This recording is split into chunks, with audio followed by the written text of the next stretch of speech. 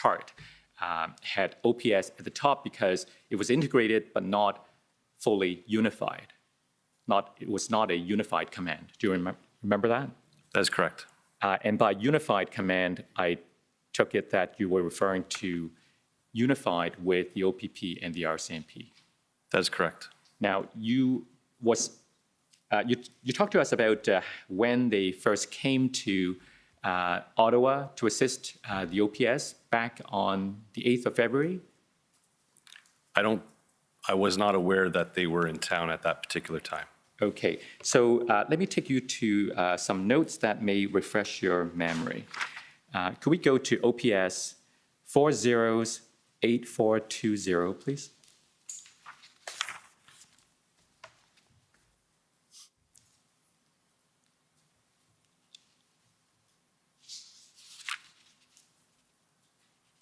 So stay at this page. You see that this is dated February the 8th.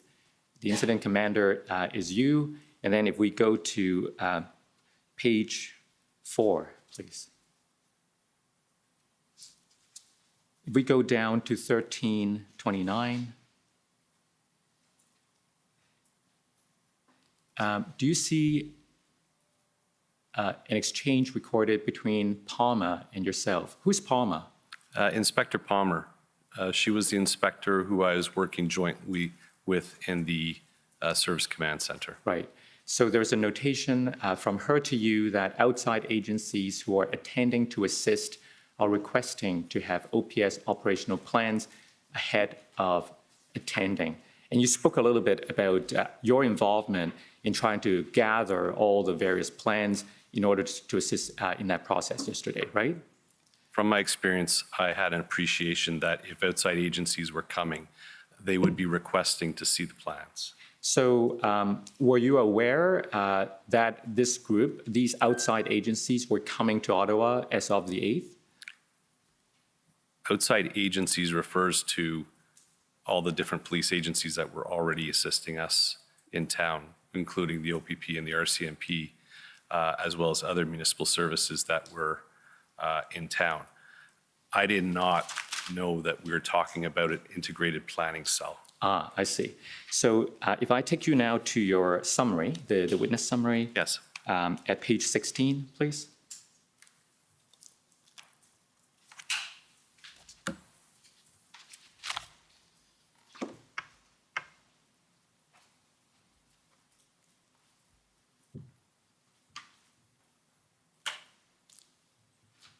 Okay, so this is the paragraph at which you describe how you first came to know of this particular group's existence.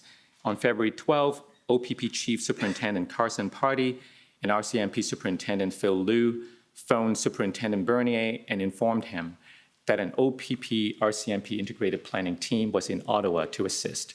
Superintendent Bernier learned from them that the integrated planning team had been in Ottawa since February 8th, was based at RCMP's National Operations Center and was assisting OPS to develop operational plans. Superintendent Bernier was surprised to learn of the integrated planning team's existence.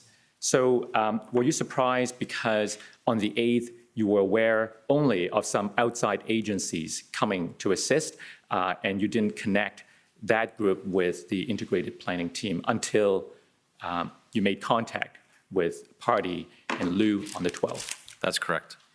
All right. So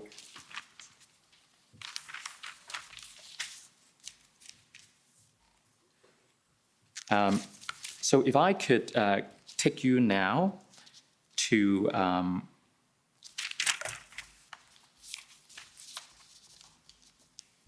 another document, OPS 30-10371.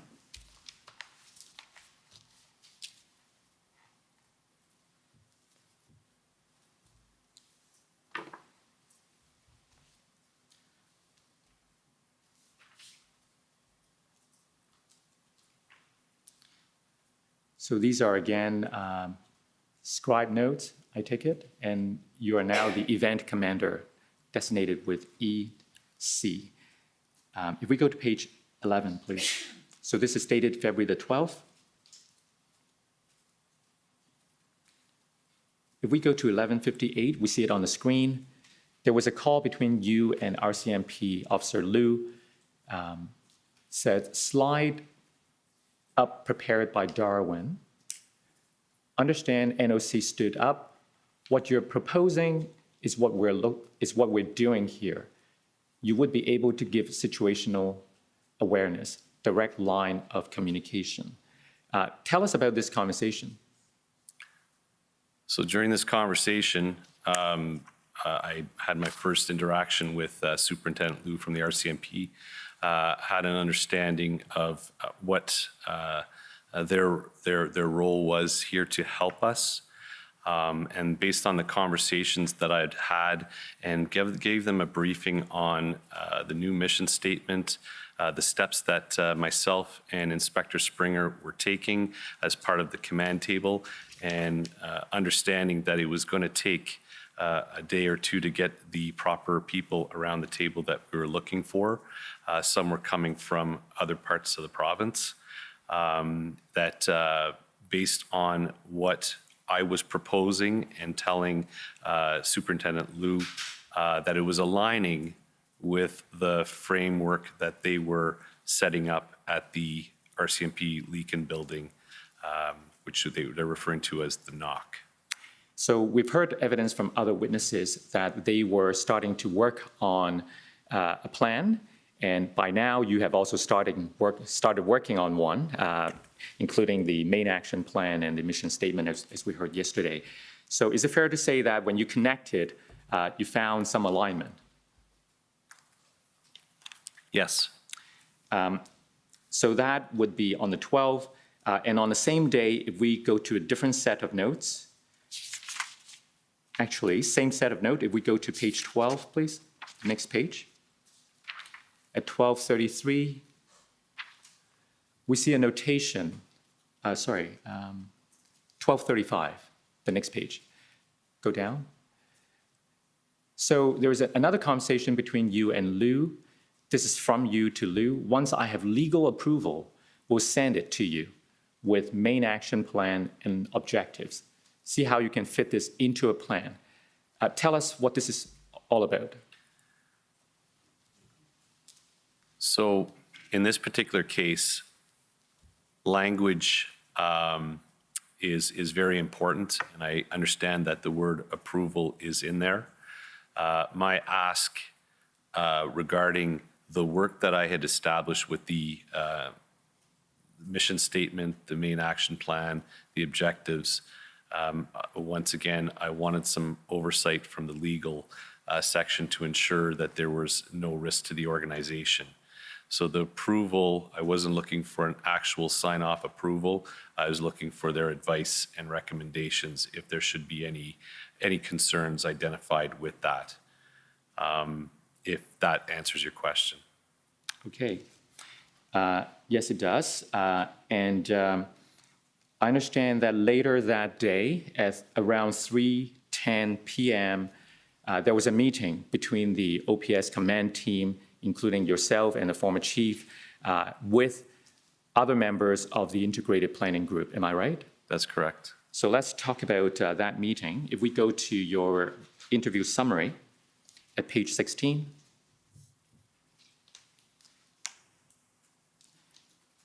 You see the paragraph starting with following that call.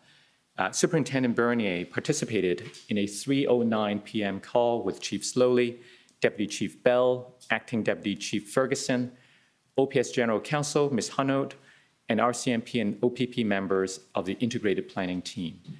At the start of the call, Chief Sloly discussed the role of PLT. He demanded that OPP send its PLT program lead, Inspector Marcel Beaudin, who we heard from yesterday, to sit on the IECT.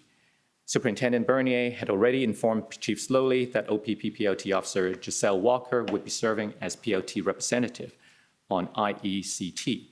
And Inspector Springer ultimately appeared. Chief Sloly, by dialing... Appeased. Sorry? Appeased. Appeased. I'm sorry. Inspector Springer ultimately appeased Chief Sloly by dialing Inspector Beaudin into the call. Chief Sloly next asked if OPS had integrated its PLT strategy with public order planning, and Superintendent Bernier reminded him that both POU and PLT were members of the IECT. Now, is that accurate? That is accurate. What is the IECT again?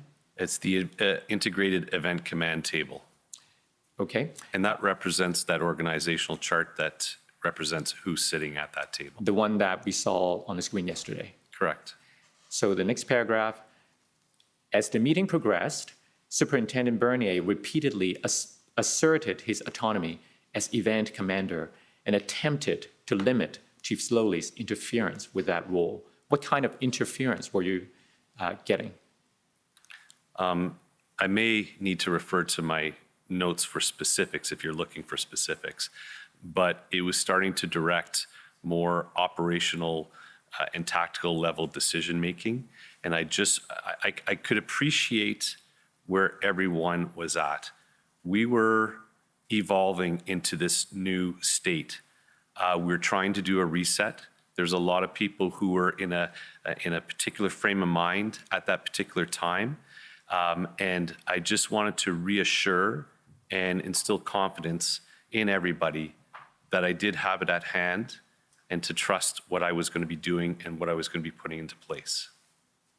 Right. Now, if we keep reading, for instance, when Chief Sloly attempted to establish timelines for immediate action within the next 24 to 48 hours, Superintendent Bernier responded that he was working with Chief Superintendent Party and Superintendent Liu to develop a plan, and that they would implement the plan once it was finalized. Was that the general nature of the interference? Yes, and it's also a part of a bit of an education piece to say that I am using the resources that are available to me from the RCMP and the OPP to integrate, to use that planning cell to support me. And we have a bit of work to do. We can't start establishing timelines just yet because we're at the infancy stage of that. Mm-hmm. I understood the importance of proceeding quickly, but we had to make sure that we followed the proper processes. Right, and the proper process was for the event commander to develop that plan and to ensure that everything worked well in the overall context. Correct. So we keep reading. Later in the meeting, RCMP Sergeant Darwin Tetrode presented his thoughts on strategies to take to address the situation downtown. When Chief Sloly asked Sergeant Tetrode to send documentation on his proposal, Superintendent Bernier interjected and informed Chief Sloly that he had created an IECT and had the people he needed to develop a plan. Now, does that accurately reflect what went on at that meeting? That is accurate. And it ended with the last paragraph. Superintendent Bernier also observed that Chief Sloly was tense with his OPS command team during the 3:09 p.m. call. He noted he had not observed this behavior by previous OPS chiefs. Could you explain that, please?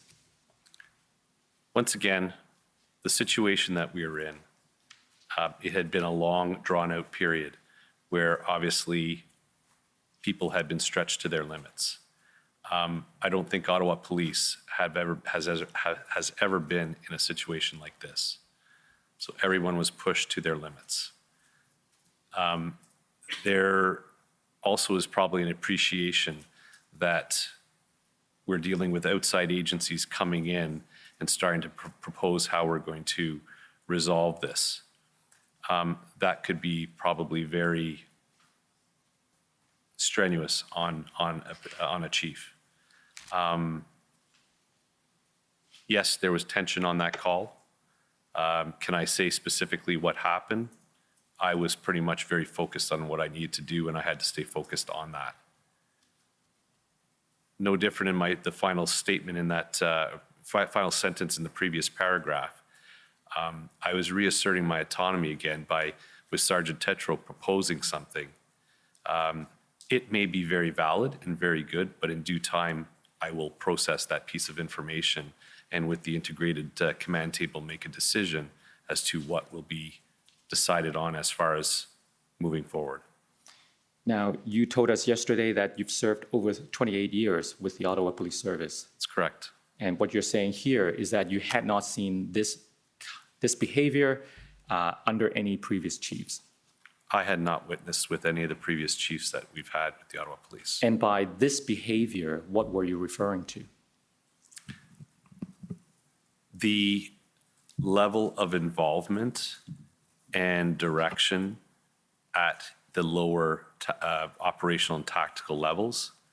And I have not witnessed perhaps the intensity or the behaviors that Chief Sloly was showing amongst the command team. Mm-hmm. Now, this was a meeting attended by many, and there were different sets of notes made by different people.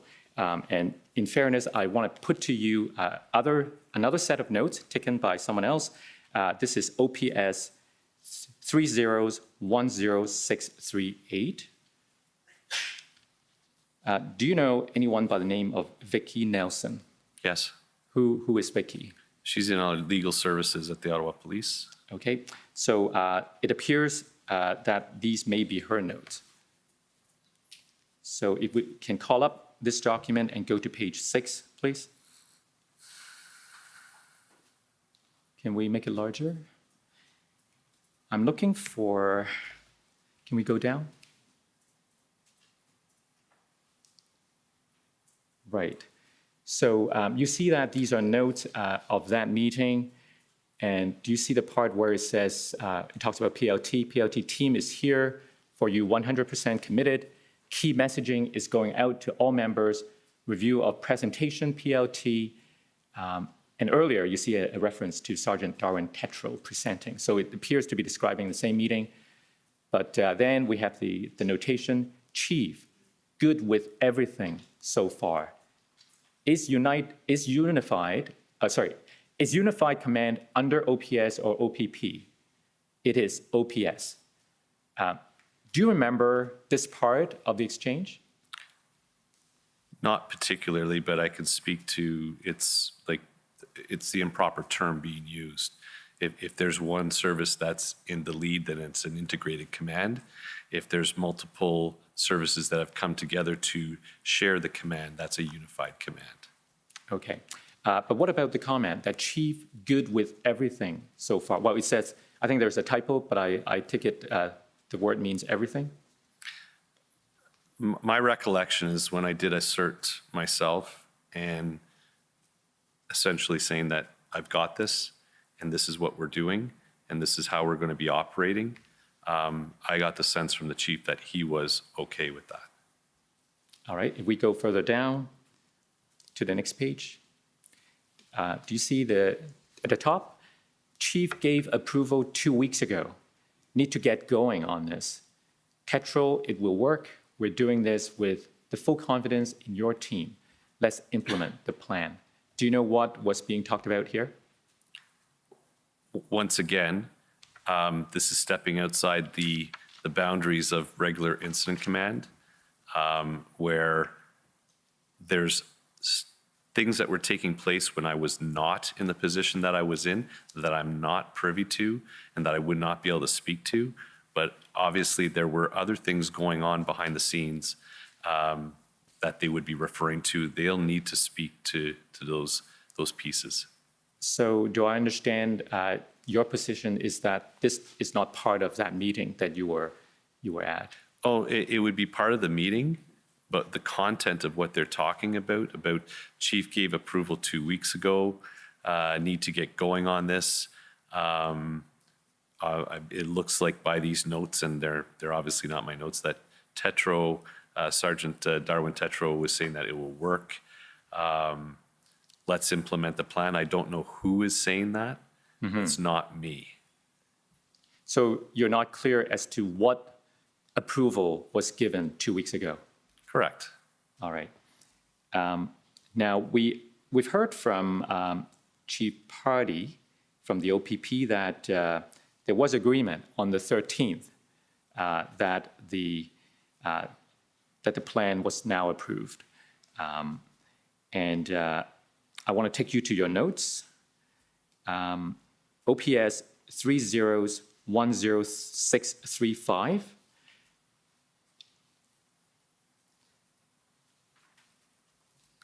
at page 20.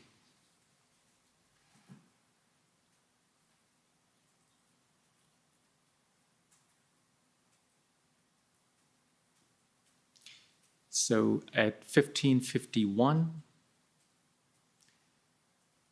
this seems to be a conversation between you and Chief Party, and you told him at around this time, no issues with plan, can find overall execution piece.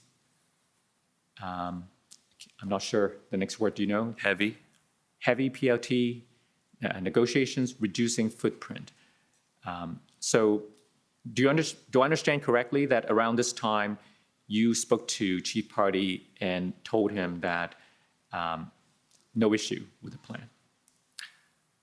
So if I can put everything into context with this, the integrated planning cell, based on the information that they had, the conversations that we had had with the mission statement, main action plan, and that overall phased approach had been discussed. I was very appreciative that we had that integrated planning cell with some very experienced plan writers to be able to create a document very quickly.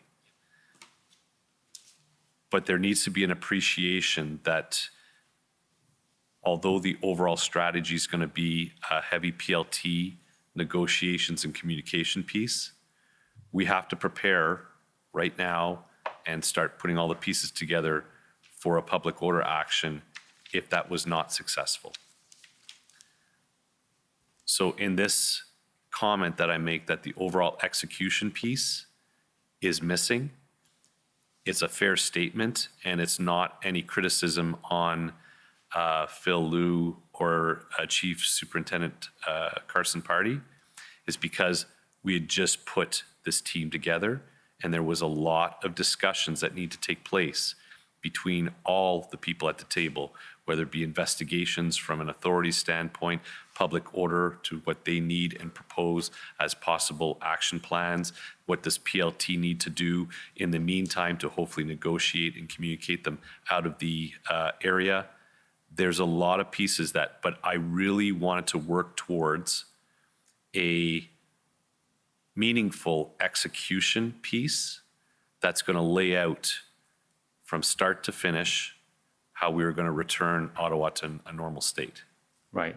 So if we scroll down a little, after you said that to Party, he said, this is coming next, commander's intent, and you said, good with approving plan with some minor changes. Correct. So was that where it was left that afternoon? That is correct. My conversation with Chief Superintendent Party, we were very much aligned. He understood that although there may have been some planning and discussion with Darwin Tetro, that he understood and appreciated that we were taking a pretty larger, wholesome approach to this, and that they will be supporting us moving on to building out that execution. So the plan that we agreed upon is how we are now going to be integrating everything moving forward, and that was going to be the concept of operation and the framework that we were going to be operating under. And just so we're clear which plan we're talking about, can we go to OPP 40/1851?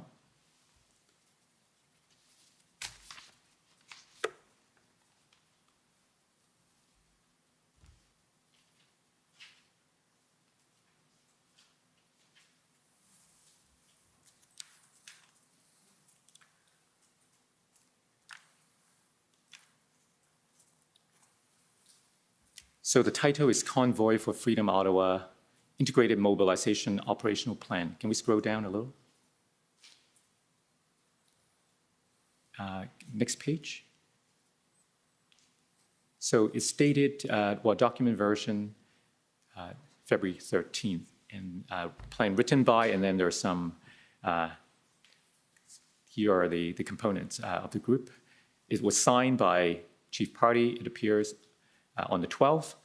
Is this the plan that we're talking about? That is correct. Okay. I want to ask you now about the former chief's perspective on this plan as compared to the earlier plan that we saw yesterday, the one labeled 3.0, I believe. dated February the 9th. How did you view these two plans, or if they are different at all? So the main difference between the two, with the 3.0 plan, at the time that was developed under the event commander of command of Superintendent Patterson, I am not aware that there was any sign-off approval on the document that document was adopted. The difference between the two is that this document is under the event commander has the approval on this document as we are adopting this. Right. Now, you told us about the mission statement that you drafted on the 11th. Was that now reflected under this plan? Yes, it was. There are other differences too that we don't have time to get into. But in terms of the former chief's perspective, you told us the following during our interview. Can we go to page 20?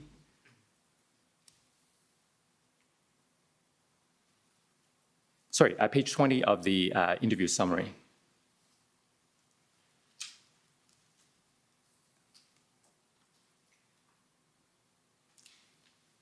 You see this paragraph that starts with on February 14th. We go down to about the sixth line. Sorry, no, I mean, it's at the same paragraph. So do you see the part that starts with, so about the third word in, a few lines from the top, Superintendent Bernier also observed that Chief Sloly was happy with the February 9th plan, and that it may have been challenging for him to accept the February 13th plan because it threw the February 9th plan out the window. What did you mean by that?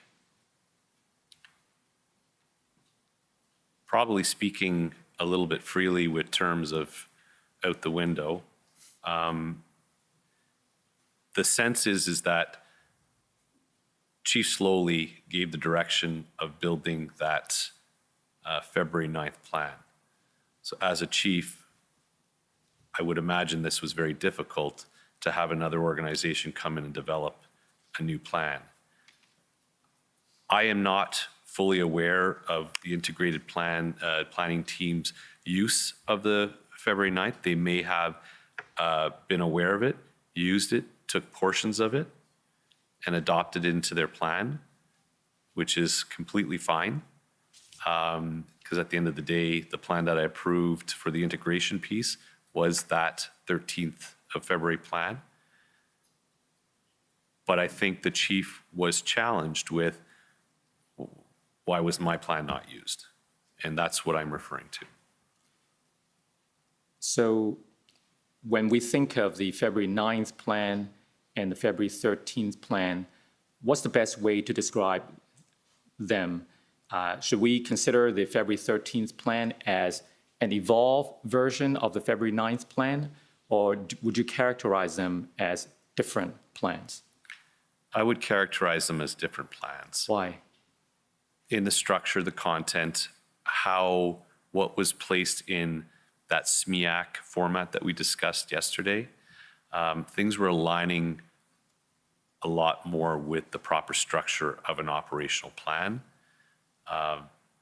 as well as I indicated that I had identified that we actually had to build out that particular section, the execution, because it was not to my satisfaction at that point. Right. Now, I think we saw when we had the February 13th plan up on the screen that on page 2, I believe, there were signature lines on that page. And do you agree that this plan was signed off, approved on the 13th? Yes.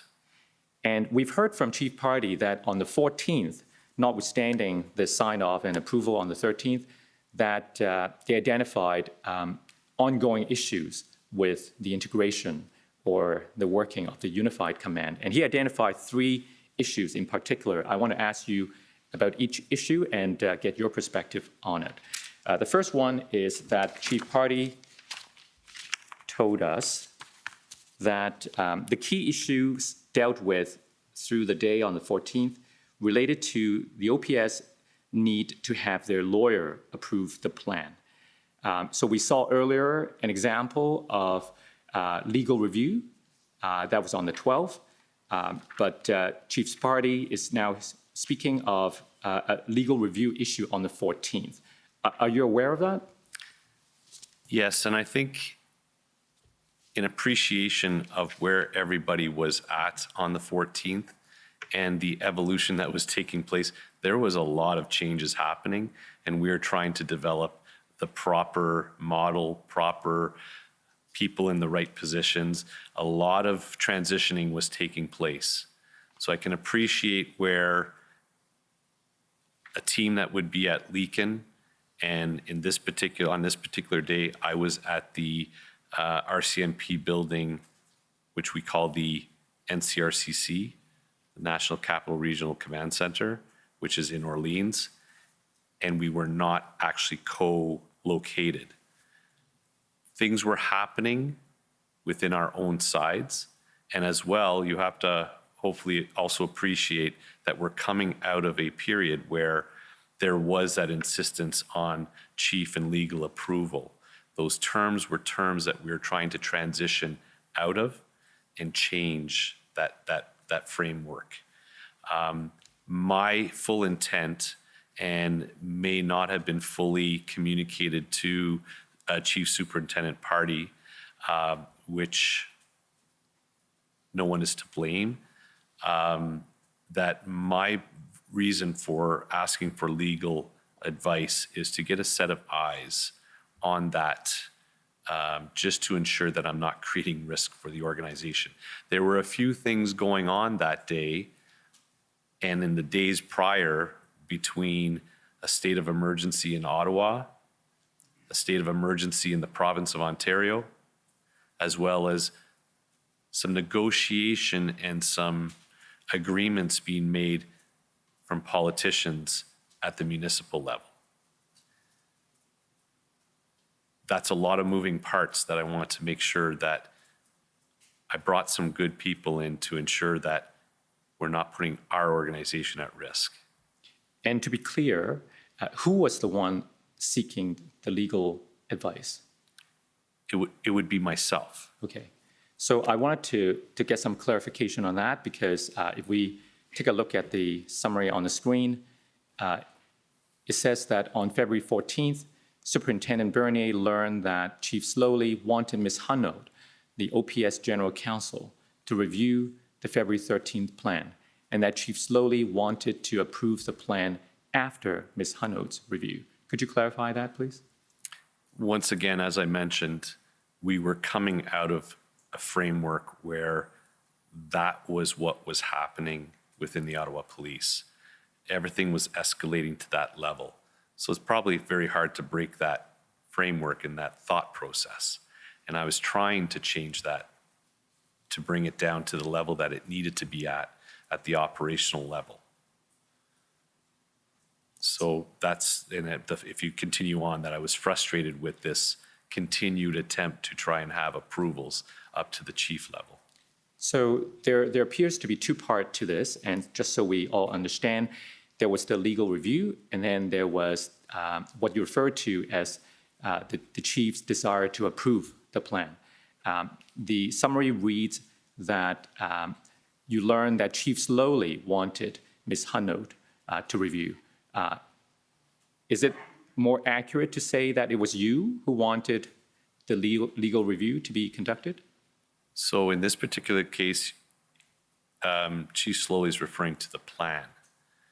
The review that I had asked was for the items that I had developed at that particular time. At the end of the day, on the 13th, I had approved the plan.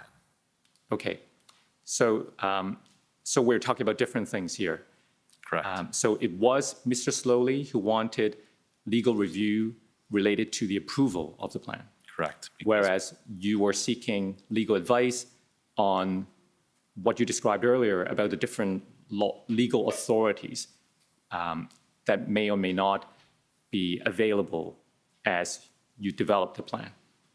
Correct. Okay. And it also spoke of the need for the former chief to approve the plan. Is that accurate? Is that what he wanted at the time? I'm sorry, where do you see? So the second line, and that Chief Sloly wanted to approve the plan after Ms. Hanaud's review.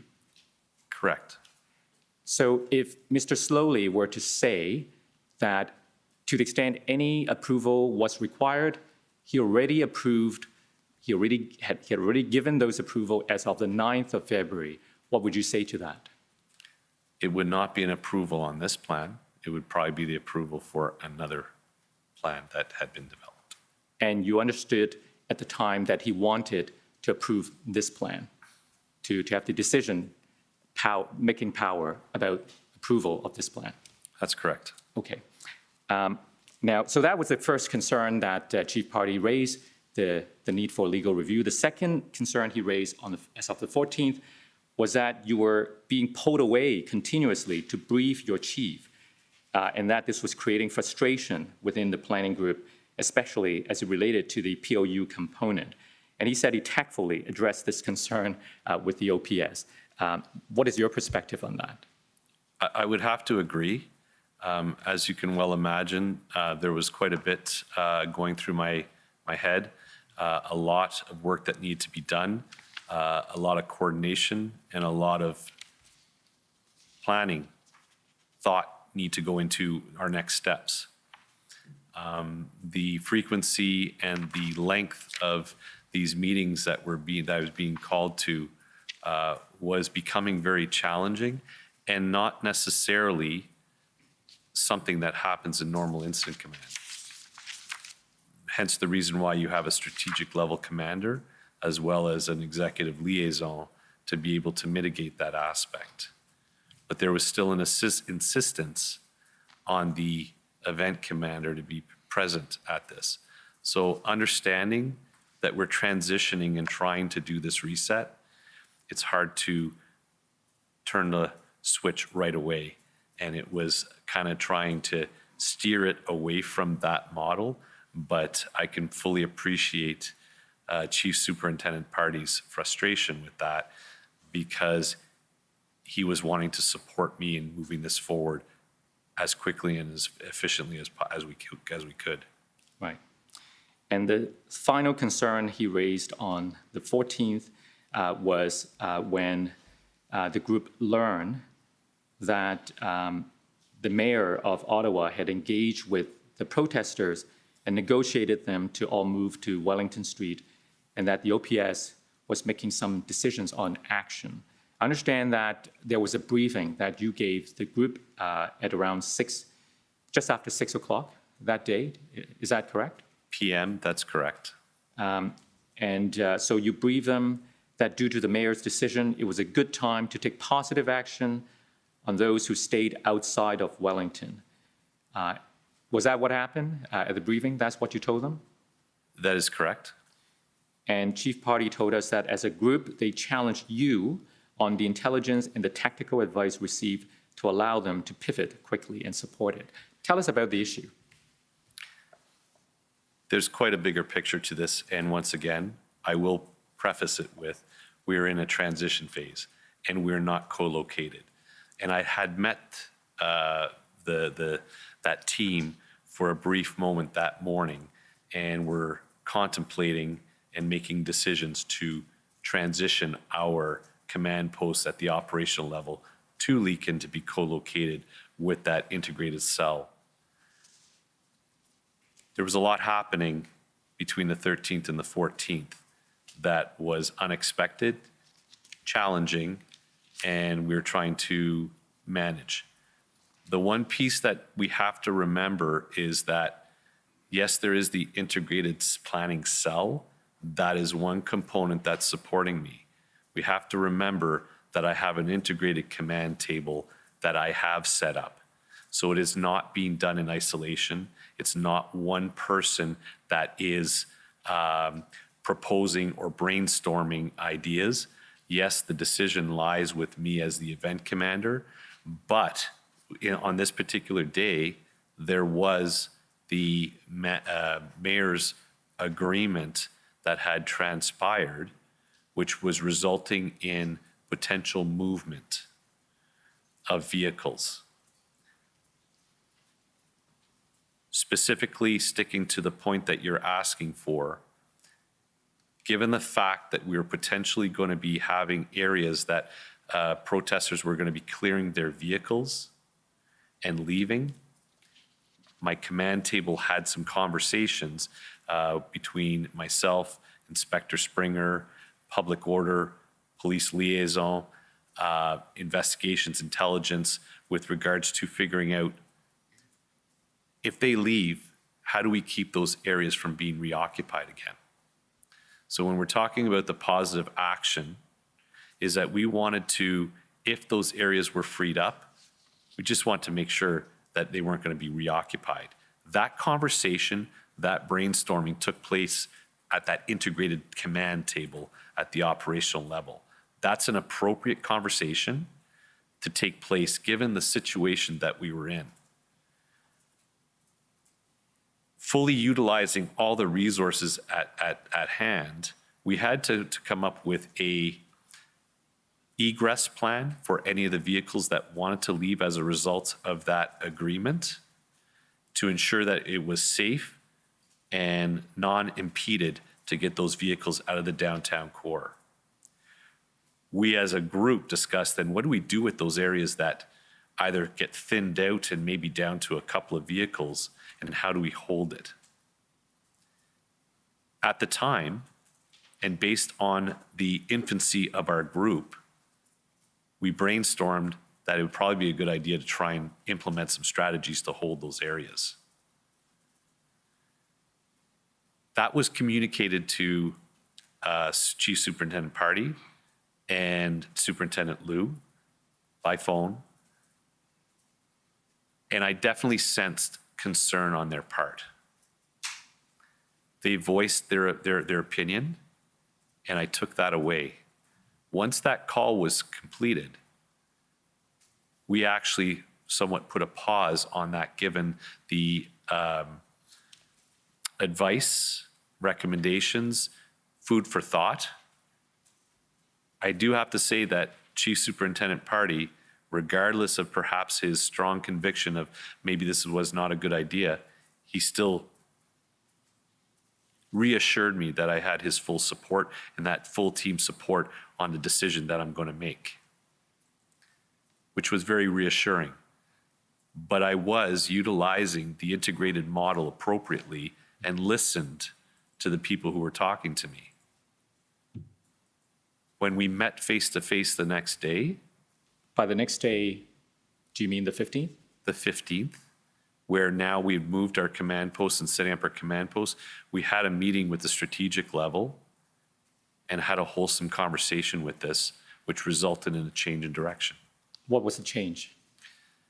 The change in direction is that we were perhaps utilizing resources not to the most effective use in order to preserve the right resources to have in place for the bigger picture action plan within the next set of days.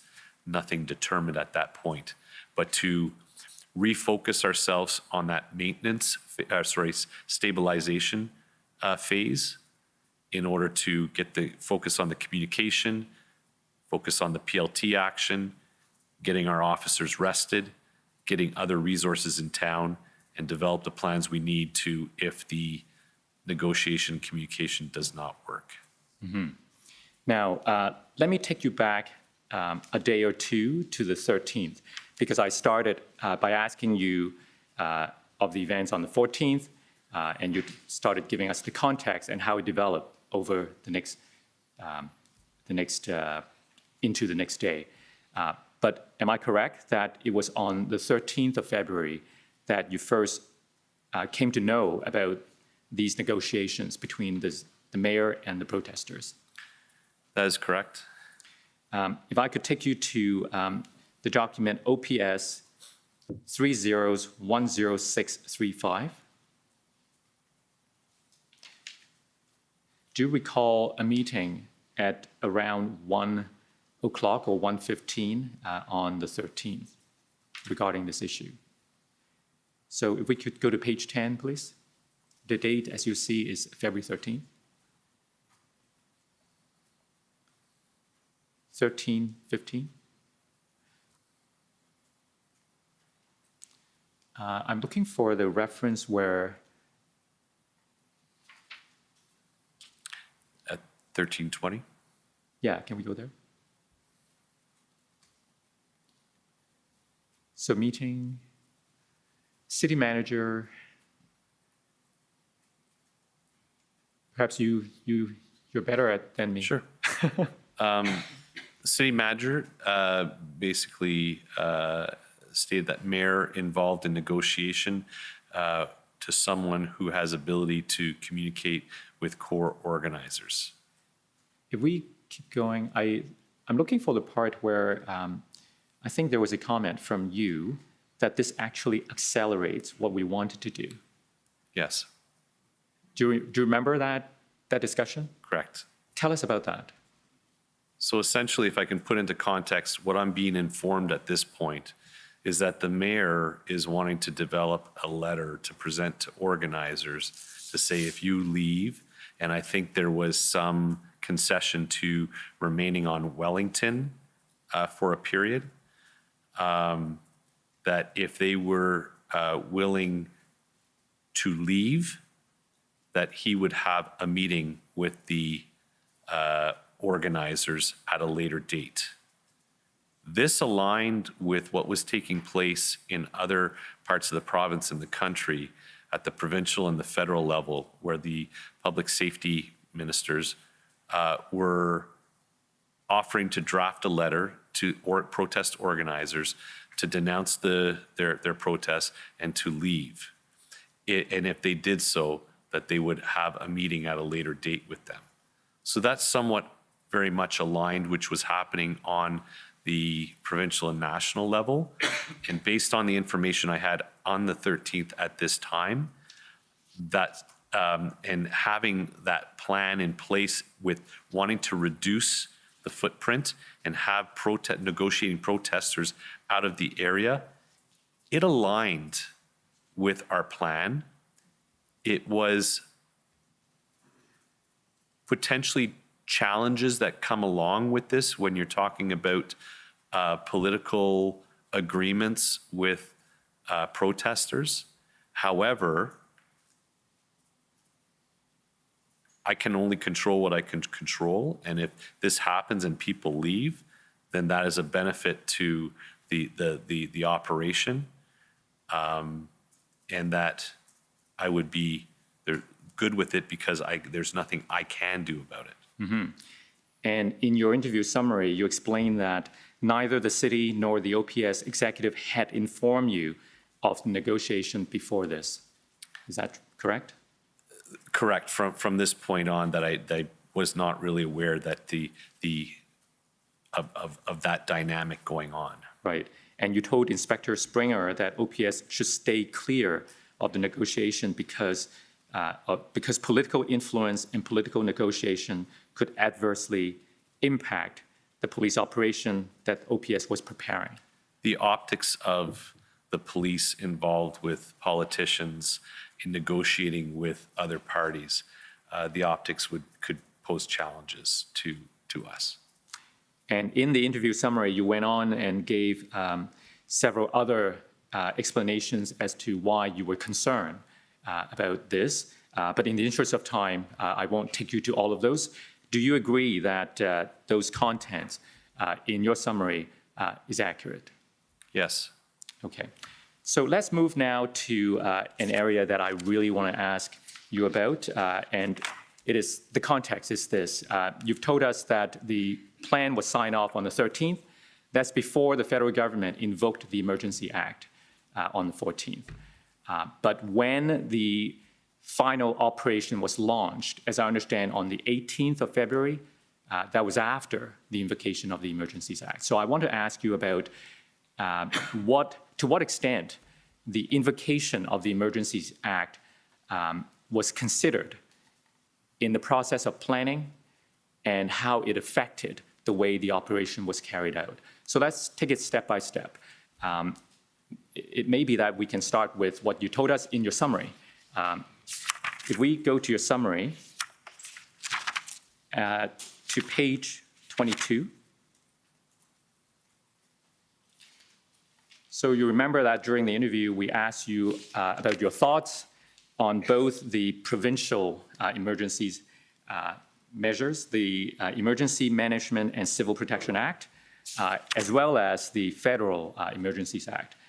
So if we look at this paragraph here, Superintendent Bernier stated that the February 13th plan did not rely on powers granted under the EMCPA. That's the provincial act, right? Correct. And that the federal emergency declaration did not significantly impact his planning process. Superintendent Bernier did not know that the federal government was going to declare a public order emergency on February 13th. I take that to mean that on February 13th, you did not know that the federal government was going to declare a public order emergency. And you stated that you would have carried out the police operation whether or not the federal government declared a public order emergency. Explain that to us. The plan that I was developing was based on existing authorities, whether it be under the provincial, federal, or common law authority, to act. This is what takes place on a daily basis on those larger type events. We have to leverage those particular authorities that exist. The plan that I was building with my integrated command table and the advice that I was getting and having the right people from the right backgrounds providing their input, I was satisfied that we were going to have all the authorities we need to take action if the communication and the negotiation piece of our stabilization plan was not successful in having that area cleared and the city returned to a state of normalcy. And in this paragraph, you actually refer to some of those authorities that existed apart from the emergency powers, such as, you said, authorities under common law, municipal bylaws, and provincial and federal statutes. You also noted the criminal code and common law authorize police to control access to an area during an ongoing police operation, and that the Highway Traffic Act permits police to seize and tow vehicles that are abandoned or obstructing roadways. So I wanted to ask you about, first of all, the so-called exclusion zones. We heard from Deputy Chief Bell that the Emergency Act was helpful in allowing the police to establish exclusion zones. What's your view on that? I would agree. Although that we were planning under the common law authorities to create a zone where we could operate safely for both the police and the public, the secure zone options that were offered through the Emergencies Act was a benefit. It somewhat provided a framework, a legal framework that would be a lot more understandable for our members, for the community, and in fact the protesters as well, understanding what was taking place when we were going to put that secure zone into effect. So, so is that why you would consider it helpful to have those measures under the emergency measures regulations? Anything that's going to contribute to mission success is a benefit. Were those measures necessary for the ending this occupation or protest? Hard for me to say. I did not get to do the operation without it. So it would be very, I don't know what complications I would have had it not been in place and I utilized the common law. We have used it before. We have used it since without the Emergencies Act, and it has been effective. but I cannot speak for this particular date or that weekend operation. Had I not had it in that fashion, what would it look like? Hard for me to say.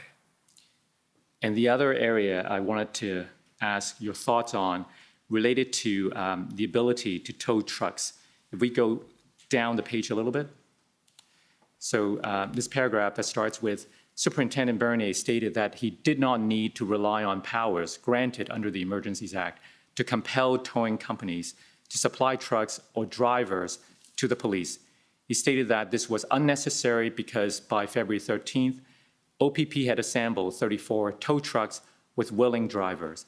He noted that police guaranteed the companies and drivers anonymity and placed police crest on the trucks and covered company markings to ensure anonymity. He stated that he had no knowledge of whether the power granted under the Emergencies Act to compel towing companies to assist protected those companies and their drivers from being blamed by protesters and protester sympathizers for assisting the police. Now, is all of that accurate? That is very accurate. Now, those 34 tow trucks that you referred to here, were they available for use by the police when the final operation was launched on the 18th of February? They were. And in terms of the arrangement to secure those tow trucks, were those arrangements made before or after the 14th of February? Majority of the arrangements were all done by the 13th because they were actually in transit to Ottawa. That being said, there was some final, obviously, contract and finance work that needed to be taken care of in the days that followed. But to my knowledge, we did not have to adopt any processes under the Emergencies Act to compel any of them to follow through on their actions. Right. Now, going back to the exclusion zone, there was something I meant to ask you, but I forgot. Can you tell us whether under the emergency measures regulations, like Ottawa, was there any area in Ottawa that was designated a secure zone? Are you talking under the Emergencies Act or the emergency measures? I believe it was the EMR, the Emergency Measures Regulations. So the provincial? No, it's the federal. Emergency So the Emergencies Act was invoked on the 14th, and then there were regulations. Regulations, okay. So my understanding is that under Section 6 of the EMR, there was the ability to designate secure zone. Are you aware if such zones were created in Ottawa, designated? They were. They were. Let me put to you this document, PB CAN 40/1209.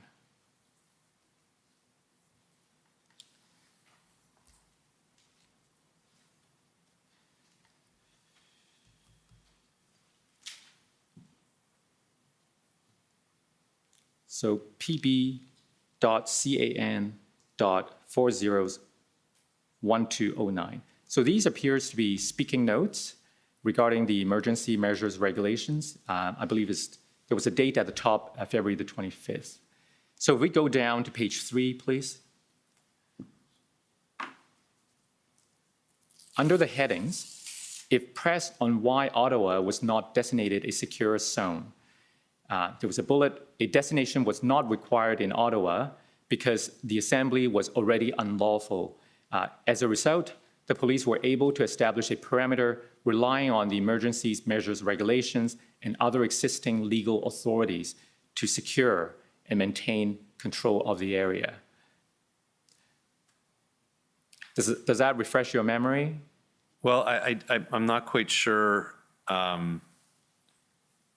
may not fully understand what a designation, if that means that the public safety minister had to actually sign off on a particular area. We did have some discussions on a particular date. I'm going to say on or about 16th, 17th, 16th probably, where we had a meeting following the understanding of the regulations and the availability of a secure zone and the need to get the public safety minister to sign off on a particular actual area. That may be what the designation means. After further review and discussion with the minister's office and legal, it was determined that the police should have the flexibility to designate, expand, or contract or move based on as the operation goes, as opposed to have a fixed area which is with no flexibility. So that decision was made in the subsequent 24 hours that there would not be an official document from the public safety minister that this area, as per the public safety minister, is a secure area. We were able to have the flexibility to, like I said, expand or contract as the operation dictate to minimize the impact on the community. And that was in fact what happened. That is correct. And if we could go now to your summary on that point, page 22, the interview summary. We look at the last paragraph on this page. After the federal emergency declaration, Superintendent Bernier explored whether designating downtown Ottawa as a protected place under the emergency measures regulations would be a better option than relying on common law authorities. Chief Superintendent Party informed him that the Federal Minister of Public Safety, Marco Mendicino, was willing to approve a designated exclusion zone in downtown Ottawa. Superintendent Bernier conducted a tabletop exercise with Ministry of Public Safety staff to indicate that the exclusion area would look like, what the exclusion area would look like. After the meeting, he was informed that Minister Mendicino decided that it was unnecessary to designate downtown Ottawa as a protected place and that the minister did not want to designate a specific area in case police changed their plan. Does that accord with what you just described to us? Yes. And finally, the Emergencies Act, in his interpretation, allowed for the police to determine the exclusion area on an as-needed basis. Superintendent Bernier supported the minister's decision. He noted that powers granted under the Emergencies Act did cause police to be more willing to ask people entering the exclusion zone where they were going, but that police continued to permit people to enter the exclusion zone for lawful purposes. Does that accurately reflect the reality at the time? That is correct. Now, I want to turn finally to how the plan was executed. First of all, the February 13th plan continued to develop over the next few days until a final plan was signed off on or around the 17th. Am I right? That is correct. And just so we are all clear what plan there was, I want to show you. Do you have the document number? February 17th?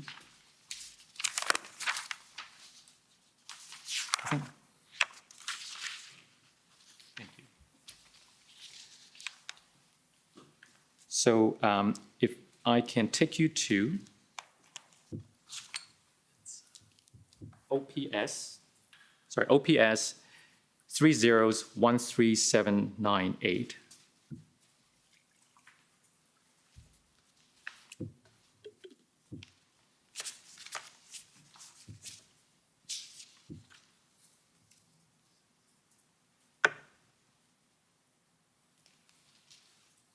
So you see the date on this page says February 15th till to be determined, but if we go to the next page, then there's the date February 18th till to be determined, and the document version says February the 21st. Can we scroll down a little? Can we keep going? So this is the only plan we got from the OPS, and we understand that this is the final plan.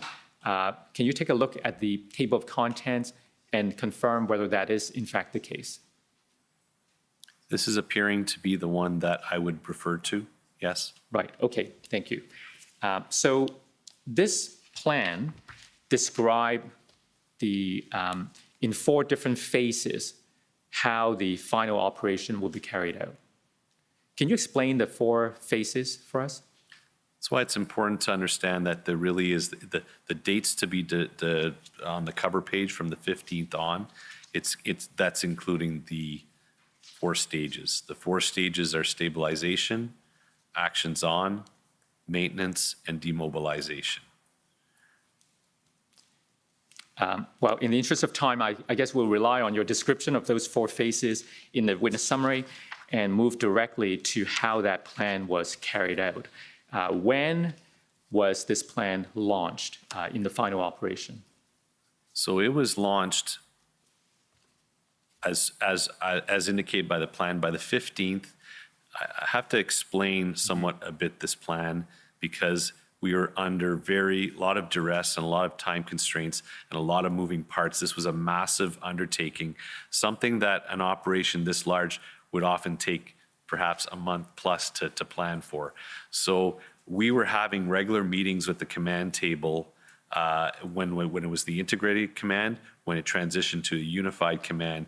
We were having meetings about this plan. We were meeting with the plan writer, Brad Taylor and Carson Party and their team continually to be feeding them as we were evolving information from the command table from our subject matter experts on what we required. And that was evolving right up to phase 2 of our plan.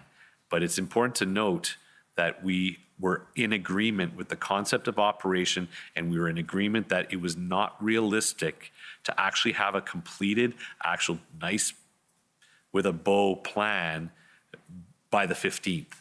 It was going to be evolving. But by the time that we got to the 17th night, that was what we pretty much were going to have to stick with as we went into phase 2. So the maintenance period, as I mentioned earlier, involved stabilizing the operation, getting more resources in, allowing Ottawa police officers to rest, enhance a communication and PLT strategy on the messaging. And the messaging was very clear. It's time to go. It's time to leave. No more talking here. It's you have to leave. That's the only options that you have here. It's over. And that messaging during that stabilization period intensified to a set date where we're determining that if they have not left, we're going to move on to an actions on phase, which is now a more tactical public order supported by tactical CBRNE, which I mentioned was chemical, biological, radiological, nuclear, explosive team, with a very enhanced arrest plan, transportation, processing, housing plan, with many intricacies that need to be thought of, whether it be children that were going to be involved because we knew children were on scene at the protest. We were aware of potential risks in vehicles, whether it be from unknown devices. We were aware that we were going to maybe be faced with people who are going to barricade themselves in vehicles. So it's quite a complex plan with many moving parts that we had to focus on those key pieces. And that was the actions on piece where we had multiple presentations from the various experts from public order where the unified command had to make a final decision on this is what we're going to go with the integrated between public order, tactical CBRNE, plus the support from the arrest. Once that, and we were going to go until it stopped, until it was over, until it was fully cleared. And we didn't know if that was going to be 1, 2, 3, 4 days, but we had to have the resources in place to sustain a long duration of a public order operation. Once it was cleared, we moved into the maintenance phase, which was we had to make sure that it stayed clear of protesters, allow for rehabilitation of the streets, inspection of the streets. And then once we were satisfied that the protesters were not returning and that we can start demobilizing resources, that meant that Ottawa is back to a state of normalcy. If that answers your question. That's very helpful, thank you. So I understand that all of the resources that would enable the OPS and the integrated planning group, the help that you were getting from elsewhere were ready by the evening of the 17th. Am I right? That is correct. And so tell us what happened on the 18th. At what time did the action start? Following probably one of the biggest snowstorms that we got in a while, I gave myself, and I should not be saying myself and my two co-commanders, Phil Liu and Dave Springer, did a final check, made sure that we had all the resources in place, and my hat's off to all the officers that stood up that day after very long days, long weeks, to put their best foot forward from all the elements. We launched the initial, if I can say, phase again within a phase of the clearing of the demonstration. What time did the action start? If I can refer to my notes, I think it's around sometime in the 0700 hours that we started, but I'd have to look on my day of notes for that. And within this final period of the operation, there were also different phases in terms of locations. Correct. What was the first phase?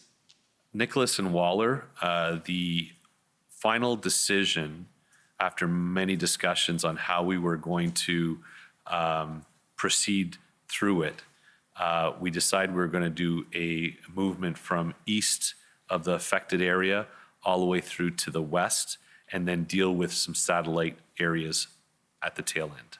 And how long did it take to clear that first phase area, the Nicholas Waller area? It took better part of the morning. And when that area was cleared, what was the next area the officers were moving to? We were going to be moving to Rideau and Sussex. And how was the reaction of the people there at the time? They were, what was experienced was there was some passive resistance, there was some active resistance, and there was some assaultive behavior that we experienced at Rideau and Sussex.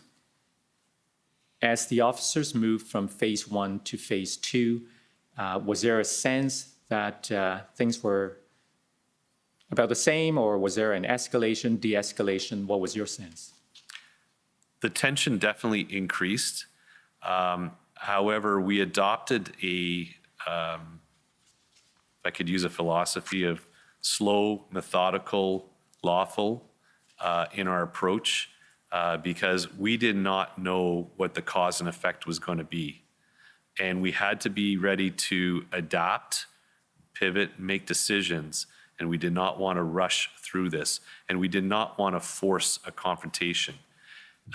Every phase that we went through, no different than the messaging that was taking place right from the start of our operation through the stabilization, telling them to leave. If you don't leave, you are going to be arrested. Everyone who wanted to leave was free to leave. They were asked to leave. It was communicated through our what we call LRAD, long-range acoustic device, that aligned with messaging that was developed through our PLT, our police liaison team, our corporate communications, and our investigations to ensure it's a very clear, succinct message, and we did both in English and French. So this was all slow and methodical. Anyone who wanted to leave had the opportunity to leave. They could walk away. Anyone who chose to remain behind, as we slowly, methodically went through, that would mean they would either be passively resisting or actively resisting the lawful order to leave. Now, you mentioned an escalation in the reaction of the crowd as we move from phase 1 to the phase 2. How did the police react in response? So this is obviously happening at the tactical level with the tactical commander levels, but I'm being kept very much informed with myself, Inspector Springer, and Superintendent Liu. We're being kept informed live as to what's happening. We do have some video feeds from drones, and as well, CTV and everyone else was providing us some good footage as well. We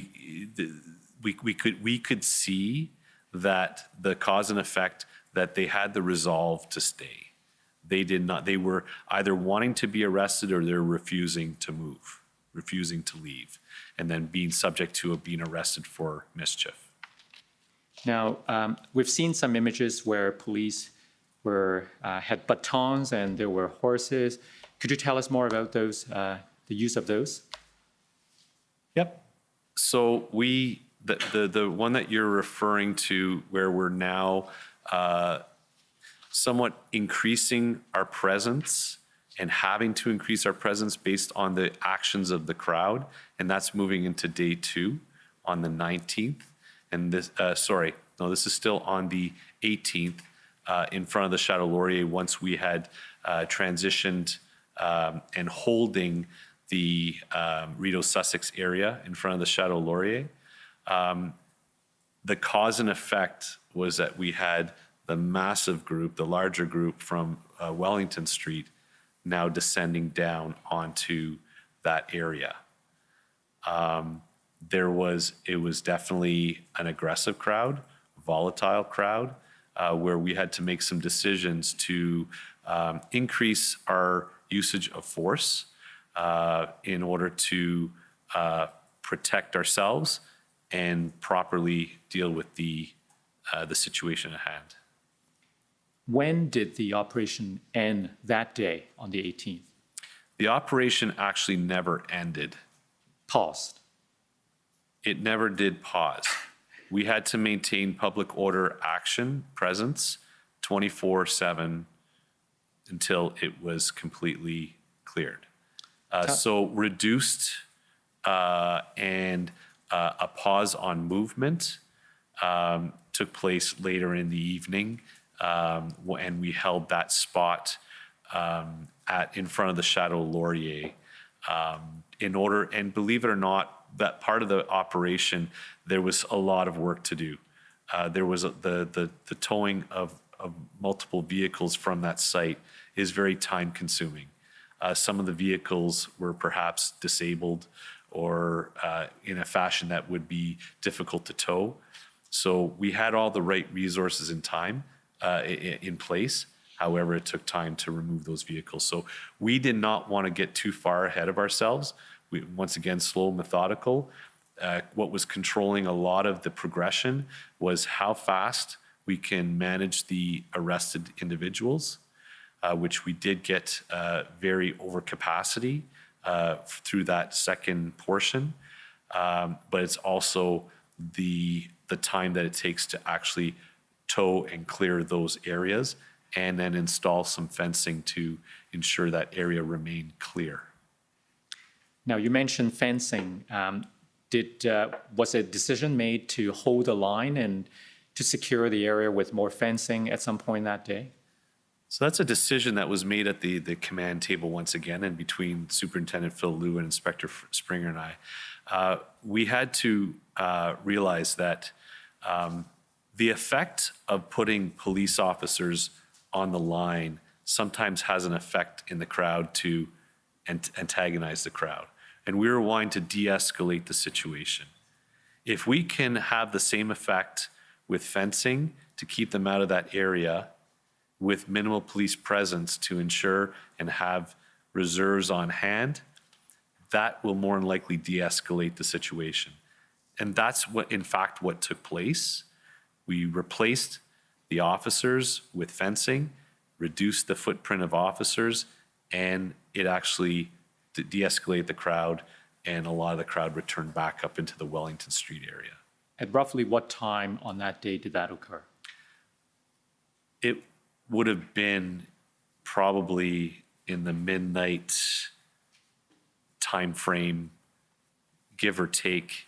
At that point, if you can appreciate that I would not be able to, neither could Superintendent Liu and Inspector Springer operate for 24 hours a day for 3 days. we implemented a reserve event command to supplement a day and a night shift to have a sustained command and a functional command team during that period. So that part of the operation, which I am fully briefed on and know about, was under the command of 3 other commanders during the night period. But my understanding was around midnight. And what happened during the night? We held those areas secure and they were not taken over, and there was no major incidents to report. The execution of the mission continued the next morning? Correct. At about what time? Given the usage of, at that point, we had 14 public order units, and we had to utilize every single member. It was a little bit of a later start. Once again, I'd have to refer to my notes for exact times, but it was in the neighborhood of the 0900 time period where we progressed with moving on to our next phase of starting to clear Wellington. You referred to these POU units, the public order units. In what direction are they moving now? Continuing with the east to west. And there's a bit of a south movement too through on Elgin Street. So what area, like what streets would they be on now? Wellington. Okay. Tell us what happened that morning.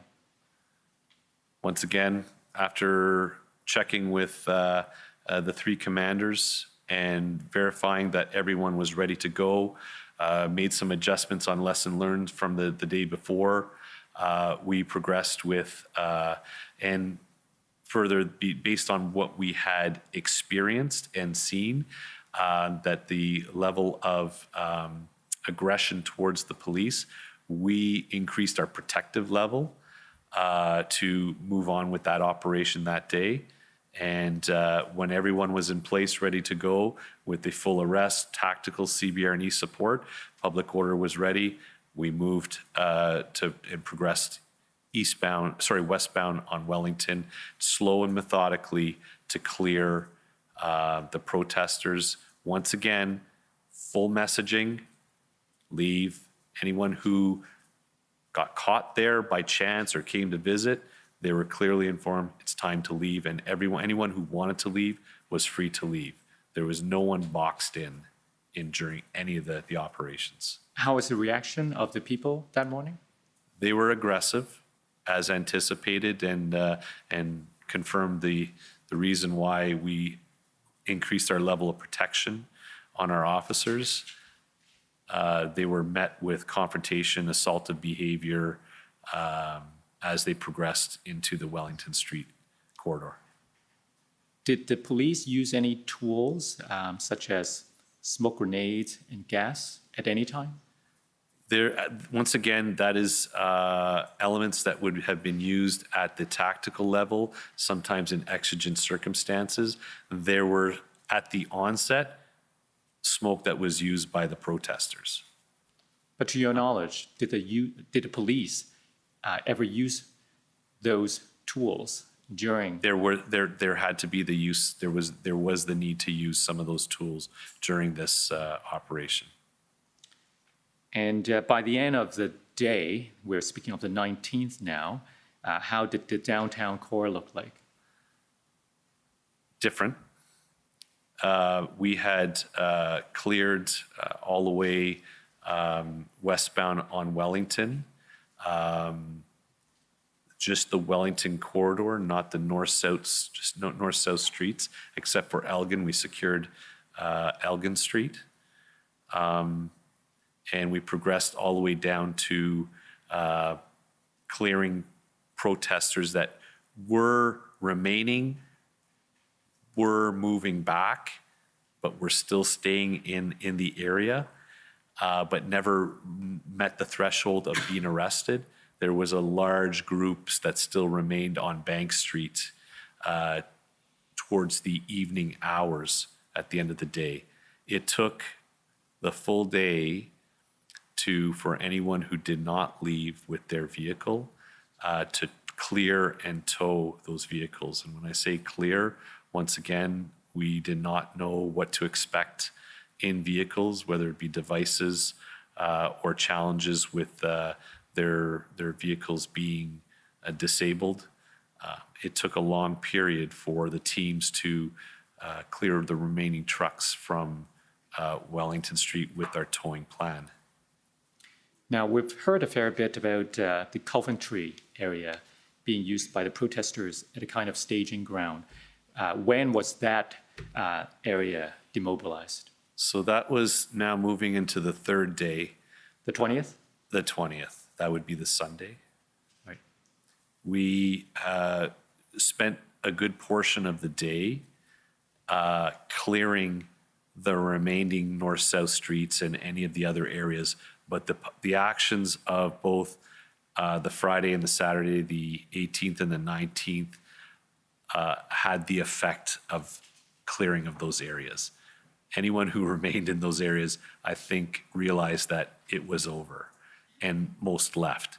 We are just doing some various cleaning up of abandoned vehicles that may have been left there, that were protest vehicles or illegally parked vehicles, to ensure that that was, once again, the vehicles are properly cleared, and if they were disabled, that they were rendered able to be towed. Later in that afternoon, we were satisfied that we were prepared to go to the final phase of clearing Coventry Road, which is a large parking lot adjacent to a baseball field and a couple of hotels, where was somewhat of a base camp for the protesters. When did the OPS and its partners enter the third and fourth final phases, the maintenance and demobilization phases? So we transitioned to the maintenance phase as of the 21st, which would be the Monday, where we maintained public order elements ready to respond. I'd like to note that we continued to have lawful protests in follow-up to this. We were perhaps securing the downtown core, but we were having daily protests at the War Museum of freedom protesters, but they were acting and they were present in a lawful manner. We kept a minimal presence, as we do in most demonstrations, but we had to manage that and keep an eye on that. Various convoys throughout that maintenance period, we would get intelligence or information that they were trying to come back to Ottawa, and we would be preparing and staging in order to act on that to prevent them from coming back down with vehicles to protest. So that following week, as we progressed out of the Emergencies Act, out of all the states of emergency, which once again moved us into a phase of trying to assess what does this mean, what has changed, that by the end of that week, the Sunday, I was satisfied to go to a demobilization phase and turned over operations to regular Ottawa police operations, and all external agencies had been demobilized. Well, we're quickly running out of time. My final question to you is if there's anything else that you'd like to tell the Commissioner that we haven't yet covered.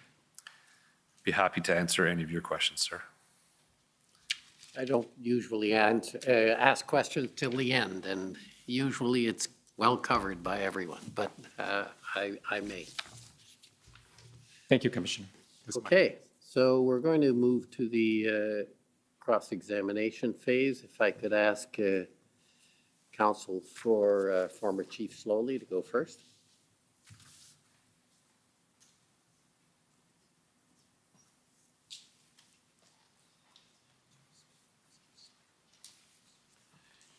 Thank you.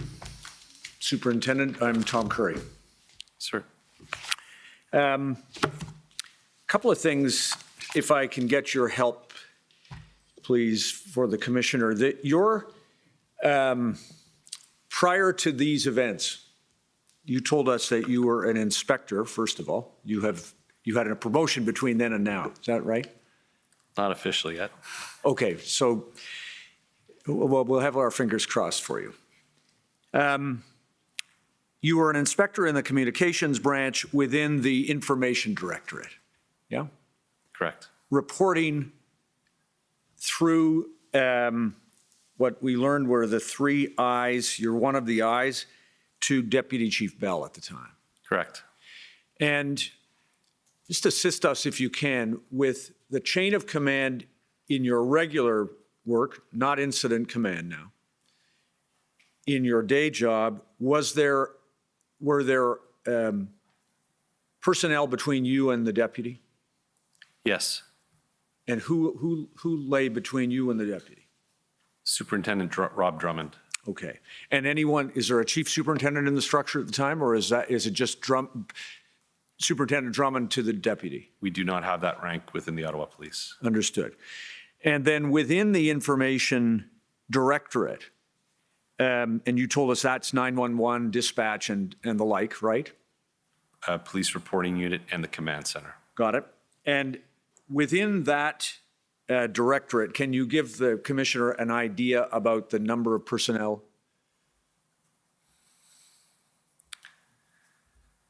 Within the whole directorate or just my branch? Just your branch, please. My branch.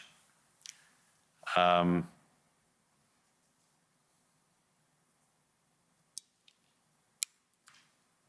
would have to say in the neighborhood of slightly under 200 officers. Thank you. And does that include civilians? Yes, large portion civilians. Understood. And then if I follow the way that incident command works, event command works, in the case of an event or an incident, then a person with your training can be deployed to assume the role of event commander or incident commander, as you have described. Is that right? That is correct. And then in that, and just for the sake, this is an extraordinary event that occurred here, isn't it? Unprecedented. Unprecedented, and not only I understand in the history of the Ottawa Police Service, but as we've learned from witnesses from the Ontario Provincial Police, in their history as well, in terms of the size of this deployment. But you told us, you gave us an example of another kind of event, shooting here in Ottawa on Parliament Hill. That was an event that you ran, is that right? I did not run, so I would have been a tactical ground commander for that. Okay. If you're understanding as I explained, the tactical operational end, I was an actual tactical level commander on the ground running hundreds of men and women who on contact teams. Understood. Reporting to an incident commander who reported to an event commander? Correct. Who reported to? Would be, so in this, and on that particular day, the strategic level would have been reporting up to the chief. Understood. So in every case of an event, there is an executive level or a superior officer ending with the chief. Is that fair? The chief, at the end of the day, is in command of all policing. Right. And so when we come to speak about incident command and incident command models, and you've explained the various forms of those, all roads lead to the chief, or in the case of the Ontario Provincial Police or the RCMP, to a commissioner. Is that fair? That is very fair. Because when we speak about, when you've told the commissioner about autonomy and the wisdom of autonomy, autonomy should be understood to fit into a framework that has ultimate authority in the chief. Fair? So autonomy in incident command at a certain level exists at all levels. So there is a certain level of autonomy at the tactical level that is bestowed by the event commander down, or the incident commander down to the tactical level, that they have the authorities to act and decide and do certain things. They also have limits as to what they can do, where they may have to pause and go up to seek authorization. So that level of autonomy exists at each level. And as an event commander, the autonomy that I was referring to is I wanted to ensure that I was given the autonomy of the decision-making that is appropriate and in line with most incident command models. Right. In other words, do I have it that within the role, the execution of the role, you wanted the autonomy that is bestowed under those models to an event commander? Correct. That does not mean, and we should not understand it to mean, that you are completely autonomous. That is correct. Okay. Because the chief of police or the commissioner of the police service, if it's organized in that fashion, remains responsible to provide adequate and effective policing in the jurisdiction. That is correct. Okay. And so when we come to look at and listen to the questions that my friend Mr. Au asked you about your interactions with Chief Sloly, you would tell the commissioner that Chief Sloly had a role to play in respect of this event, correct? Yes, sir. And that the issues that you spoke to us about concerning Chief Sloly's role, and I'll come to the specifics during the different time frames, but it is not wrong for a chief of police to interact with an event commander, first of all, correct? In operation, generally speaking, that interaction is somewhat quite limited because there is a strategic commander that anything of the wishes or requests or concerns from the chief would be managed through a strategic level command, or in this particular case, at one point, or it was Deputy Chief Ferguson, that would be the avenue to go with concerns. What I've experienced previously in other larger scale events, you may get a visit from the chief into a command center or to the operational level is just to say hi, thank you, and that type of thing. Keeping in mind that there is a particular avenue for the chief to exercise his authorities through that proper chain. Yeah, but we're not talking about, we should not understand that the limit of the authority of the chief of police, whether in this police service or when Commissioner Carrique shows up tomorrow, is limited to saying, hi, how's it going? How are you? We're not talking about that, are we? It is not, go back to my question, please, if you don't mind. It is not wrong for a chief of police or a commissioner of a police service to interact with an event commander. Correct? He can, yes. Yes, and not only that, they have a responsibility to set strategic direction, correct? Yes. And so when we look at the specific things that you have spoken about, we begin with the idea that the role of the chief of the police service under the event or incident command model includes the responsibility to set strategic direction and to give lawful orders. True? True.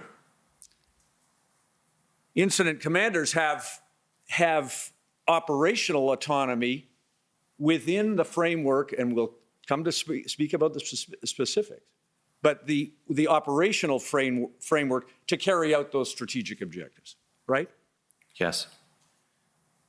And equally, right down the chain, you were on Parliament Hill as a tactical commander. You had autonomy to do certain things and to instruct and direct the team that you had, but there were limits on what, I presume, there were limits on whatever you could do. You sometimes had to go up to the incident commander or event commander. Are you referring back to October 22nd, 2014? Yes? That is correct. Okay. And these categories, strategic, operational, tactical, are not watertight, right? That is correct. There is a kind of border zone between each of them. And what you rely on is the kind of dialogue that you spoke to the commissioner about, so that each person playing their role can understand what is going to happen in trying to fulfill the operation and the mission. That's accurate. And I know that one of the things that you've spoken about is how, coming to lessons learned, how that structure should be implemented in the future in the case that another event of this scale and magnitude occurs. There are lessons to be learned about the way this worked, correct? There are lessons learned after every event. Fair. Now, go back, if you don't mind, then, just to a couple of things about Chief Sloly. Chief Sloly, had you been an event commander prior to your being tasked or deployed in this case, February 10th, 2022, had you been an event commander or an incident commander under Chief Sloly, i.e. when Chief Sloly was the chief from October, and just to orient you, that's October 2019 until 22? Yes, in the capacity of a duty inspector, that platoon duty inspector role that I was talking about, which is the operational on-duty commander and dealing with critical incidents, various other incidents. And if I understand that your relationship with him on those previous occasions when you served in that role, and I appreciate they're not like this. This is something completely different. But in those previous experiences you had with him, you and he had a good, productive, functional working relationship. Is that true? That is true. You are probably aware from your dealings with him directly that he was an Inspector Bernier, now Superintendent Bernier fan. He thought you did good work. You knew that. I appreciate that. No, did you know that? I didn't have anything to the contrary. Okay, well, that's fine. You had the kind of relationship in which you could speak frankly and directly to Chief Sloly, and he similarly to you, right?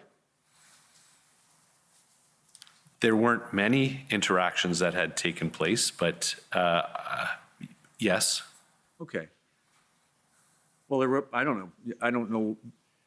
You're smiling, so I don't know where that goes. But you're put it this way: you had no issues with Chief Sloly previously.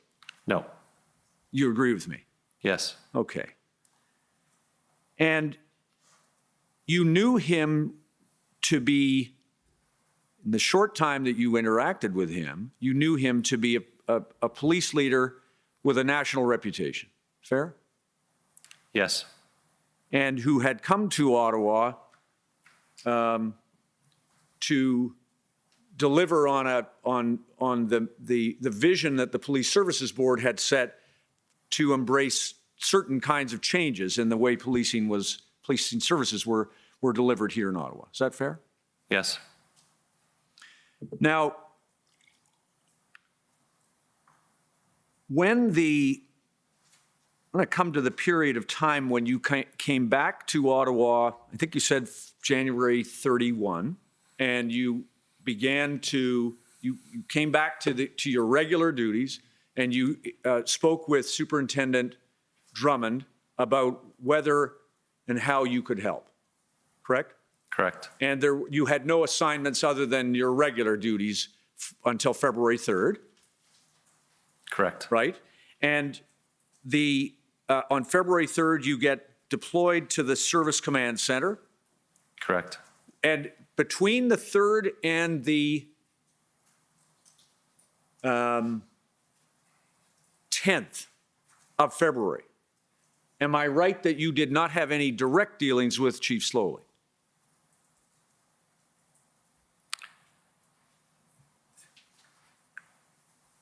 Direct, maybe not face-to-face, however, through Teams meeting and some requests directly from him, towards the end, I was recommending that a organizational chart needed to be established to set clear command and control.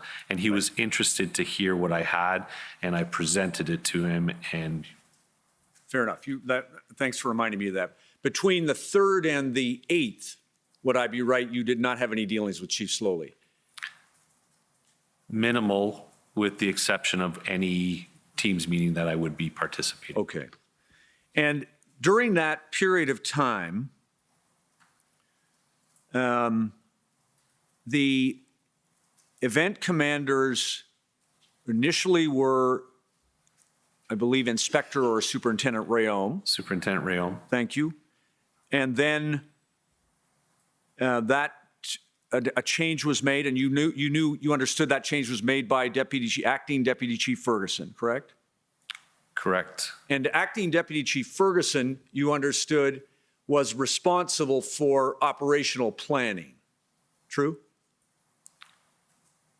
At that point, if we're going to be actually talking about operational level planning, she would be accountable for it, but responsible would be the event commander. Understood. Thank you. A better word. Accountable for, just like Deputy Chief Bell was accountable for intelligence, Acting Deputy Chief Ferguson is accountable for operational planning. Correct. So that the event commander would report, as we previously discussed, would report eventually to the chief, but through the acting deputy chief. That is correct. And you understood when we speak about that responsibility that Acting Deputy Chief Ferguson had, and she has appeared here. Did you see her evidence? No. Okay. So she explained that was her mandate included the plans that you saw, I suppose, before the convoy arrived. But her requirement would be to continue to be accountable for the delivery of operational plans right the way through, right? That is accurate. Okay. And she makes the change from Superintendent Rayum, and by the time you came on the 10th, and that was at the direction of Acting Deputy Chief Ferguson, correct? That is who I got the phone call from, yes. And you knew that she had made the decision to replace Inspector Patterson, right?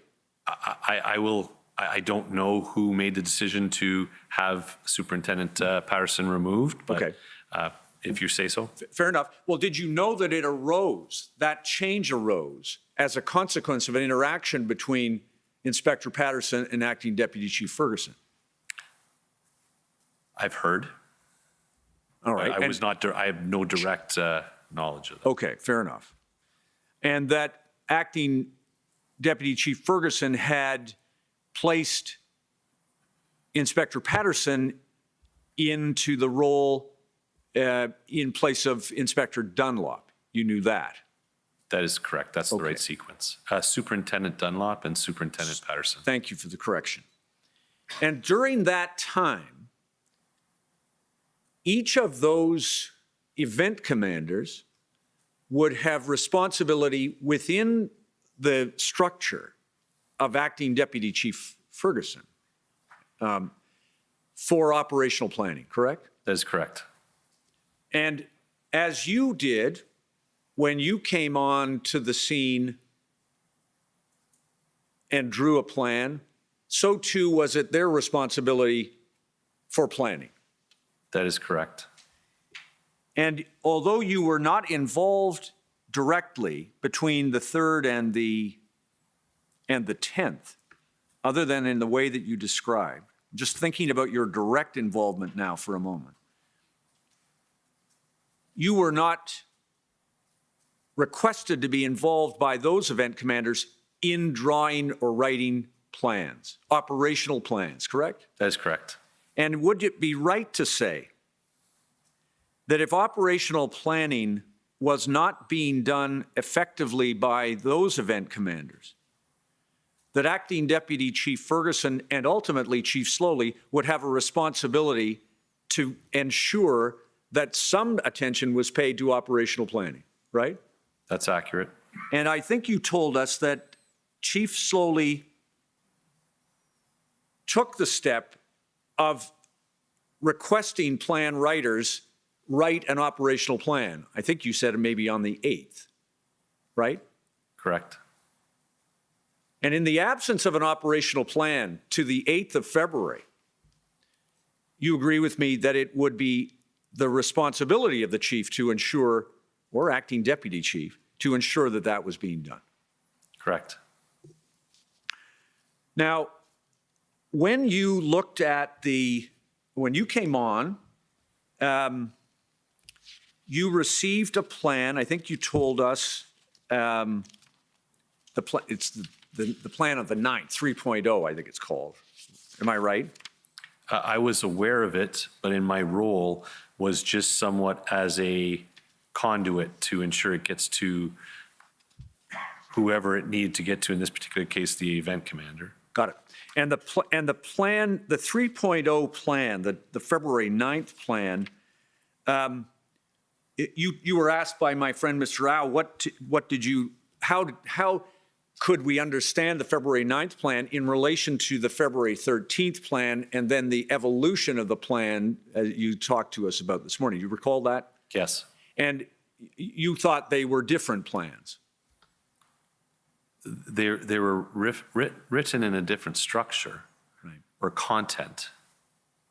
The elements of them, they contain common elements. Is that fair? I would agree with you that there may be some elements that were drawn out of it as good elements, as good pieces. And that's what I was going to get to. You might not have seen that Inspector Liu, I think I got that rank right. Superintendent. I'm going to call everybody superintendent, so I can't go From the RCMP? Yes. Yes. Superintendent Liu, the commissioner has seen a communication from him to Acting Deputy Chief Ferguson in which he referred to their work, his work at least, the integrated team's work, as building on the OPS plan of the 9th.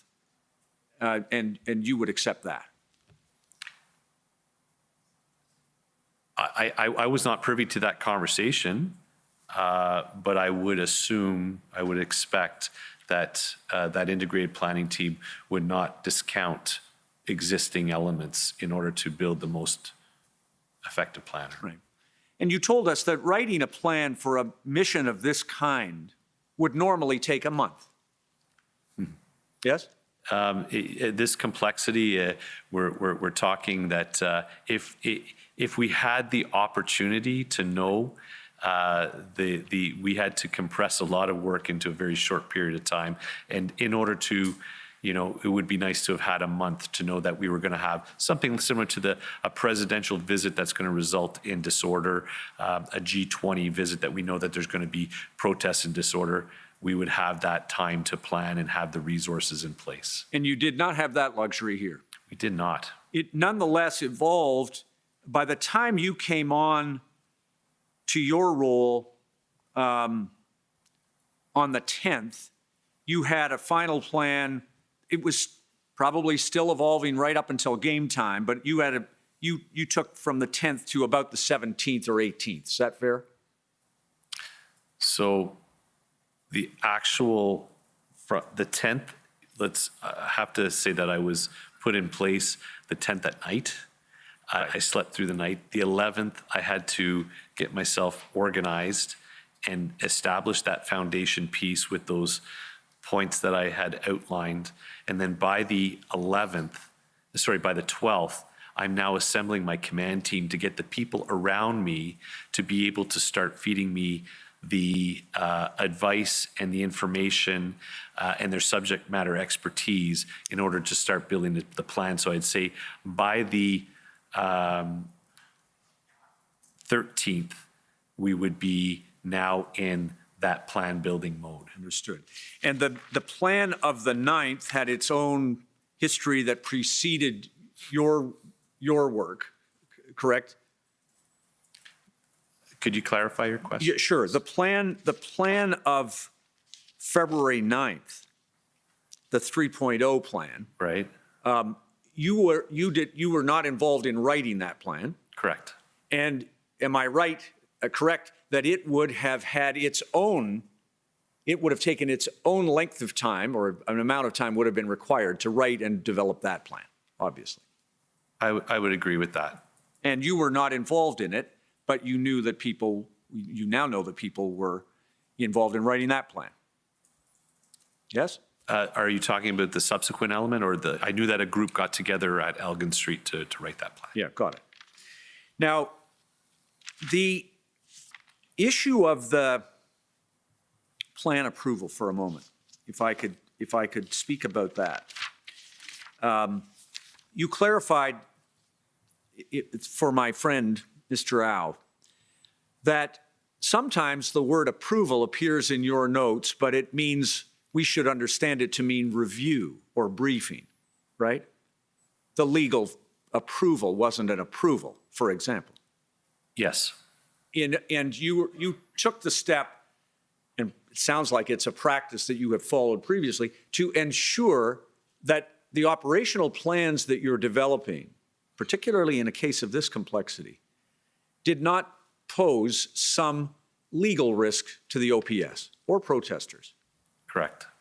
And so the Ms. Huneau or the OPS legal was never required to approve the plan, but you did want them to have an eye on the plan and to review it, correct? Yes.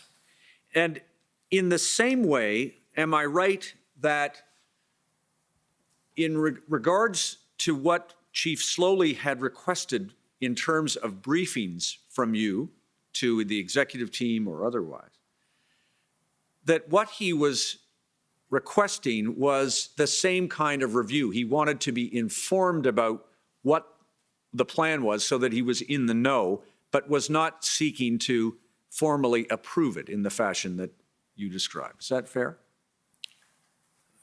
That was not my take on what was transpiring. Right. Well, can we put it this way, that Chief Sloly did not ever impede the approval of the plan that you developed with your integrated planning cell colleagues? There is an interaction that did take place between myself and Deputy Chief Ferguson, where the chief was insisting that he needed to approve the plan. And I advised Deputy Ferguson if she could have the conversation with the chief saying, I don't think he needs to approve it. I have approved it. We're moving forward with it. Yes. Please share it with him. And yes, and you did. Yes. And he didn't hold you up, correct? At that point, he didn't. Right. And can I show you, tell me whether you've seen this. I'm just going to show you real quick. I think you're on this email chain. For Mr. Registrar, if you could help me, OPP, I think it's probably 4 zeros, but 1547.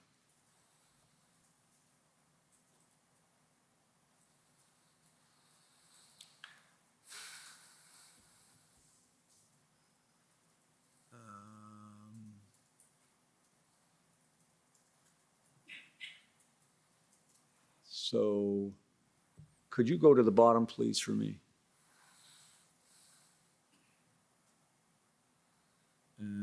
Is this the last one on the chain? Thank you. So, thank you. So do you see this? This is from Chief Sloly, Feb 13 to Deputy Ferguson, you and others? So this is referring to his February 9th plan that he approved? Yes. Please send me the latest version of the operations plan I approved on Wednesday. Scroll down, please. Please advise if the plan has received all official approval signatures, et cetera, as there seems to be some concern about this from the RCMP. Yes, again, if It's you too go a little fast. slowly, sorry. Sorry to the translators and everyone. Please advise if the plan has received all official approval signatures, et cetera. Okay, and just scroll up. And then in checking with Rob Bernier, he finally had a chance to review the plan from the integrated planning team and has sent it back with his comments. he would prefer it be completed and signed off, and will then share the plan as he is the final approver of it. And then scroll to the top of that, please. And then just thank you. I appreciate and support the need for Acting Superintendent Bernier to make adjustments to the plan that he inherited.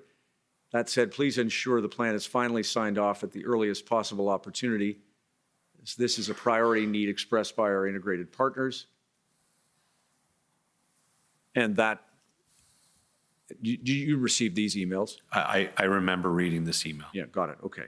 And what Acting Deputy Chief Ferguson conveyed to you was that you were a go all the way through, correct?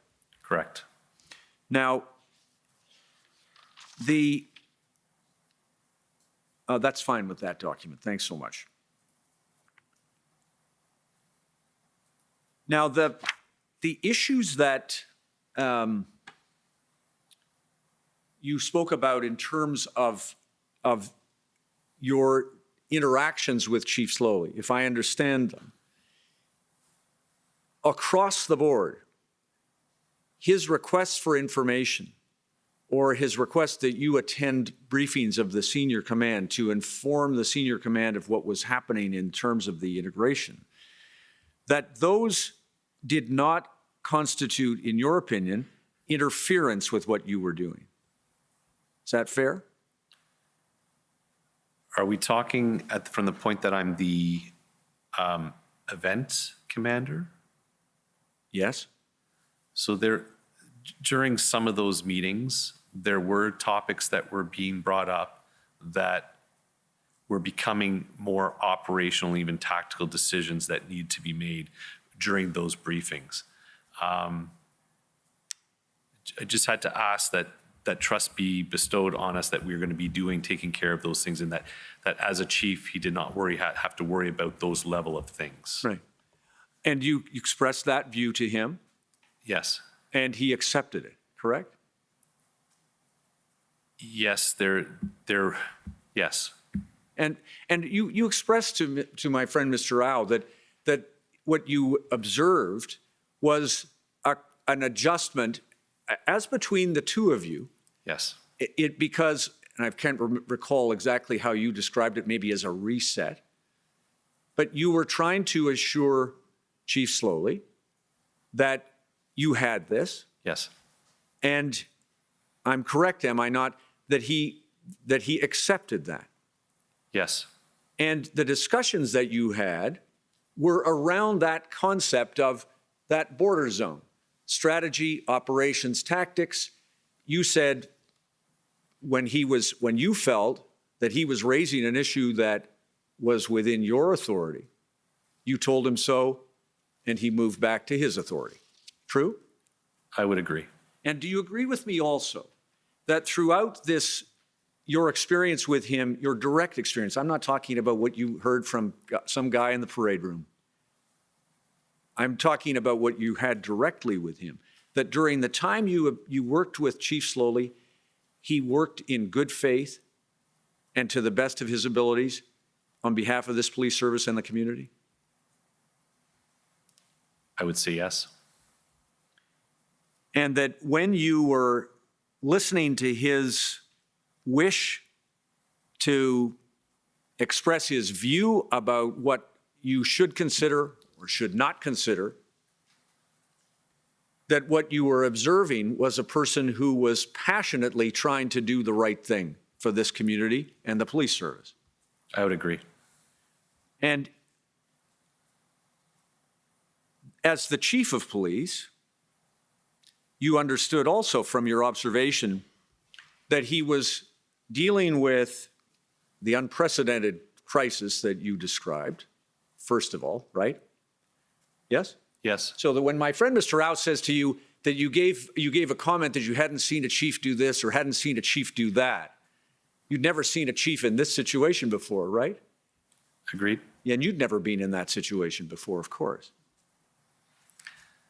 Yeah, definitely not this type of situation, no. But And I've so- been in stressful situations. And so he had to manage the turmoil and chaos that the community was experiencing, right? That was his responsibility. Yes. City council, Yes. police services board, Yes.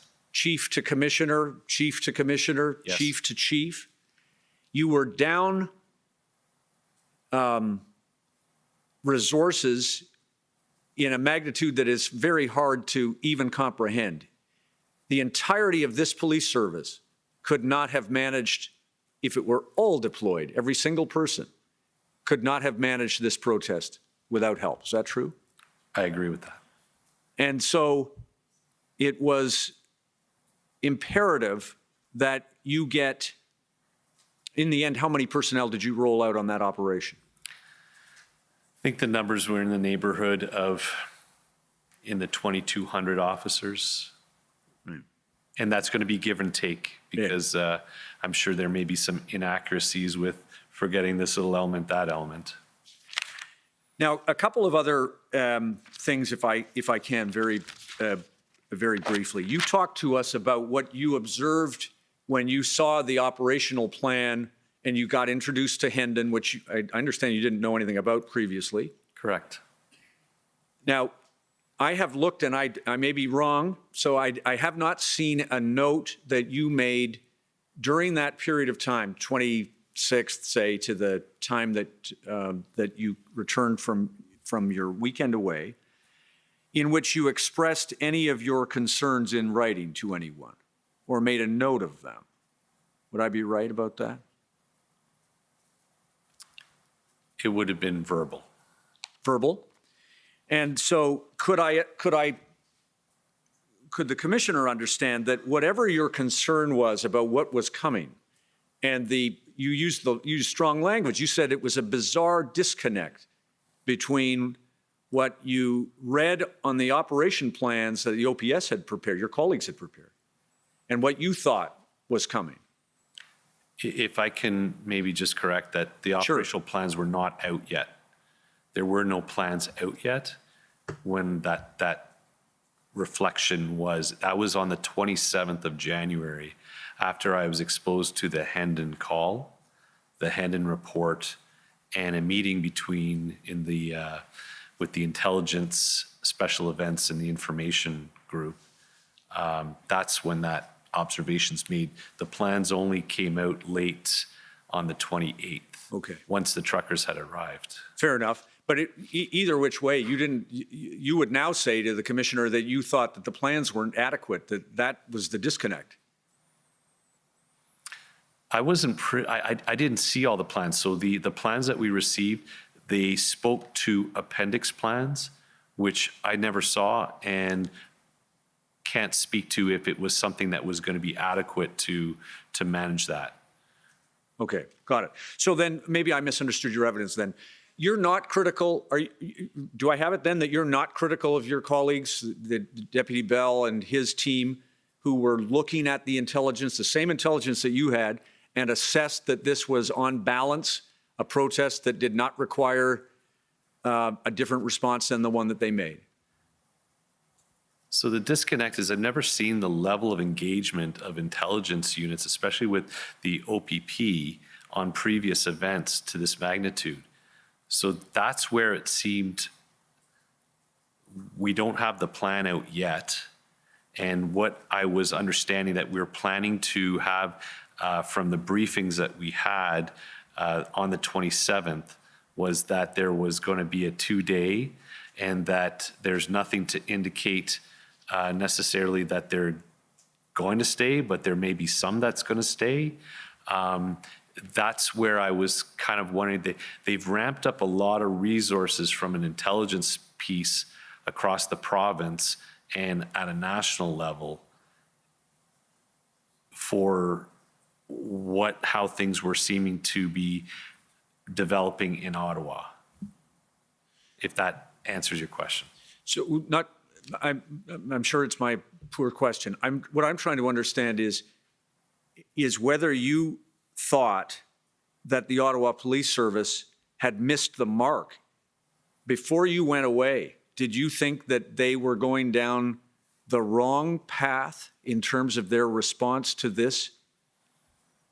Not being privy to all the information, all the plans, because not only is there Hendon, I'm sure that the teams were access to a lot of other, to inform their decision-making. I can tell you the right people from the right sections were engaged, because I knew that Mark Patterson was part of the intelligence team with his team, and the special events team were all engaged. And these are people who've been put in those positions for a reason.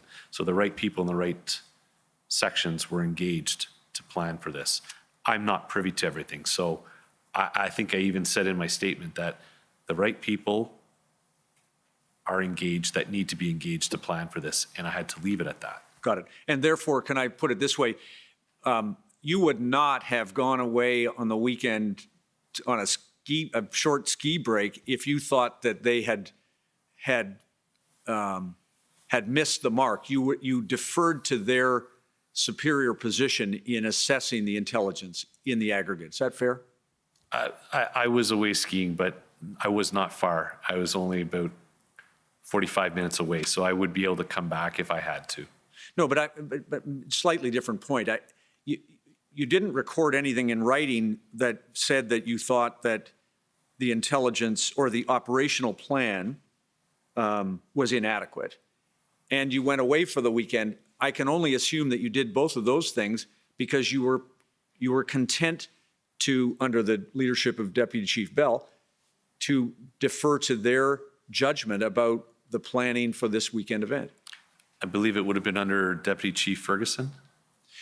Sorry, the intelligence. Oh, the intelligence. The intelligence assessment. Yes. Okay.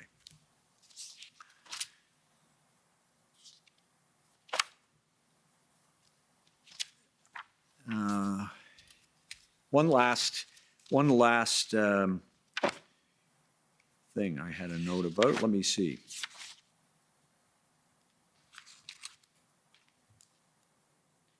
The statement, February 2nd. February 2nd, Chief Sloly made a statement in a presentation to City Council and the Police Services Board that there may not be a policing solution alone to this problem. To the extent that he was describing the need for additional resources, you would agree with him? It is a policing solution. Not a policing solution that the Ottawa Police Service alone could provide, correct? Well, it wasn't saying it's not Ottawa Police solution alone.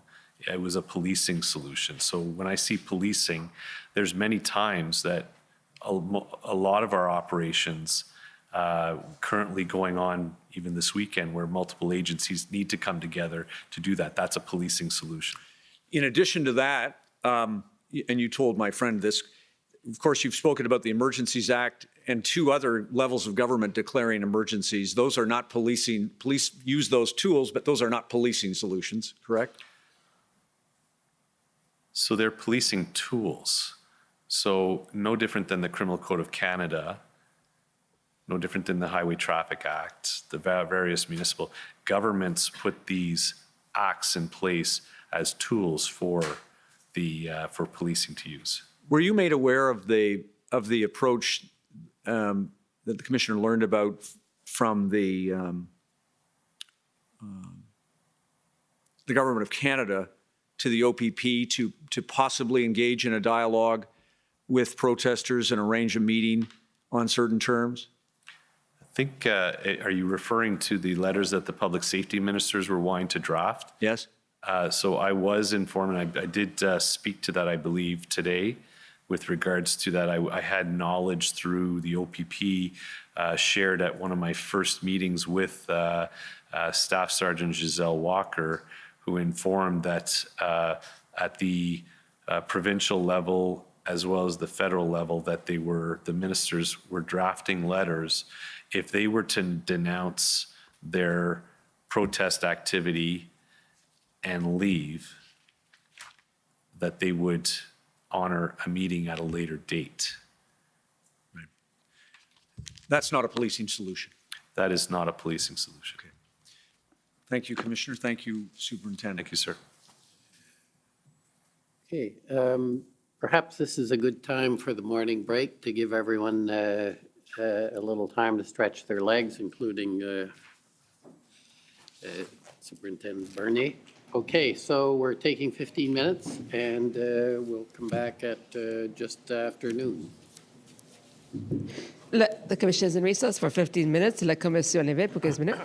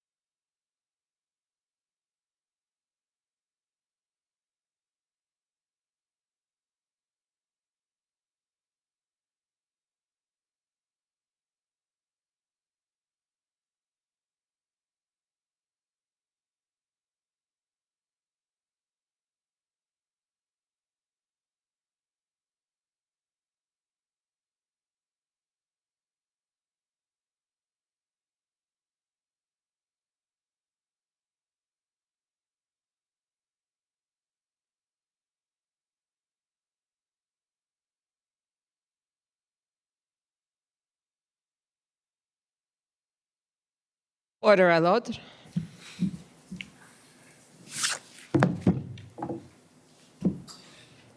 The commission is reconvened. La commission reprend. Okay, next up for cross-examination is are the convoy organizers.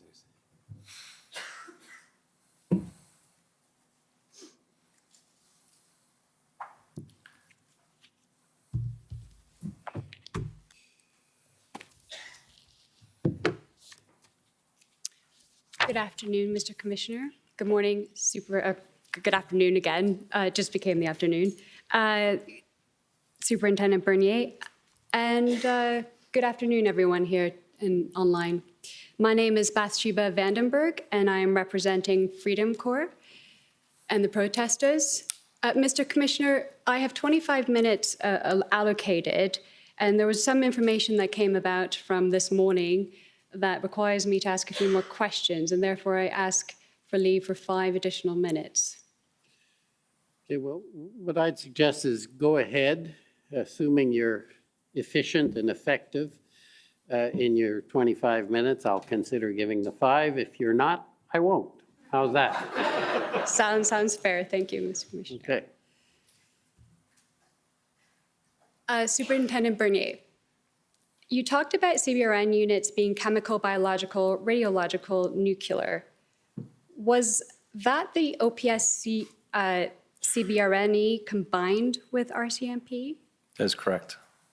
Are you aware that the military unit, which is called Canadian Joint Incident Response Unit, which is part of CANOSCOM, assists RCMP in that capacity?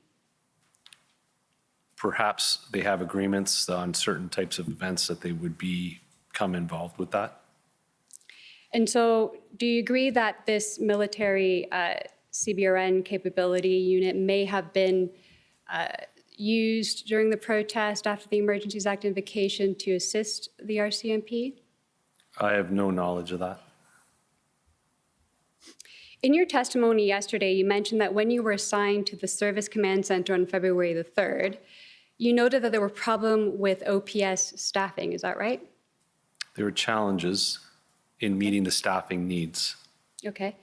And I also understand that OPS COVID-19 vaccine mandates took effect on February 1st. Is that right? I don't have specific knowledge on that. But they took effect around that date. Is that right?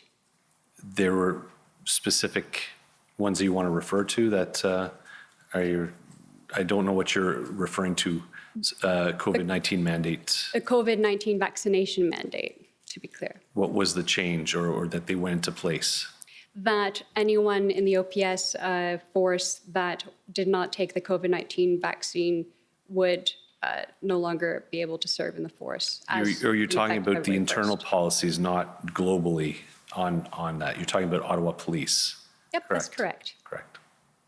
Okay, thank you.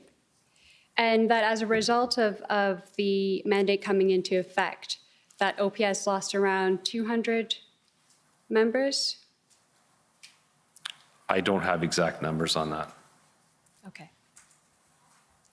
Given the staffing and resource issues that have been identified by OPS, did OPS consider waiving the COVID-19 vaccination mandates and allowing unvaccinated OPS officers to return to work? That would be outside my purview responsibilities. Okay. Can you confirm that prior to Superintendent Patterson's position as event commander between February the 6th and 10th, that he was working in the Intelligence Directorate? That is accurate. In your testimony, you mentioned that Superintendent Patterson told you on February 7th that he wanted to use public order units, also known as POUs, to clear the Rideau-Sussex intersection on February the 9th. I'd have to refer to my notes specifically if you would, I could confirm if you'd like. Is what you mentioned yesterday in your examination in chief. So if once again, you're referring to a specific date that sounds right, on or okay. about that date. I would just want to, I would have it in my notes. Okay. He did have a conversation with you Yes. around that time to use POUs. And that he wanted to clear out with POU action the Rideau and Sussex intersection in the same way that he used them on February 6th to effect arrests and seize fuels from protesters in Coventry. Is that right? I wouldn't say that the conversation would be that in the same effect, they're two different operations, two different styles of operations. That's right. But POUs were used on February 6th, were they not? Where? In Coventry. That would be, on or about that day, I know that there was some operation not involved in my responsibilities, but I was aware that something of that nature happened at Coventry. Okay. Inspector Beaudin testified that the use of POU action at Coventry undermined the PLT's work of negotiation with the protesters. Do you agree? I'm not privy to all the information of what PLT was doing at the time, what the arrangements were, what the integration was. It would be hard for me to have an opinion on that. Would you agree, though, that POU action would undermine PLT work in negotiations? They each have their role, and integrated properly and used appropriately, they should be working in unison, if that helps. Okay. Superintendent Abrams testified that Superintendent Patterson spoke to him about wanting to use a snatch and grab method on protesters and mentioned that that is a method used by OPS and not OPP. Is that right? Is this something that I was privy to? Because I'm not sure I heard the snatch and grab term used. Is there notes to this? It would only be privy to you if you listened to Superintendent Abrams' testimony last week. I did not. If you didn't, then. But is it a method that OPS use? So a term snatch and grab under what context? Meaning that police officers lined up on a horizontal line or in ranks in riot gear, and they snatch and grab a protester in order to place the protester behind the lines or behind the ranks to effect an arrest. So the term snatch and grab is not a term that I am familiar with, but I do have extensive experience as a public order commander and in charge of our public order unit for 5 years, that there are arrest techniques that we use in a public order fashion that all public order units utilize across the province for effecting a lawful arrest on a public order line. That's right. And do those arrest techniques involve the physical maneuvering of snatching or grabbing a person? There are techniques that are going to be arrest techniques that are going to be used. And like I said, the snatch and grab is not something that I'm familiar with. Now, I want to ask you a few questions on the phased integrated approach, the February 17th plan that you discussed at length already in your examination in chief. Could I ask the Commission to bring up document OPP 401852?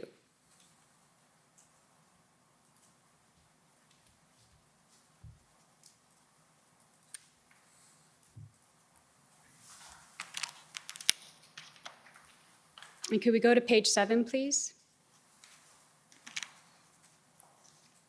So here you'll see, Superintendent Bernier, the mission statement, and that it includes a reference to individual charter rights and freedoms. Is that correct? Yes. And yesterday you mentioned that the mission provides guiding principles and that respect for everyone's charter is what is with everything you do in operations, correct? Correct. And that in fact it is critical that everyone understands the mission and objectives and commander's intent, correct? Correct. Isn't it true that not all OPS members knew of the objectives of the February 17th plan? I implemented a measure to mitigate that well in advance, where every officer who was deployed on the ground received a sticker that went into their notebooks prior to briefing that outlined exactly all this information with their authorities. When you say well in advance, this plan is February the 17th. Correct. So officers briefing, there was various officers that would be briefed during the various stages of the operation as early as the evening of the 17th and into the morning and so on and so forth, 24 hours a day, where there were briefing periods where any new officer coming in for a briefing would receive a sticker that would go into their notebook that outline the mission statement, main action plan, and their authorities. Inspector Lucas, who testified yesterday, who reported directly to you during the implementation of this plan. Sorry, that wasn't phrased properly. He reported to you directly, right? Inspector Lucas? Inspector Lucas would have reported to me directly Okay. with regards to the, as the incident commander in the NCRCC. Right. And he testified that he only knew of the concept of operation, so not even the high level or the brass within OPS understood the plan and mission, despite your sticker. Could you please repeat your question? Well, yesterday, Inspector Lucas testified that he actually only knew of the concept of operations and not the objectives or the mission statement per se of the February 17th plan. And so therefore, wouldn't you agree that not even the high level or the brass within OPS understood the plan and the mission insofar as the objectives? I can't speak for Inspector Lucas, but I had an operations chief directly linked, feeding all the information as it was taking place within our operational level command, and fed Inspector Lucas with all the details of this plan. I even emailed out to every member of the Ottawa Police the mission statement and the main action plan on master distribution list, and kept everyone abreast of what was taking place through email. Okay. As far as the executive goes, the strategic commander involved, which is Deputy Chief Ferguson, involved all the way along and fully informing. Okay, thank you. Could we scroll down to page 9 of the February 17th plan? And there you can see that the POU operational plan is a separate plan. Is that correct? That is correct. Could I please call up OPP 401873?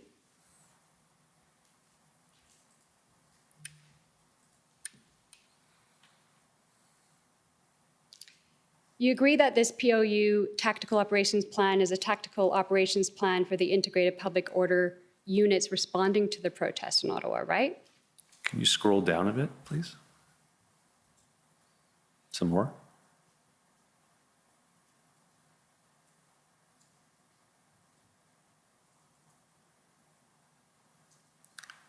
Some more, please. Again. Page 3, please. So from what I can see, this appears to be the plan. Without going into every single page to see, it is aligning with the plan that I would have approved. Okay, thank you. And you agree that you were the overall event commander for this operation? That is correct. Who was Oh, the critical? sorry, I should qualify. We were in unified command. That's right. So we are 3 unified commanders approving this plan and moving forward at this point. So That's right, with Inspector Inspector Springer. Superintendent Liu, and myself. Yeah. And who was the critical incident commander assigned with the POUs on the ground? There were multiple.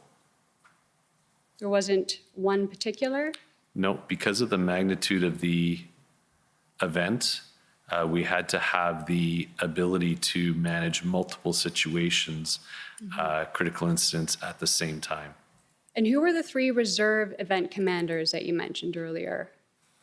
So I would have to refer back to my notes if I could, but could I go back to my notes? Please, on the 18th, probably. I'm going to continue with the questions for lack of time. But if you can Fair enough. remember a name off the top of your head, one of the names.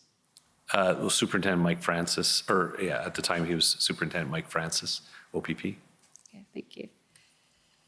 I would like to take you down to paragraph 34, the mission statement.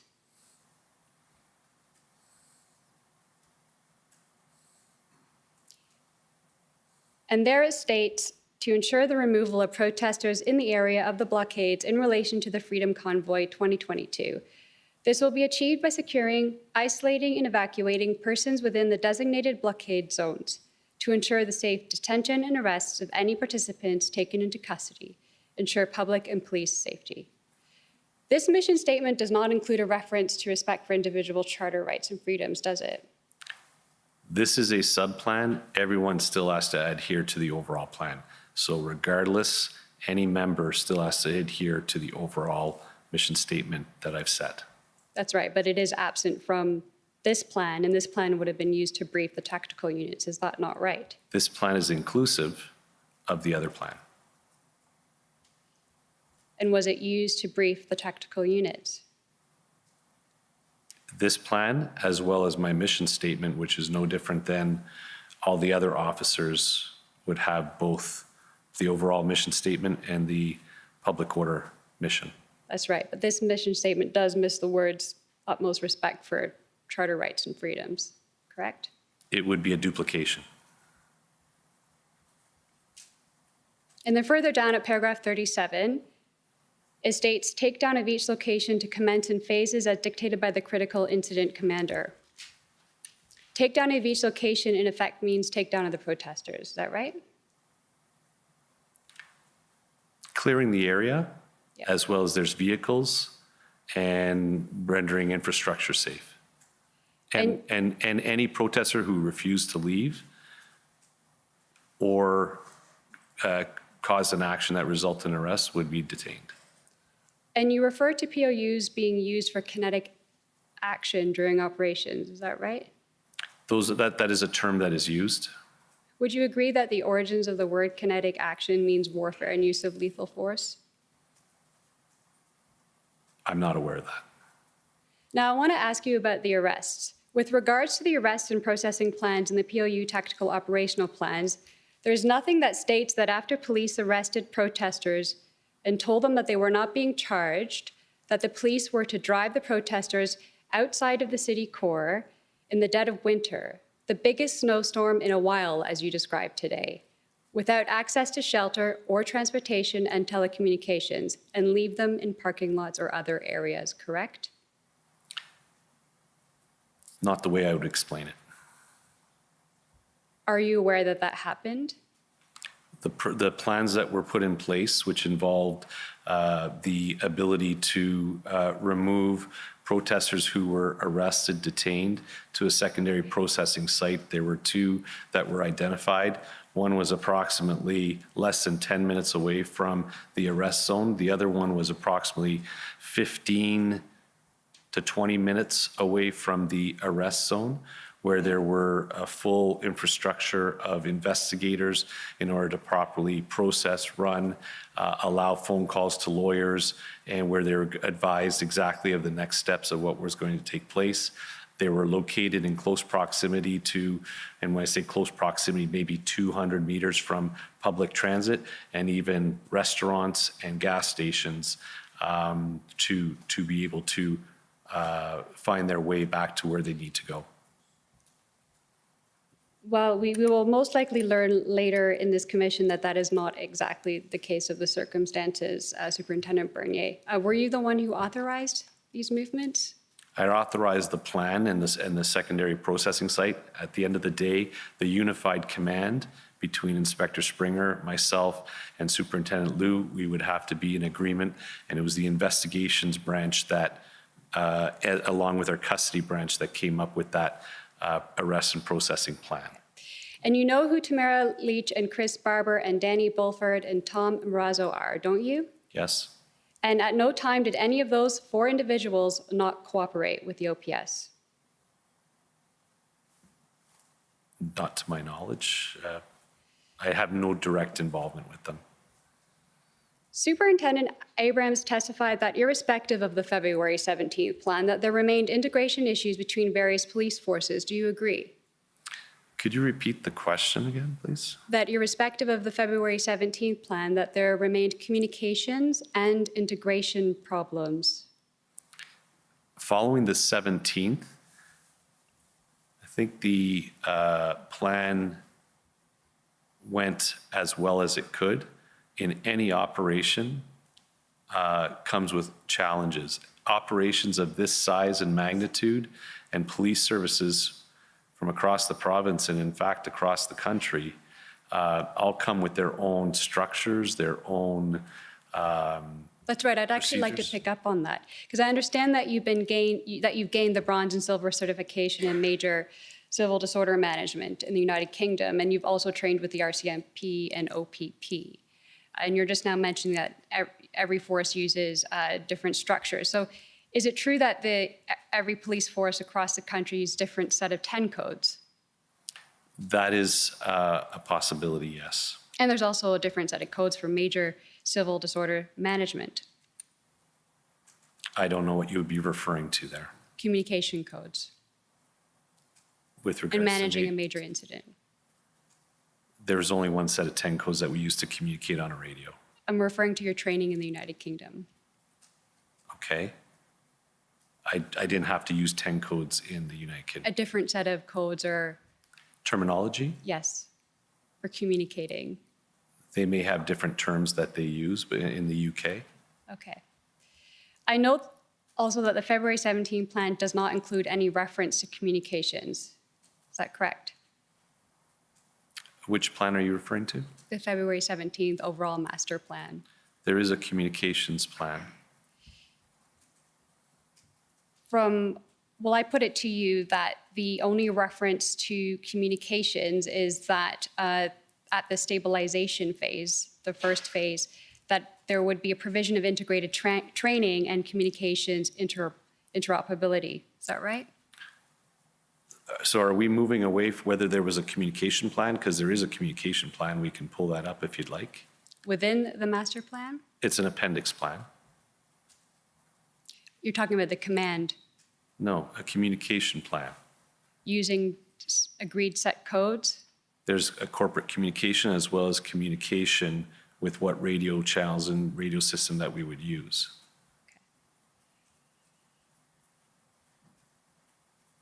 I'd like to move on to asking you some questions with regards to the POU tactical operational plan. So I'd like to pull up OPP 401873.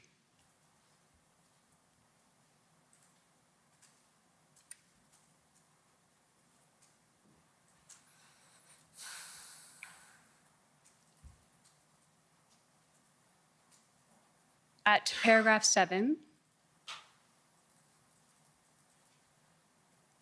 the rules of engagement decision matrix there superseded all other police forces' policies and SOPs. Is that right?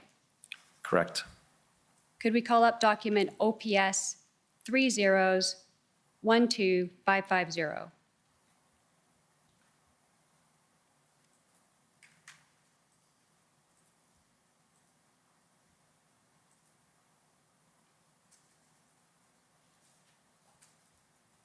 I'll scroll down to page 2.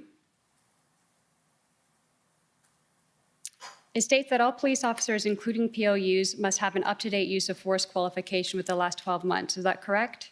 Correct. And Superintendent Abrams testified that a decision was made that this requirement would be suspended for the purpose of getting the boots on the ground on February 18th, and so that some officers would be beyond their qualification period of maybe over a year. Is that right? That was under the decision of a chief of police or commissioner under the COVID situation. But it did where there happen, was is challenge. that right? There potentially were officers who would be given an exemption. And if they had an exemption, that would still qualify. Next, it reads that every officer who draws their firearm in the presence of the public, use of any weapon or improvised weapon other than a firearm on another person, or use of physical force on a person that results in an injury to that person requires medical attention shall complete a use of force report. Is that correct? Correct.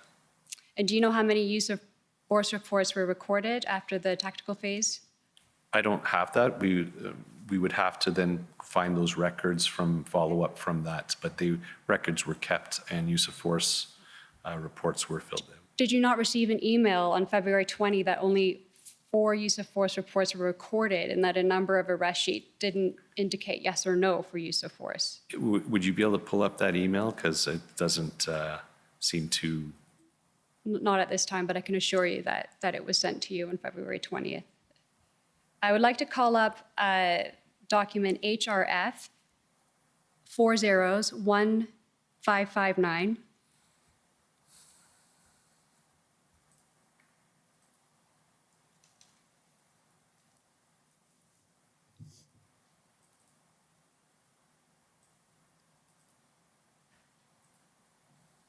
In the far left, do you agree that the person in green is carrying what looks like a 5.56 millimeter caliber carbine rifle with 30 round magazine capacity? Where is this picture taken from? Do you know when? Do you know when? It's taken February during the protests between the 18th and 20th. Okay, this is, what is your question? Which officer? Just having a look at the person on the far left, identifying that it appears to be that they are carrying a 5.56 millimeter caliber carbine rifle with 30 round magazine. It is definitely a rifle, and I would say yes. Okay, next to him is a person in green carrying a 40 millimeter multi-launcher. That appears to be it. The person in blue is carrying a wooden dowel-styled baton. That is correct. And the person on the right in green looks to be carrying a .300 caliber carbine rifle with 30 round magazine capacity. That appears right. And would you agree that at first glance that these persons in green appear military-like? I would not say that. I'd now like to call up video HRF 401560. And I'm going to just warn that there's distressing images. And I'd like to pause at 0.29.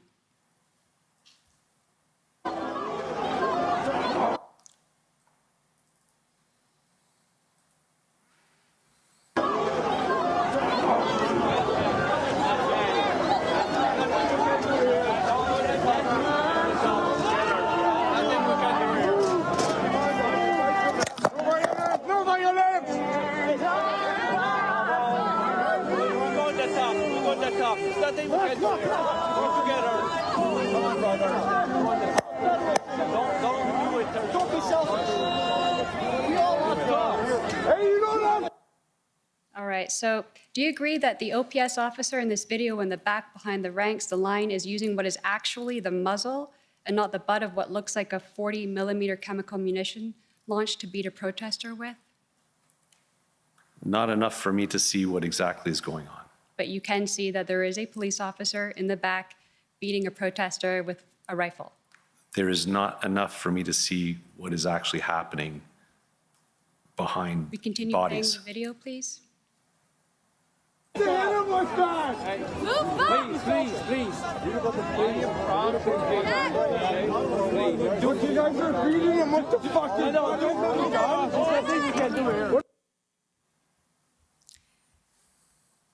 Now, I just have three further questions, Mr. Commissioner, and thank you for the time. This is going back before the invocation of the act regarding the deal, and we're talking about February 14th. So you knew that the protesters, organizers had established base camps at farms outside of Ottawa that could accommodate a large number of trucks. Is that right? So you said a lot very quickly, so Sorry. I'm trying to figure out what could you just. So in what February, If you could speak a little slower, it's That's right. maybe it's a bit like bit too fast. Yes. In February, you were aware that there were base camps at farms outside of Ottawa that could accommodate a number of trucks. At what point in February are you talking about? Prior to the invocation of the act. Yes, we were aware. So when I was involved, I was aware that there were multiple locations on the outskirts of Ottawa and actually a quite good distance from Ottawa as well. And that on February 14th, approximately 100 trucks and protest vehicles left the downtown under the mayor's deal, and only 23 trucks moved up to Wellington, and then the remainder left Ottawa, right? I actually have no records of vehicles leaving. The footprint did not change all that much. There was movement up onto the hill, onto Wellington. But from the information that I was receiving on would have been whichever day the movement would have taken place, February 14th. 14th, there was very minimal departure of vehicles. Right, but there was some, and this is my final question is but for the lack of the OPS cooperation in implementing that deal and obstruction of movement of vehicles out of the downtown residential areas at the rate that the truckers were actually moving and the vehicles moving outside on February 14th, most of the downtown, but for Wellington, would have been cleared by Wednesday, February 16th, correct? We developed a quite robust, highly staffed with both our police liaison and our traffic unit and cleared egress routes that were going to be very well communicated with all the protesters as to if they wanted to leave for a 24-hour period. We had those routes clearly open and facilitating the departure of vehicles. They were not leaving. Some of them did move, though. You did say that on February 14th. And had they had a bit more time, they would have fully cleared out the area. But for Wellington. Thank you. Thank you for your service, Superintendent Bernier. And thank you, Mr. Commissioner, for the additional time. I appreciate it. Next is the Government of Canada.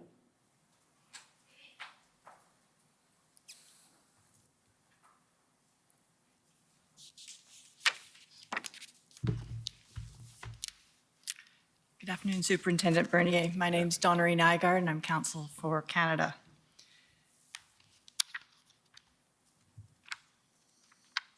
I just have a few questions that I would like to ask you.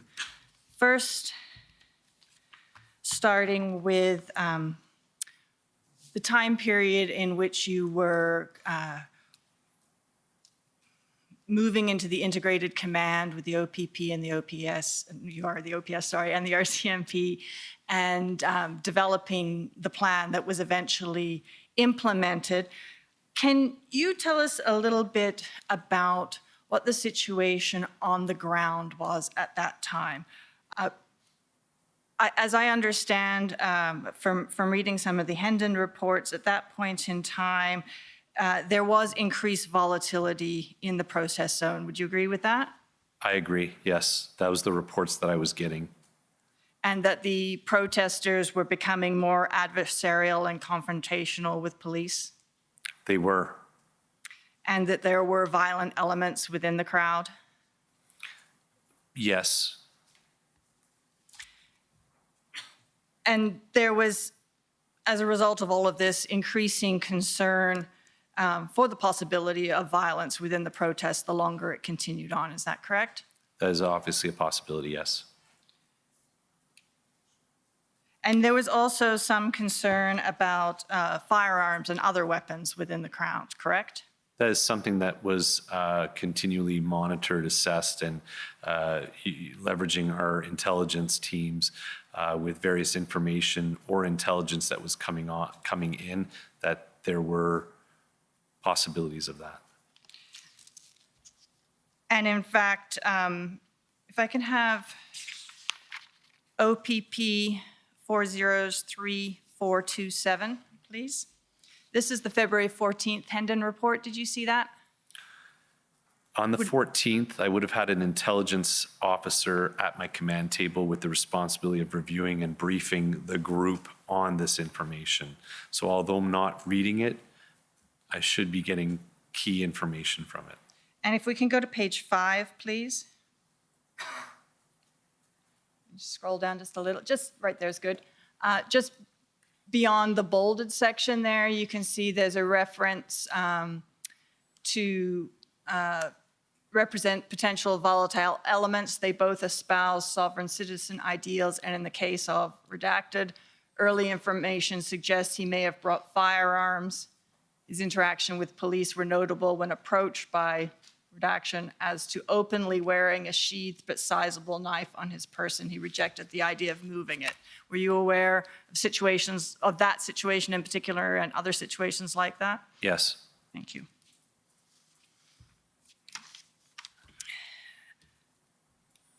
So at the end of the day, the plan that the integrated team developed worked, correct? Yes, ma'am. It was very successful in clearing what I believe you described as the largest and most complex police operation in Canada. Yes. And the success of that operation depended on a lot of different moving parts, but I'm just going to focus on a couple of them for a moment.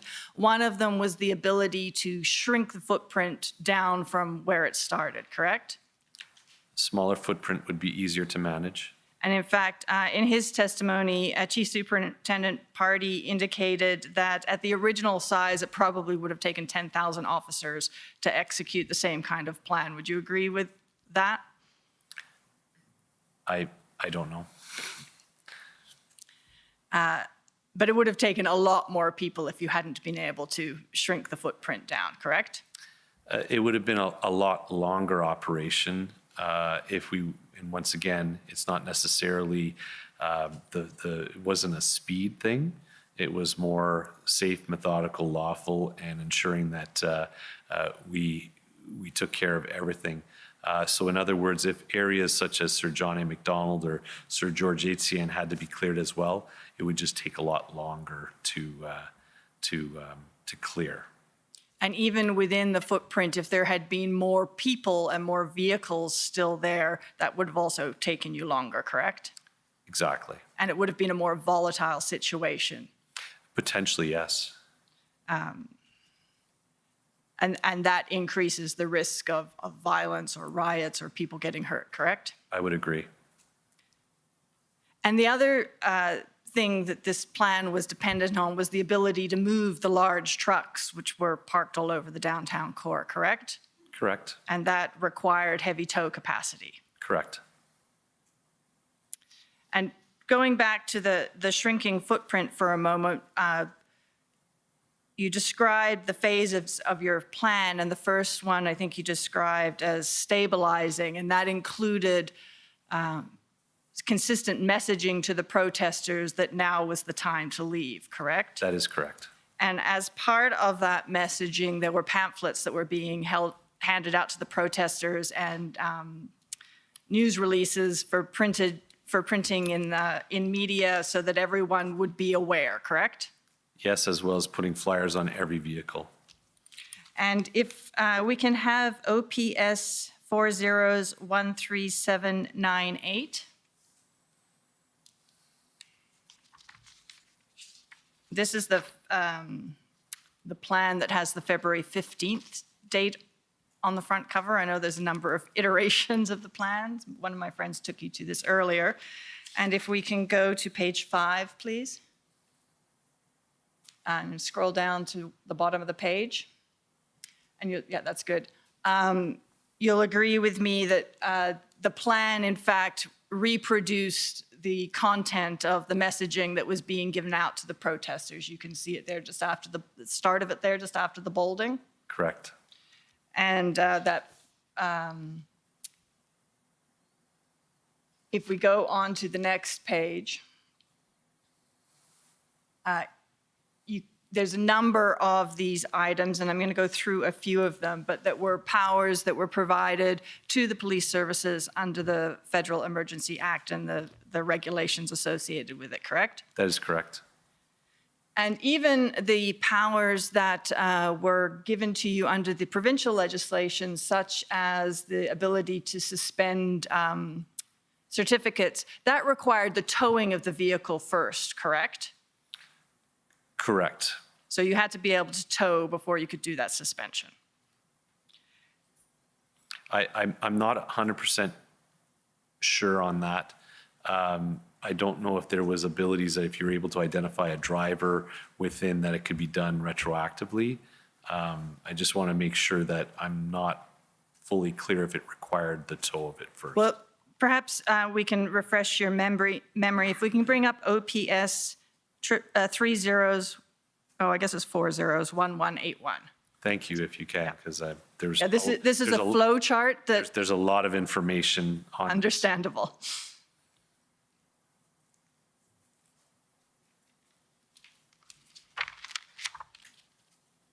Oh, I'm sorry, I gave you the wrong number. It is 3011801.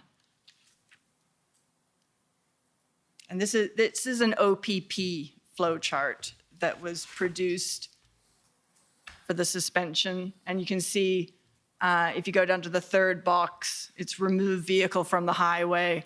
And then after that is the administrative action, correct? If I can just take a minute to Yeah, read through absolutely. it.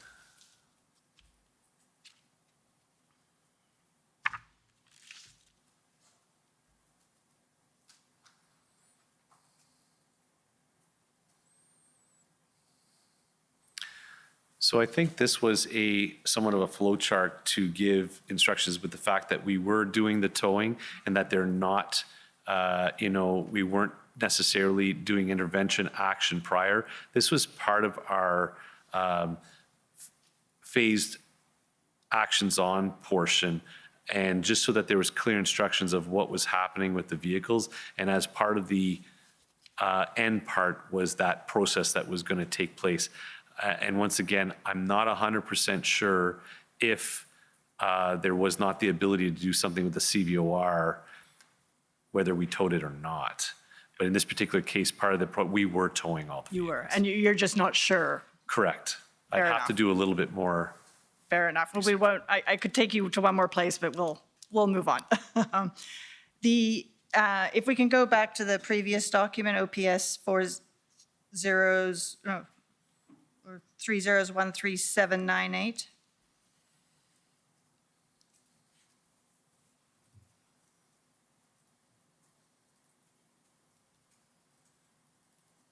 And back to page 6, please. So just going through some more of these bullet points, one of the things that was pointed out was the ability to have personal bank accounts subject to examination and restriction. That was a power that was provided under the federal EA, correct? Yes.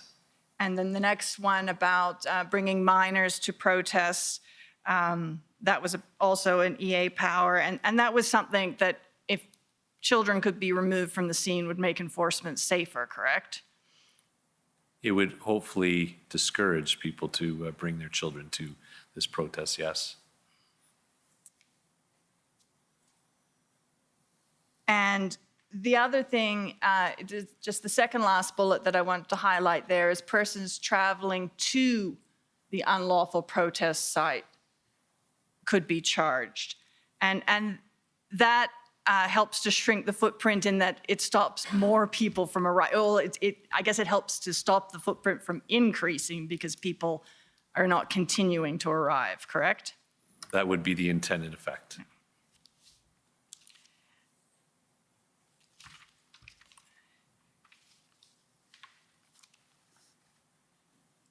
And you had some discussion with my friend earlier about, and you confirmed that you had used the Federal Emergencies Act powers in order to prepare, to put in place a secured area in the downtown core, correct?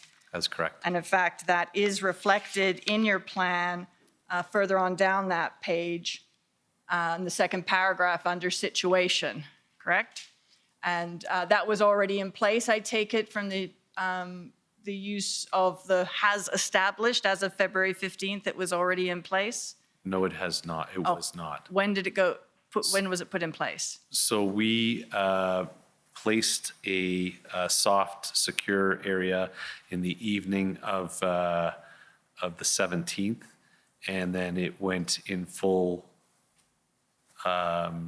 operation at midnight from the 17th into the 18th. So, and I understand there was a news release that was put out announcing the secured area. I think that went out at 4:40 on the 17th, is that Correct. correct? Yes.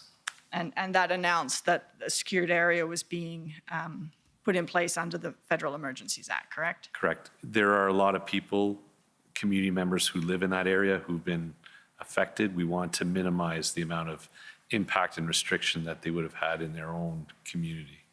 And prior to that time, you didn't have an exclusion zone in that area, correct?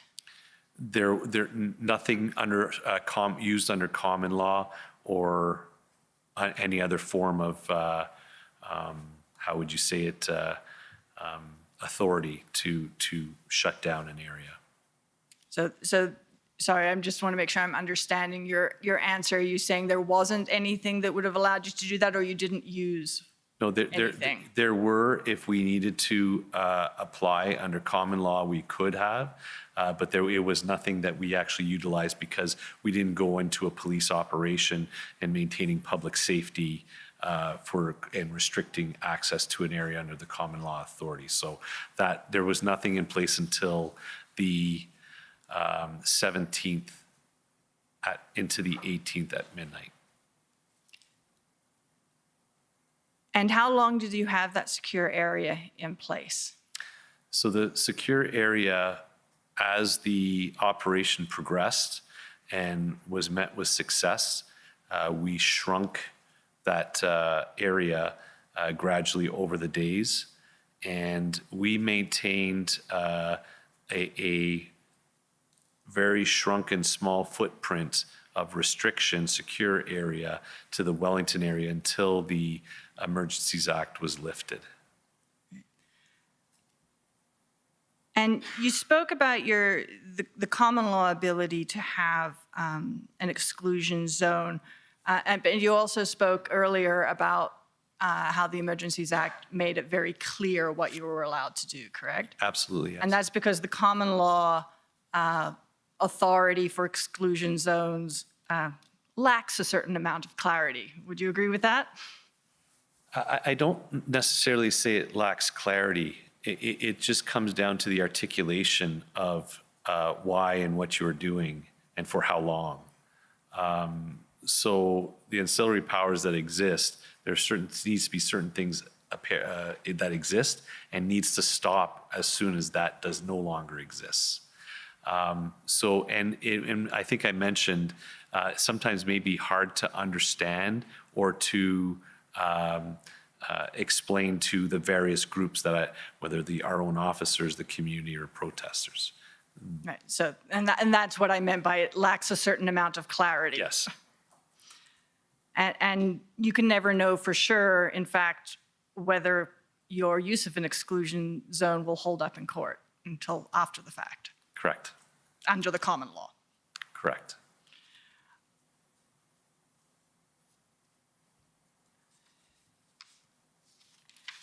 And so you kept it in place until the 23rd when the Emergencies Act was revoked, but you weren't conducting active police operations after, I think you said the 20th, is that correct? So there was a heavy police presence still.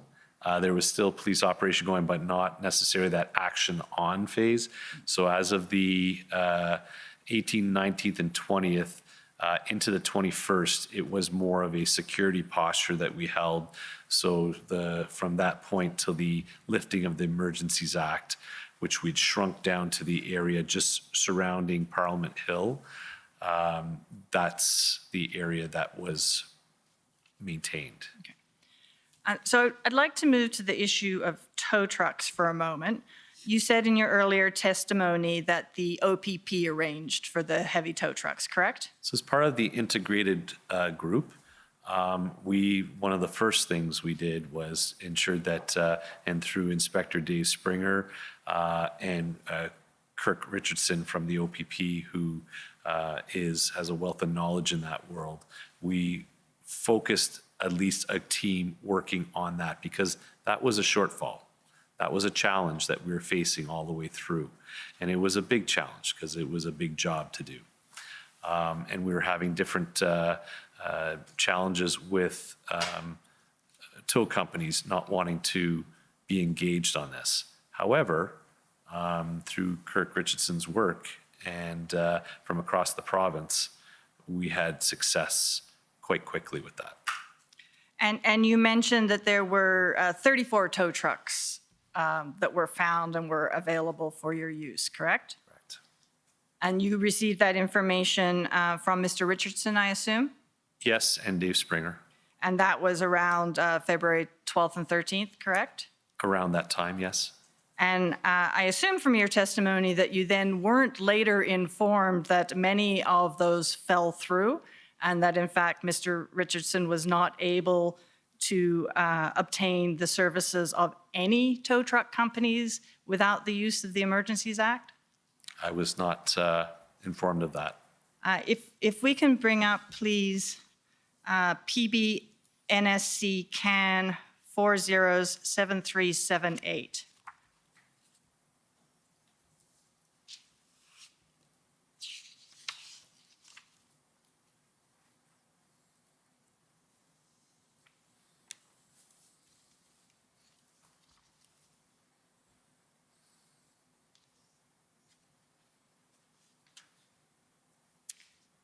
And if we could just start on page 4, please.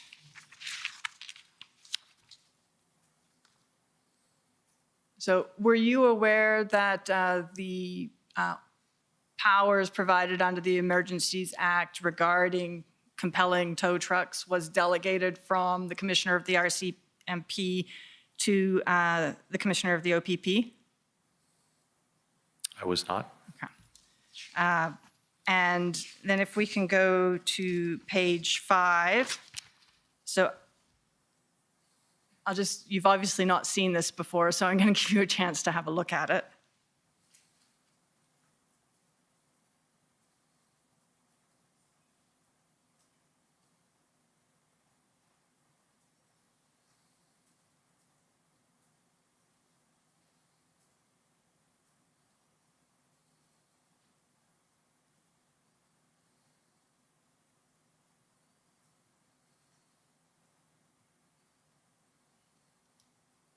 Okay, I was not aware of that. But you would agree with me, having seen this now, that in fact, the Emergencies Act was used to compel tow trucks? I don't know what the process, I understand that there was a process that need to be actually utilized with, I know that the tow trucks were working with our legal services and our financial services for contracts and that type of thing. But you weren't, is it fair to say that after the 12th or 13th, you left the tow truck details to other people? Correct, but reporting back on the 13th that we had as I was told, and if this is inaccurate, I ended up seeing tow trucks arrive at the Leakin station in the back parking lot with our OPS cresting and everything on. So I was not informed differently, and Inspector Springer from the OPP had not informed me about any of this. So I don't know if he was aware of what was going on. But you just weren't informed of any of this? Correct. But you don't agree that it occurred? This is new to me. Yes, fair enough.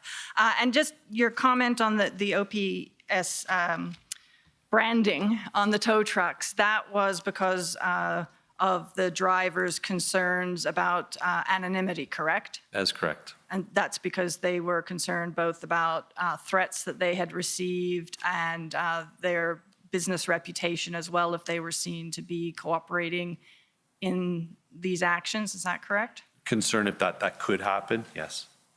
Okay. Those are all my questions. Thank you Thank very you. much. Okay, well, not sure I want to waste 3 minutes, but maybe I'll Commissioner, I have 20 minutes, I believe. I'm wondering, it's Ann Tardif, pardon me, for the record, for the City of Ottawa. You're looking at me because I think I'm next. I'm not sure it'll make much sense to do 2 minutes and then 18. Okay. But I'm well, in your hands as to whether you want me to start now or wait after the lunch. okay, I'll be magnanimous today. We'll have an hour and 3 minutes for lunch and come back at 2 o'clock. The commission is in recess for 1 hour. La commission est levée pour 1 heure.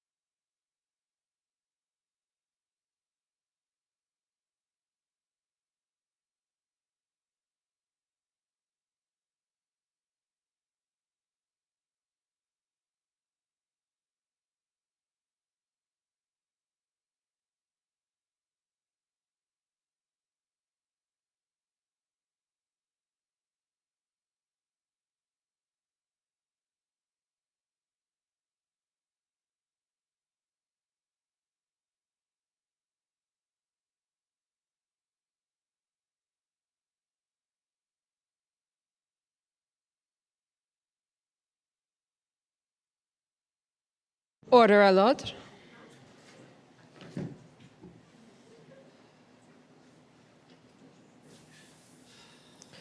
The commission is reconvened. La commission reprend.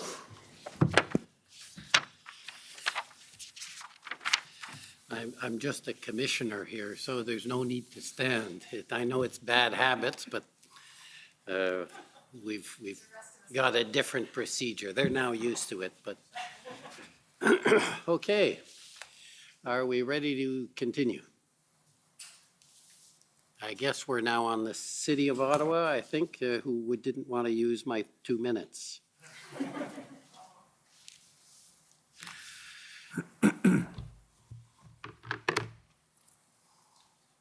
Good afternoon, Superintendent. My name's Anne Tardif, and I represent the City of Ottawa. So I'd like to ask the clerk to pull up OPS 30-14932.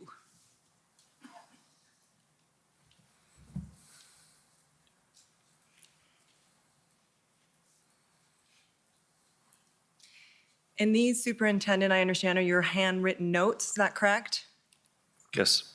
And the date there, February 3rd? Yes. I'm going to ask the clerk to please turn to the bottom of page 5 of this document. Oh, right there. And now, Superintendent, you'll have to help us if you need us to scroll up for context here. But the words or the passage I want to draw your attention to is lost confidence of the community, have to take it back. Do you see that? Yes. And is that an accurate assessment of the situation at that point in time, February 3rd? That was the sentiment that I think within OPS that those were big concerns. Thank you. Now, you told us that there was no operational plan with complete supporting plans in place between February 3rd and February 10th. Is that correct? During that time period, the service did not have a complete operational plan with supporting plans. Is that correct? That is correct.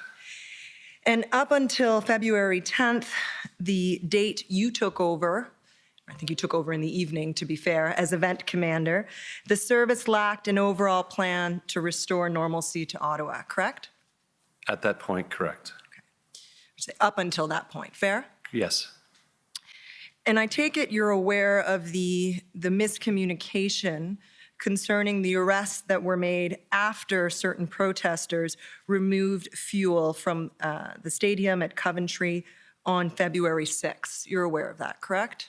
I'm aware of that operation taking place. And you're aware that there was a miscommunication insofar as PLT was not advised of those arrests prior to them being made? I'm aware of that now. Okay. So you're aware of that now. Fair enough. And you knew, obviously, by the time you took over as event commander, that PLT was demoralized and, to a certain extent, ready to leave. Is that fair? That is correct. Okay. Now, can I ask, actually, sorry, not yet. We can take that down, Mr. Clerk.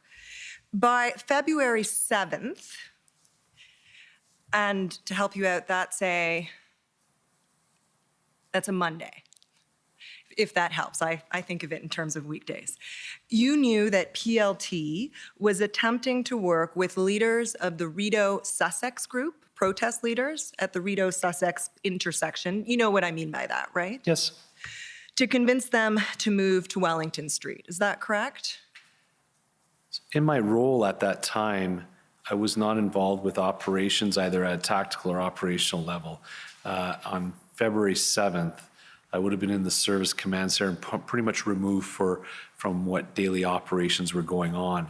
But you mentioning that, I had heard of that. Okay, and I actually took that, I'm looking at my notes from your witness summary. So you knew whatever capacity you were in. I know you weren't Right. event commander, but you knew that PLT was attempting to work with the group at Rideau-Sussex to remove vehicles from that intersection, right, up onto Wellington Street. You knew that. I was aware of that operation was in works. Okay. And I take it the benefit of that would be twofold. One, that it would allow the service and the city to open up that intersection again, right? It's a very important intersection. It was impacting the Rideau Centre being closed and a lot of businesses that were affected in that area. So I would have to agree that shrinking the footprint and allowing some of the area to be able to open, yes. Yeah, so two benefits there. One, shrinking the footprint, and two, the benefits that you've described to the community. Is that fair? Correct, yes. Okay. Now, I'd like to ask the clerk to pull up, please, OPS 30-10549.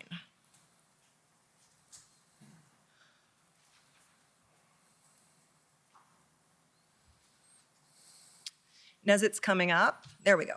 This is an email that was sent February 12th to you, correct, Superintendent? That is correct. And it was sent by Sergeant Ferguson, who I understand is a crisis negotiator, but who was leading the OPS PLT at this point in time. Is that fair? Yes. And if we could scroll down so we can see the body. Yeah, that's perfect. Thank you, Clerk, Mr. Clerk. You'll see that Sergeant Ferguson is notifying you, because by now, February 12th, you're event commander, of a possible future decision point. Now, he says council, and do you see how it's redacted there? The name's actually in the next sentence, Wilson, and the metadata associated with this document indicates that it was in fact Keith Wilson that he's referring to. So it's Council Keith Wilson, who is one of the lawyers representing one of the convoy groups, reached out to PLT members.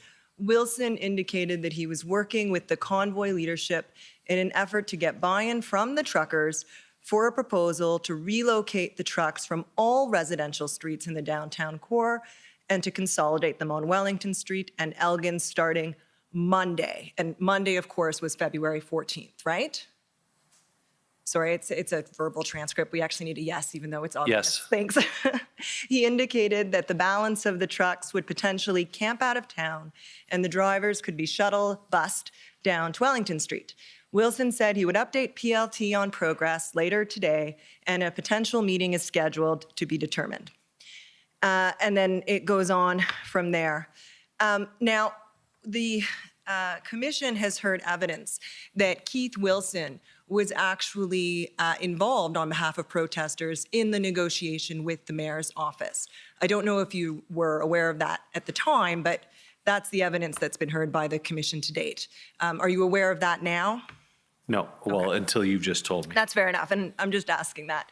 But this would appear to be, and you can just correct me if I'm wrong, but the description of the potential deal is what you actually found out the city had negotiated on February 13th at some point in the day, correct? Correct. And the substance of that deal was communicated to you as event commander on Saturday, February 12th, correct? Through this email? Through this email.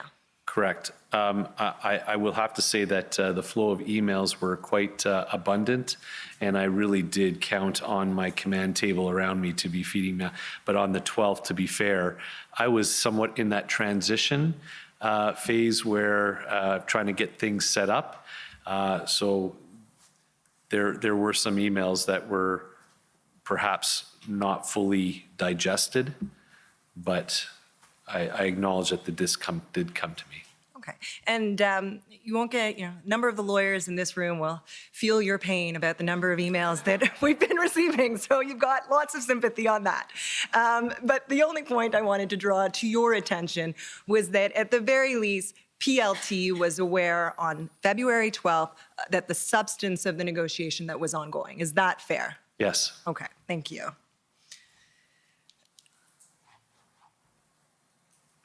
If we could turn up now, please, OPS 30-11039.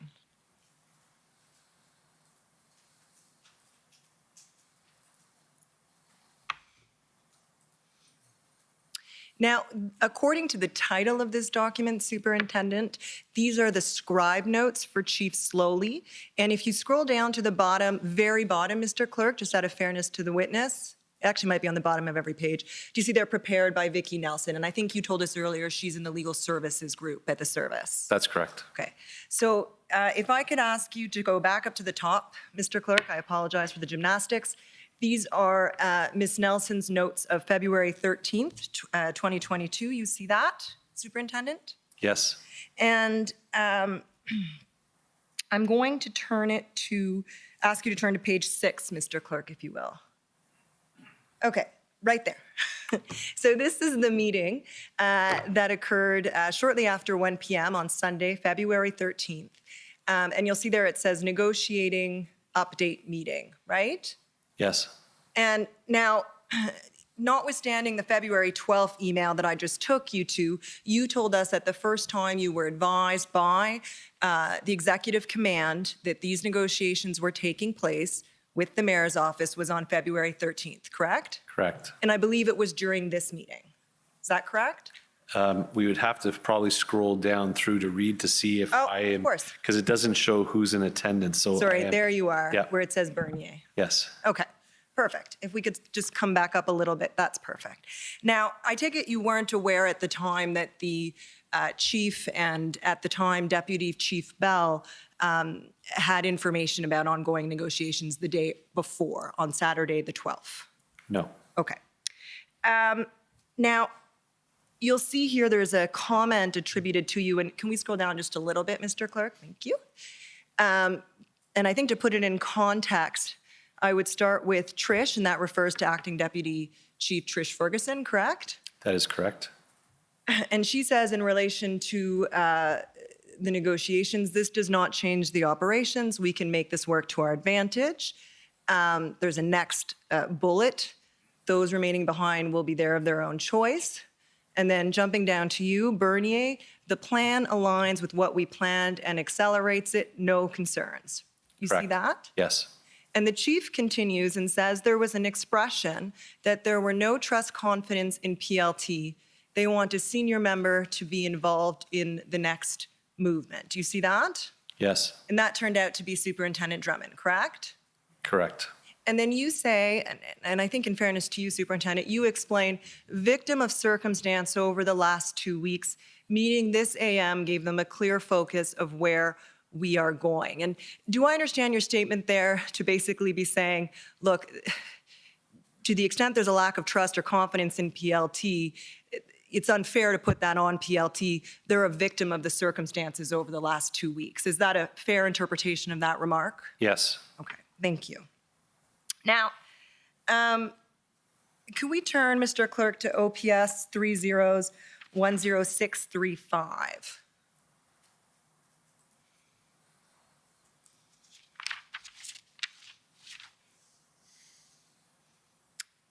Okay, now these are your scribe notes. Is that right, Superintendent? That's correct. For February 13th. Yes. And can we just go to the bottom of the first page, Mr. Clerk? Okay, and stop right there. Now, I just want to make sure I understand this.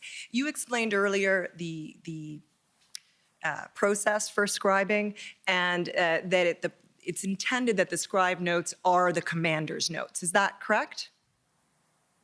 Is that right? Could you say that again, please? You explained yesterday that the intent in having a scribe is to maintain an accurate record of all decisions and communications while you're in command, correct? It's as if I was writing them. Yes. They're my personal notes. Thank you. You got there much more quickly than I could. I appreciate that. Now, at the end of every page, there's a sort of initials on the left-hand side and a signature on the right-hand side. Do you see that? Yes. And is the signature on the right-hand side yours? Yes. And I take it it's the scribe's initials on the left-hand side of the page? Correct. And am I correct that this is on every page, basically? Yes. And when do those signatures, when do you sign it? We're to review them and make sure all the information's accurate and the signature is, and we try and do it progressively during, to stay on top of it, depending on the momentum of everything, but as soon as possible that you can after. Sure. And if you need to make an entry after the signature has been made, do you identify it as such, as a late entry, for example? Yeah, you would have to do a notation or you do a supplemental. Okay, thank you for that. If I could turn to page 12, Mr. Clerk. And I think we were here earlier. Now, do you see, we're still on February 13th, the time there, 13:28, Superintendent? Yes. So this is during that, just to situate you, that same meeting that we were looking at, except previously we were looking at the chief's scribe's notes, and now we're looking at your scribe's notes, right? Correct? Yes. Okay, so if we could scroll down a little bit, please. Still going. Just a little further down, please. Sorry, and you can scroll to, there is, thank you, at 13:31 is Acting Deputy Chief Ferguson's comment. This is a good move in right direction. PLC's, sorry, can you turn to page 13? Let me just make sure I'm in the right spot. Yes, okay, perfect. That was Acting Deputy Chief Ferguson's comments, and then your comment, EC at 13:34. Do you see that? Yes. And you say, I support what DC Ferguson, there's a word missing, I assume it should be said, going through plan now to approve. This actually accelerates what we wanted to do in the next couple of days. No concerns from my end. And that's the comment that my friend Mr. Aw took you to earlier today, and that's what reflects what you said in that meeting, correct? Correct. Now, if we go to the bottom of this page, stop right there, Mr. Clerk, thank you. You'll see there's an addition here at the bottom of the page. And it's jammed in right at the bottom, seems to be a different pen. Handwriting looks slightly different. And you have to write around your signature. Or I should say you, I don't know who wrote it. But do you see what I'm saying? Yes. It goes all the way around. Whose handwriting is that? That is still my scribe, the same scribe. And can you explain why it appears to be a different pen and appears to be writing around the signature and it's crammed right at the bottom of this page? Yeah, so upon review, when we're reviewing it, I'm initialing it and realizing, so I get to that page, I go to the next, and it doesn't have the part that I'm looking for with regards to that comment. So it has to be placed in there at the time. Pen-wise, scribes will have different pens, but Okay. I can't explain why it's a darker color. Okay, so, because you'll agree with me that it appears this comment was made after this page was signed, right? The way that it's kind of coming around your signature on the right-hand side. Do you accept that, sir? After I signed? Well, after that signature. Oh, thank you, Mr. Clerk. He's got his cursor right there. See how you're writing around the signature? To initial it? Well, that's your signature there. That's correct. Right? So this is what I have, the question I'm asking you is, looking at this, the impression I'm left with is that the signature was placed and then afterwards this comment was added. I'm not saying that that's the case. What's happened here is probably the comment is missing. I need to have that comment put in and then I'm initialing it. Okay. And this would happen, you said, at the time, if I accept your evidence or if I'm understanding you correctly, you're saying this would happen whenever it is that you're reviewing this note. That's correct. So it's not at the time the comment is made, but at some point later. Correct. And there's no timestamp next to when this comment would have been made. Do you see that? It would have been at that time, At which time, sir? the same time at the 1338 time period. Okay. That my notation, excuse me, my notation that I want to have captured was not there. So I asked my scribe to please put that notation in. Okay. And you believe you would have done that at the end of that day or possibly the following, given how busy you were at the time? Absolutely. Right. And this comment here does not appear in the chief's scribe's notes. So will you accept that this was not a comment made in the meeting with the chief and the deputy chiefs? It's my comment. It's my notation. It's not a verbal comment. It's a note that I'm making and an action that I would have taken. Keeping in mind, I'm not in the same room with them. We're having a Teams meeting, I believe, with that particular situation. Okay, so you wrote, concern that this is a ruse to get more trucks onto Wellington and no one leaves. Police can't have a role in movement of trucks. Can you read that last bit there? I can pull up my, I can refer to my what day is this on? This is the 13th.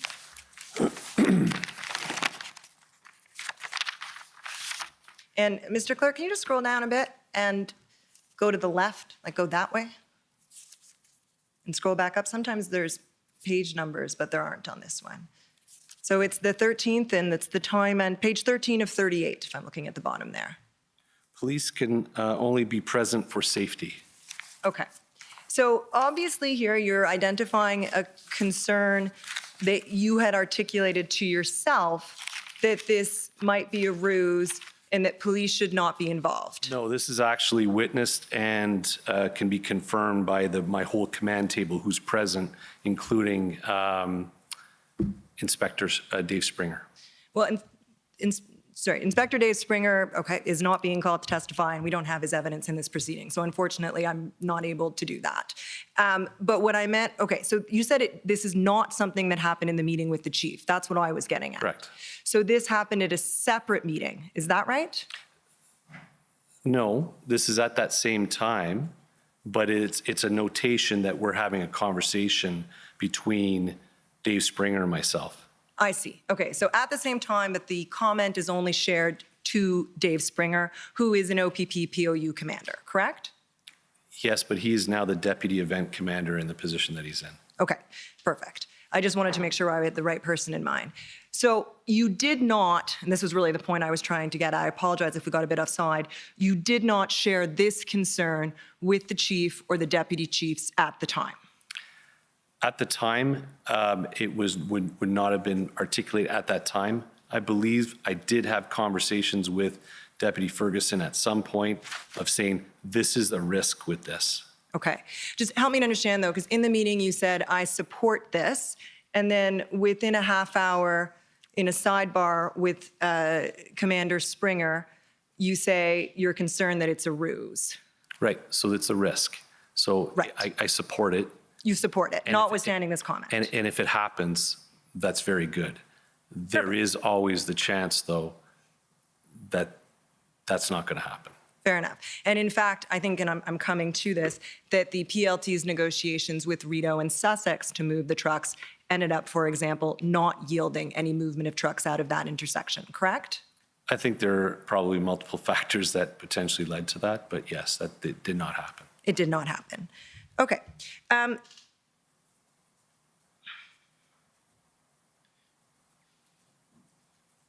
Could we go to page 21 of this document, please?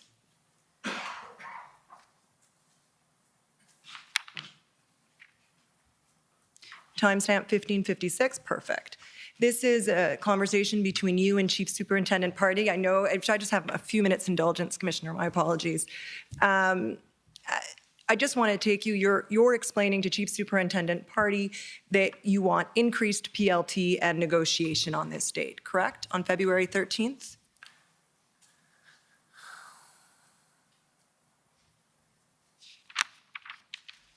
Yes. Okay. Just in the interest of time, just give me 1 second so I can figure out what I can reasonably take you to. Let me put it this way. Is it fair to say that your primary concern about the mayor's negotiation was that the plan, the negotiation and the operational plan required to support it were developed outside of your purview as event commander? Yes, because I believe there needs to be a good coordination piece from my standpoint with regards to the logistics of ensuring that it can effectively happen. Yes. Right. And so that there were issues internally with communications to the service, is that fair? At this point in time, respecting this? Right, and having full appreciation of everything that is going on and the transition that I'm just coming into this new role, trying to get things set up, there were some challenges, yes. Okay, thank you very much. Thank you, Commissioner. Okay, thank you. Those 2 minutes would have been useful. The Ottawa Coalition.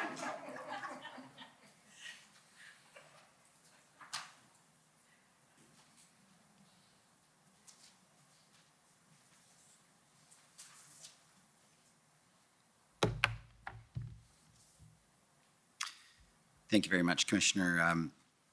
Superintendent Bernier, my name is Paul Champ. I'm a lawyer for the Ottawa Coalition of Residents and Businesses, and I just have some questions for you further to your testimony.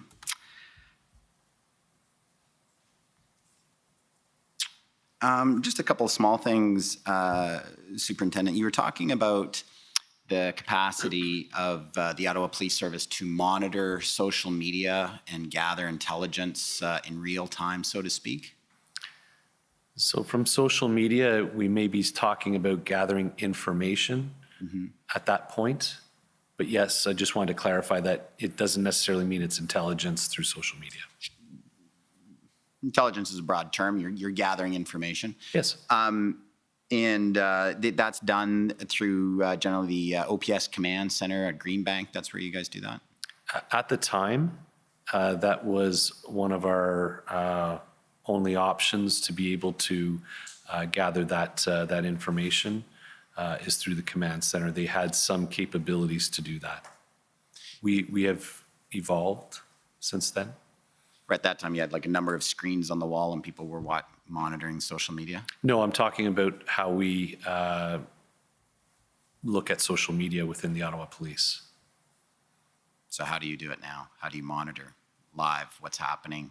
If there's something on Twitter or some other social media channel that could have important information for the Ottawa Police to respond to events or monitor events, how do you do that? Post-convoy, we've stood up a team of investigators who are assigned to that open source tasking. So at the time of the Freedom Convoy, the practice of the Ottawa Police was maybe not up to the event. Is that fair to say? Yes, sir. Now, I want to ask you just a couple questions about how the people of downtown Ottawa are feeling. You, I think, suggested that the public sentiment throughout much of the convoy demonstration was that the Ottawa Police Service was not doing enough to address community concerns. Would you agree with that? That was what it seemed to be the public feeling? I would say that's fair. And you would have understand, I gather, Superintendent, that residents and businesses were feeling a great deal of frustration during that convoy demonstration? Yes. And those frustrations were completely understandable? Yes. Now, around the enforcement messaging, the Ottawa Police for a period of time was putting out messaging like, oh, you know, this many tickets this day, this many tickets. You disagreed, it's my understanding, with that enforcement messaging because you felt it was counterproductive, because it really, the enforcement really wasn't having an effect on the convoy demonstration. Is that right? That's correct. So what kind of messaging to the community would have been appropriate in the circumstances during that period? Like, I don't know, hold on tight, we'll see what we can do, or what would have been the proper messaging to the public who are experiencing those daily stresses and horns and trucks and threats and harassment? What was the proper messaging from the Ottawa Police to the community they serve? So my comments with regards to that surrounds the approach that I was taking when I came in at that time, that because we're going to be transitioning away from that type of messaging and being very clear on it's time for you to leave, and focusing the messaging around that this is over. And obviously that combined with our PLT approach, that is because it aligned with the plan that I was bringing into place. Unfortunately, prior, there was no plan to end it. Right. So that would potentially lead to some frustrations within the community. For sure. I've got a few questions for you, but I just maybe ask the hearing clerk to get a video ready for me. I'll ask a question about 3 or 4 questions. If you could just pull it up and have it ready. It's HRF 000274.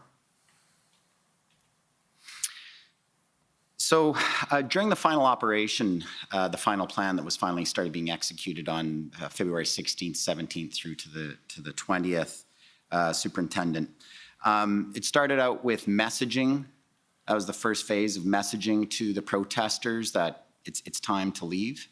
Messaging and PLT outreach. Right. There was a notice to demonstrators that you started circulating. Is that right? That is correct. Advising them that they're going to be arrested at some point in the near future if they didn't depart? Yes, that was potentially an option. Yeah. There was also language in that notice to demonstrators about, I think the wording is this, the Federal Emergencies Act allows for the regulation or prohibition of travel to, from, or within any specified areas. This means that anyone coming to Ottawa for the purpose of joining the ongoing demonstration is breaking the law. So I gather that the purpose of that messaging was also to advise others, because I think that was like the Wednesday, if I recall, or the Thursday, don't come into Ottawa this weekend. The party's over. Correct. And that if people did come in, they very likely would be arrested. Yes. Now, as you moved closer to that final weekend, to the Saturday when the major enforcement action began, was the Ottawa Police sort of monitoring social media to follow what the protesters were doing or how they were responding to the Ottawa Police messaging, the notices and so forth that they should be leaving the city? We unfortunately at that time didn't have a maturity level of that capability of open source monitoring. And that's hence the reason why I said that we have made some adjustments since. Right. So you weren't, the Ottawa Police at the time didn't have the capacity to do live monitoring of social media in an effective way that could assist operations. We were probably doing it in a very relatively immature level. It was not a great capacity to do that. Fair enough. We heard evidence on the first day of the hearing, Superintendent Bernier from Ms. Natalie Carrique, who was the executive director of the Vanier BIA, saying that she had been following social media and saw that the truckers were getting together to go down and do a drive-by of the Ottawa airport. And so she contacted her Ottawa Police contact saying, do you guys know this is going on? They're like, why are you hearing that? And she's like, well, I'm looking on social media. So at that time, that was unfortunately the level of capacity at that time. Yes. Mind you, the information, whether it came from the citizen or another avenue, did get to us. I was aware of that. So okay. We were able to, excuse me. No worries. So then going to the end of the protest, again, the last weekend, the days coming up to the last weekend, the Ottawa Police is doing the messaging clearly through the PLTs, the notice to demonstrators, it's time to leave or else there'll be enforcement action. Was the Ottawa Police contending with or observing that there was a lot of counter messaging, I guess we can say, online by the protesters or those associated with the protest saying, don't leave, hold the line? Through our media section, they were able to capture some sentiment, some, because I did have a media person with me every day, every time, the whole time that I was there. And every so often I would be asking, what is the sentiment? What are you seeing out there? So what that citizen would have been able to monitor, they would have been, I would ask that our media person do the same thing. To the best of their ability. There was a lot, she had a lot of other taskings at the same time. Right. And I gather, Superintendent, that any messages that protesters or anyone else who was saying to protesters or others to come into downtown to confront the police, that would have been enormously unhelpful to the Ottawa Police and their policing partners. Yes. I was wondering if we could put up HRF 000274. So this is a TikTok video that was put out late February 16th after the notice of demonstrators. It was a message sent out on social media to the demonstrators by Mr. Barber, who's one of the individuals I believe we'll be hearing from in his counsel, Mr. Wilson. If we could just Keith, this is our legal representation out here. He's got a little bit of info for you for the letters that have been being left on everybody's doorsteps by Ottawa City Police today. This is important information. Everybody needs to get this out. Keith? Hi there. I'm legal counsel to the not-for-profit Freedom Convoy. The federal government released a new proclamation last night under the Emergencies Act, and the legal wording of it is clear. It doesn't say what the police are telling you it says. It clearly, the legal proclamation that was issued by the federal government continues to allow for peaceful protests. It allows for peaceful assembly. It allows for Canadians who are concerned about their charter rights and who want to bring their children to participate in the restoration of their future rights to come to Ottawa. The order says that you can only not come to Ottawa if you're going to disrupt international trade, disrupt critical infrastructure, or engage in acts of violence. No one involved in this freedom movement, none of the truckers support any of those things.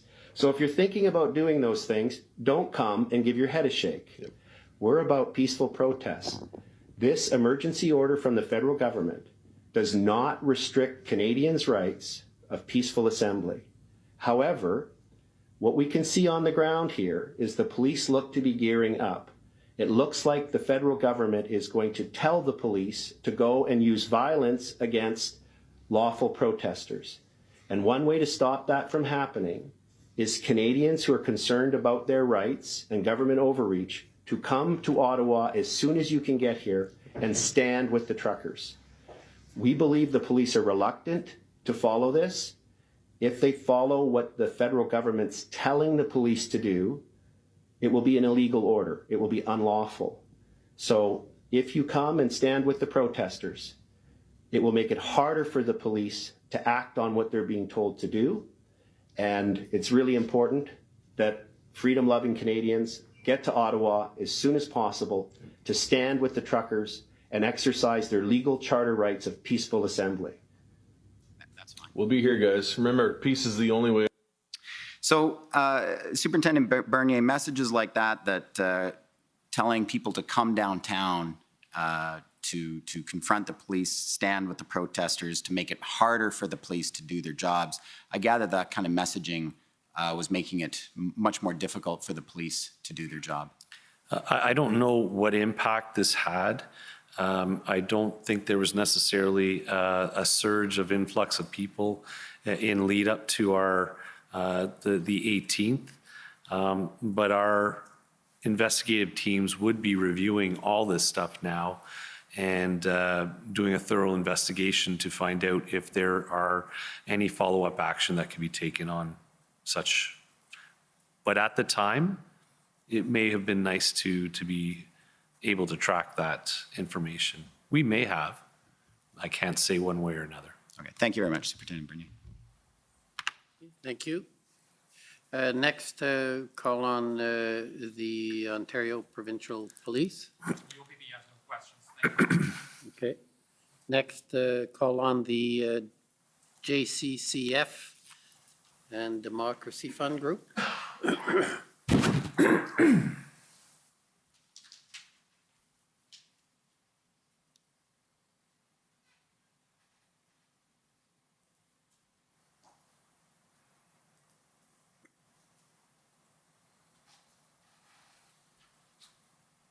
Sorry about this. I'm a little taken by surprise by a second or two here. And just trying to pull up my questions, which is taking its time. Maybe I'll just grab my laptop.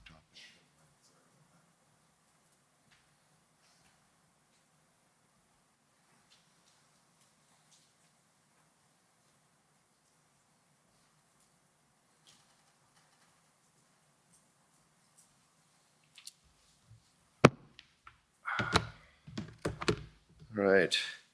Good afternoon, Superintendent Bernier. I'm Rob Kittredge, Counsel for the Justice Center for Constitutional Freedoms. Police have common law powers to exclude the public from an area in which a police operation is underway. Is that correct? Yes. And those powers could have been used in the clearing of the protests in Ottawa, couldn't they? Yes. In fact, you planned on using those powers to clear the protests, and the federal emergency declaration did not significantly impact your planning. Is that right? I wouldn't exactly say that. Very, very hard to know what it would have been like without it. Right. Your interview summary does say that, but I'll leave it. I'll leave that answer as is. You would have carried out the planned police operation whether the government declared a public order emergency or not, though. Isn't that right? Correct. The planning and the concept of operation was already in place, and I didn't have any knowledge that an Emergencies Act was going to be put in place. Counsel for Canada earlier on today put it to you that, and I'm paraphrasing a bit, you never know whether your use of a common law exclusion zone will hold up in court if it's challenged after the fact. Do you remember that question? Yes. If police proceeded as planned and relied on common law exclusion zone powers to clear the protest, the fact that those powers might have been challenged after the fact wouldn't change the fact that the protests had already been cleared, would it? That is correct. All right. So would you agree that the federal emergency power to create exclusion zones may have been helpful to police, but it was not necessary? Once again, I think it was beneficial. Beneficial, but not necessary. Correct. Thank you. Counsel for Canada showed you a letter dated February 17th, 2022, earlier on today, which appeared to be a letter from OPP Commissioner Carrique to tow truck drivers. You had never seen that letter before it was shown to you today, is that right? Correct. You have no direct knowledge of whether that letter was ever even sent to tow truck drivers, do you? Correct.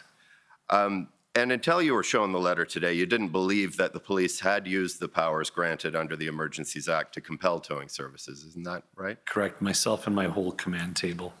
Right. Your planning to clear the protests didn't rely on the emergency power to compel tow truck services, correct? That was my belief at the time. All right. And in fact, tow trucks were already on their way to Ottawa as of February 13th, weren't they? That was the information that is provided through Inspector Springer from Kirk Richardson. Great. You briefly mentioned when speaking to Counsel for Canada that you personally saw tow trucks arriving in Canada. When did those tow trucks arrive? They're definitely well before the 17th, before our final day before going into action, they were arriving.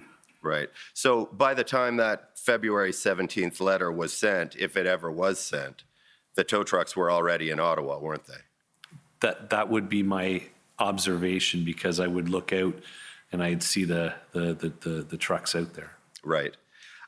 So would you agree that the federal emergency power to compel towing services may have been helpful to police and maybe beneficial to police, but it wasn't necessary to enable police to clear the protests, was it?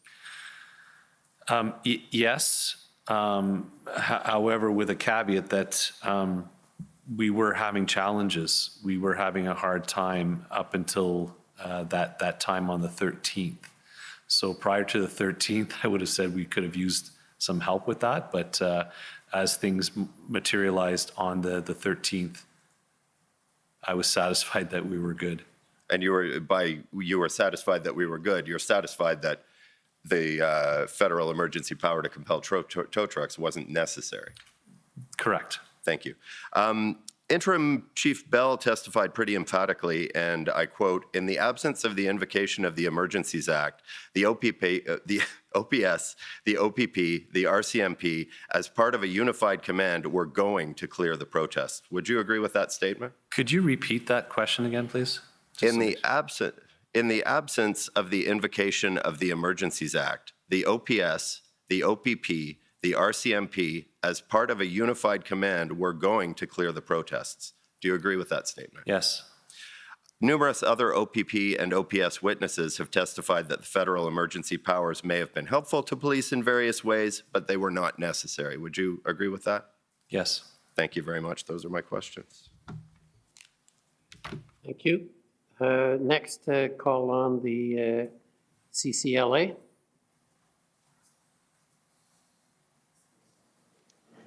Yes, good afternoon, Commissioner. Good afternoon. I'm not sure if you can see me. My name is Eva Krajewska, and I'm counselor for the Canadian Civil Liberties Association. Yes, we can see you. Go ahead. Perfect, thank you. Superintendent, when you took over as event commander on February 10th, that's what I understand from your evidence today? Yes. And your task was to prepare an operational plan? Yes. And at that time, between February 10th and February 13th, when you were preparing the operational plan, was it your assessment that the OPS had the necessary legal tools and powers to execute that operational plan? Yes. And it was not your assessment that you required any additional legal tools or any additional legal powers. I would say they were beneficial, but to say necessary, I would say no. And at no time prior to February 14th did you communicate to any of your superiors that you required additional legal tools or legal powers? That is correct. Okay.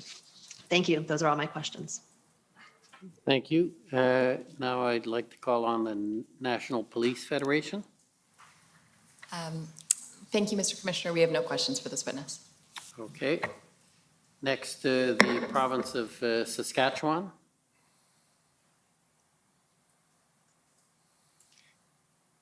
Good afternoon, Commissioner. My name is Mitch McAdam, and I'm one of the lawyers for the government of Saskatchewan. The areas that we were going to cover, question this witness about have already been covered by others, so we have no questions. Thank you. Province of Alberta. Good afternoon, Commissioner. Good afternoon, Superintendent Bernier. My name is Stephanie Bose for the province of Alberta. One of the consequences of being later on the list is that all my questions have been asked and answered. Thank you. Okay. The Ottawa Police Service, please.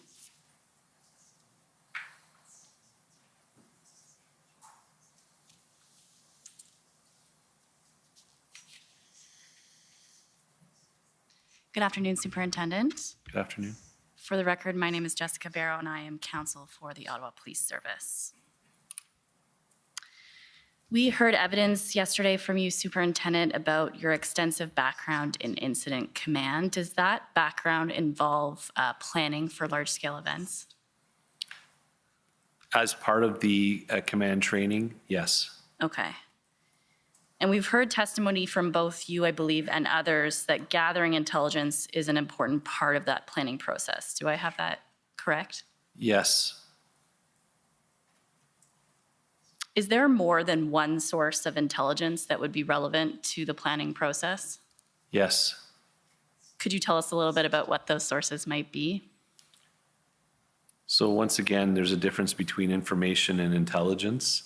A lot of information can be gathered from multiple sources, from human sources, open source social media, other police techniques of gaining information.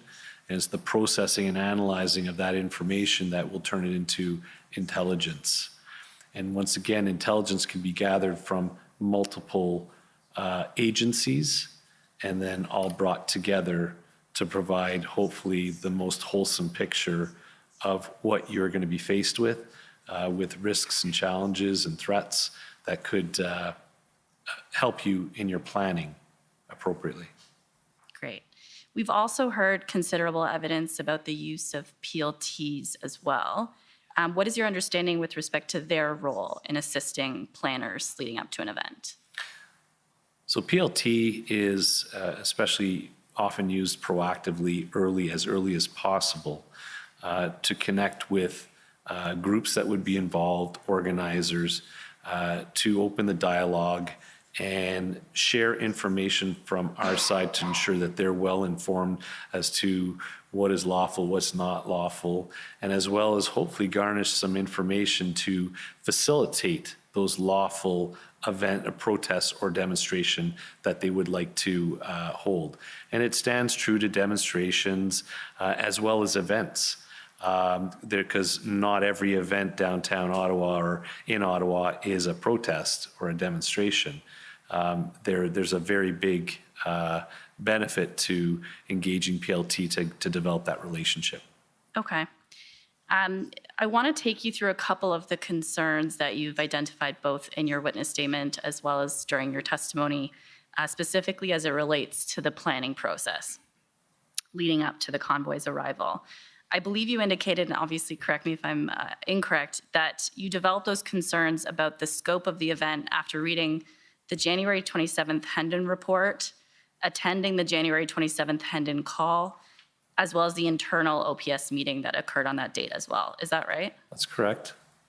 Prior to the convoy's arrival, did you read any of the other Hendon reports? Prior to the convoy arrival, not on the weekend. And upon the return back to work, I would be having a look at them when they came in. As of the date of the 27th, when you expressed the concerns that we noted earlier in your testimony, had you read any other Hendon reports besides the one on the 27th? No, it's the first one that I'd received. And once again, it was something new. I did not know that this existed. So. Right. And had you attended any previous Hendon calls prior to the 27th? No. Did you have any involvement in discussions with PLT at that time? No, not in my role. What is your understanding about the level of information Inspector Lucas would have had at that time as compared to the level of information you had at that time in relation to the convoy's arrival?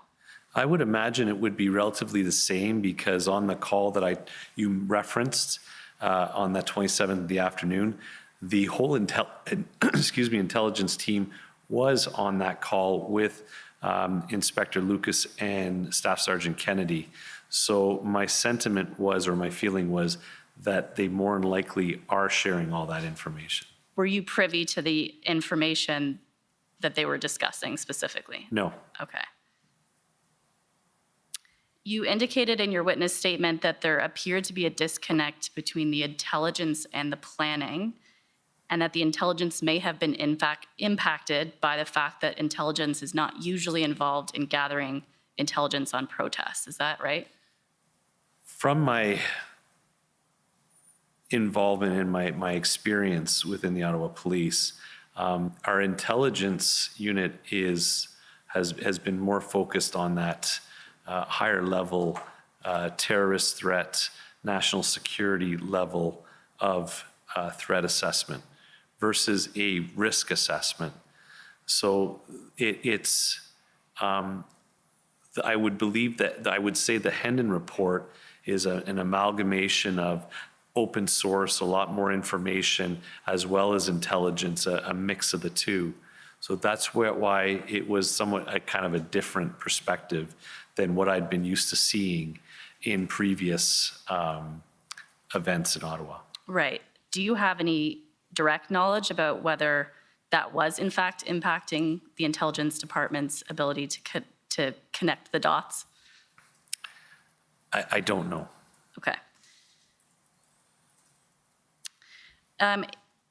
In relation to your examination with former Chief Sloly's counsel, there was an issue as it relates to whether former Chief Sloly was issuing operational directions during your time as event commander. Do you remember that discussion? Yes. Okay. And I think the suggestion that was put to you was that you were free to voice any concerns you had around those operational directions to Chief Sloly, and that he would be receptive to that. Is that a fair assessment of that exchange? Yes. Okay. I just want to bring you to OPS 10443.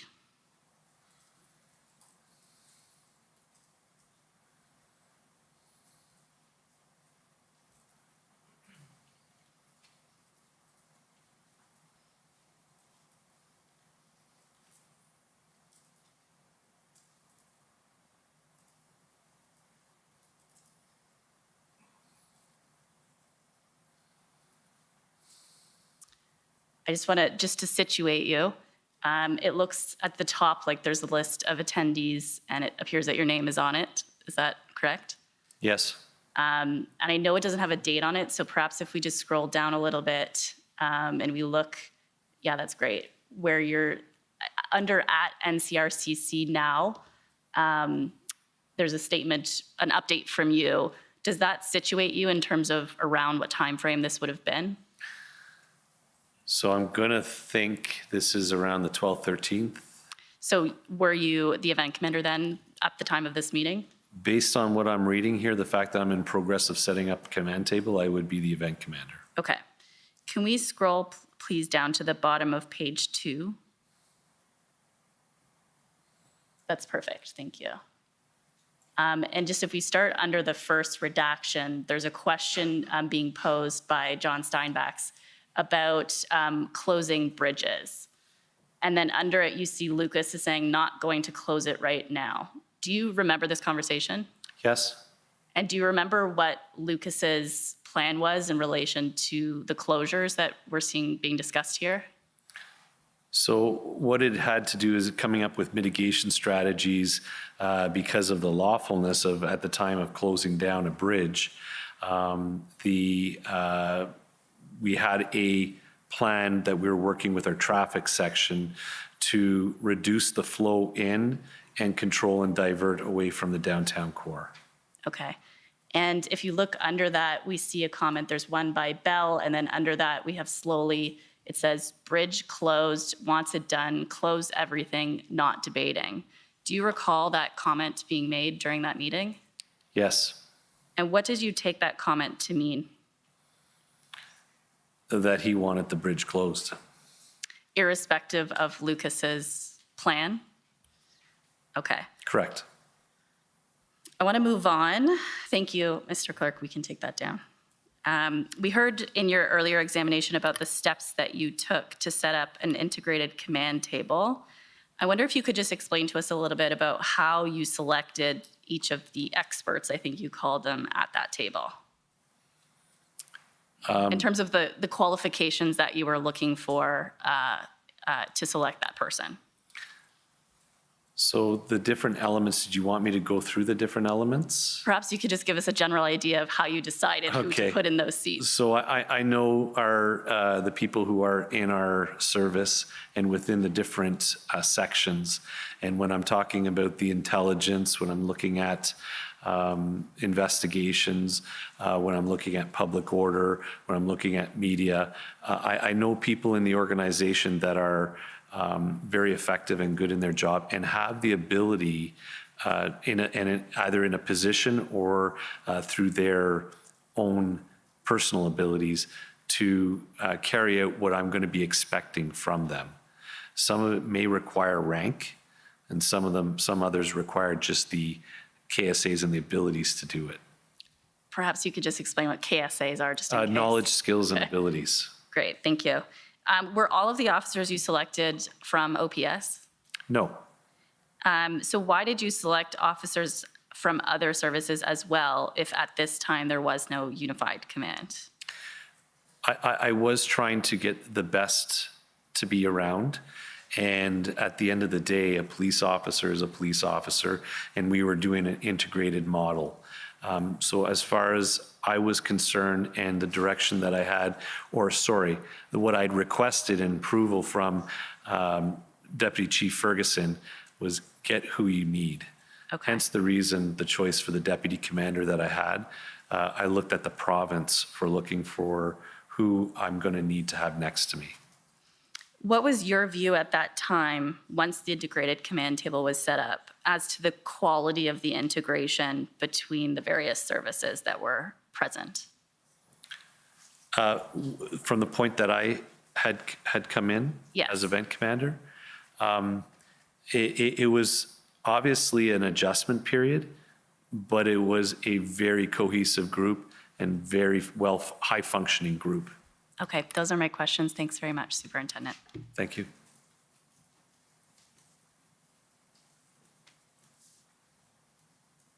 Okay, any re-examination? I have a few, if I may. Okay, go ahead.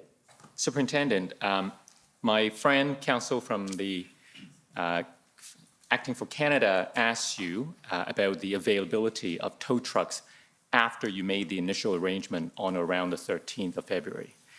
There's a document I want to show you and ask if you can tell us what it is. It's OPS 30-14453.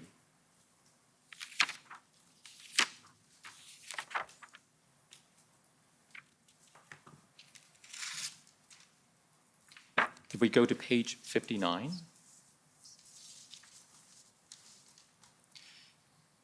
So could you take a look at this document? And if we go, first of all, if we go down to the bottom of the page, do you see 3 signatures? That is correct. Do you recognize these signatures? Yes. So if we go back to the top of the page, what is this document? It's the concept of operation of the tow action escort and security and identification of vehicles. Is this one of the towing sub-plan to the main plan on the 17th? Yes. Now, if we go to page 65, please. So this appears to list some equipments. Can you tell us about this? Yes. Listed towing resource equipment, 12 heavy wreckers, ability to remove highway tractors, 2 tilt and load, ability to remove farm tractors, utility trailers, equipment materials, 2 highway tractors, bobtails. Can we go further down? Equipment prep truck contains equipment necessary for tow and recovery, 3 front-end loaders. This will assist with the movement and positioning of trucks for tow, ability to assist with loader equipment and materials. Sorry, go ahead. No, sorry. What is your understanding of the availability of these equipments listed for the action starting on the 18th? We're ready to go. Now, did you understand those vehicles were drawn from the 34 vehicles that you told us about earlier? That was my understanding. This was all prepared with Kirk Richardson and our Ottawa Police Traffic. All right. Now, in cross-examination by counsel for the former chief, Mr. Curry asked you why, aside from your verbal conversations with Inspector Lucas and Superintendent Drummond, that you did not take further steps to escalate your concerns about the bizarre disconnect. Remember being asked those questions? Is this having to do with the tow No, trucks? sorry. I'm moving on to a different topic. Okay, then So rephrase the question then, please. So I'm now asking you about questions put to you by counsel for the former chief. Mr. Curry asked you why, apart from your conversations with Inspector Lucas and Superintendent Drummond, you did not take further steps to escalate your concerns about the bizarre disconnect between the intelligence and planning. You recall being asked those questions? Yes. And you said...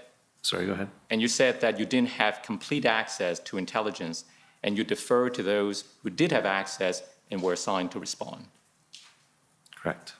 You also said that Deputies Ferguson and Bell were accountable to the former chief. Now, is that what you said? Is this when I was testifying with counsel from former Chief Sloly? That's right. So, yes. So I want to ask you, in the context of responding to a major event, why did you think it was appropriate for officers who were not assigned specific duties to defer to those who were assigned? I'm not quite sure I understand what your question is. Could you? Okay, let me try again. I understand your response to Mr. Curry's question to be that you defer to those who were assigned specific duties to respond, those who had access to complete intelligence. Those are the sections that are responsible for doing those duties within the Ottawa Police. That did not fall within my purview at the time. So I believe in previous testimony, I may have spoken to this, that we have sections within the Ottawa Police that have the responsibility for these events, and I deferred to those sections, trusting that they have all the information, intelligence, and all the right people are in those sections for that. Thank you. Those are my questions. Okay, well, thank you. I just have a couple of short questions that some of it is just clarification. In response to questions of the Ottawa Police Service, you talked about the intelligence teams being more concerned about certain kinds of threats than other kinds of threats. I just want to make sure I've got that correct. It would probably be best articulated by an intelligence officer from the section, but traditionally our intelligence unit is at the higher level of matters that they would be looking into. National security, organized crime, threats of that nature in the lines with ITAC and that type of thing. And that, your observation was with the, reviewing the Hendon report, you saw that it was broader and covered areas of, and I don't know if I got my note right, more public order problems. Is that what you were saying? No, so I think what I was referring to is that it seemed to be a combination of open source. And I think maybe if I can qualify your previous question as well, is traditionally our intelligence unit was not necessarily very much into the open source world. Whereas now we've learned a lot, and we are moving more into that to ensure that we have that aspect. I found that the Hendon report was a more broader source of information and intelligence. Okay, and then another question I had, this was in answer, I think, to the JCCF, and you were talking about, you were asked about whether a common law powers, it was in respect to the common law powers being less well defined, and even if a court found after the fact that you exceeded your powers, you still would have dealt with the occupation. Do you remember that answer? Yes, I do. And I guess, what's your concern about having exceeded your powers? Is that a concern to you if the courts, after the fact, find you've exceeded your powers? What does that mean to you? So what I would be saying is that based on all the information and the situation at hand, that we would be operating in good faith, and I would not have done it if it exceeded our powers. If we were doing it is because I felt that we were well within our powers to do it. I guess the conversation with regards to courts is that after the fact, it may come under scrutiny to determine if it was lawful to do based on all the circumstances. I would have a very big responsibility, and I would need to be accountable for articulating all the reasons why, so it could withstand review in court afterwards. And I take it you wouldn't have been happy if you had a court found you had exceeded your powers. It would defeat the purpose and bring us to disrepute. Yes.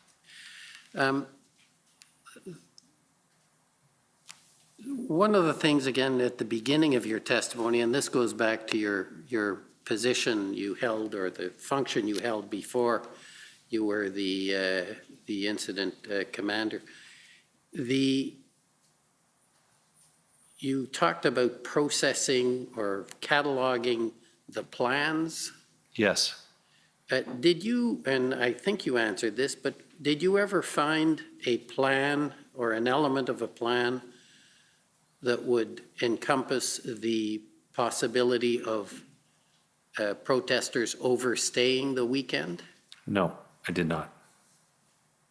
And we heard a testimony earlier from another witness about whether there was an opportunity after the weekend to, I believe it was, reduce the footprint that was missed. Do you have any knowledge or comment about that, or do you agree or disagree? I'm not quite sure what they're referring to. If it's the week following the actual weekend event, initial weekend event. And it was a reference. I'm not familiar with the window that would have happened. I think it referred to ability to reduce the footprint if they had acted then. You don't have any knowledge of that? I do not. Okay, thank you very much. It's very helpful. So that completes your evidence. You're Thank you, Your Honor. free to go. Thank you. So we're now ready to proceed with the next witness. And I think probably we should get started and have the break later on. And who's going to be leading this witness from Commission Counsel? Commissioner, we just have 5 minutes to get the witness settled, if that's okay. Okay, well, 5 minutes to get the witness settled? Okay, 5 minutes. We'll rise and come back in 5 minutes. The commission is in recess for 5 minutes. La commission est levée pour 5 minutes.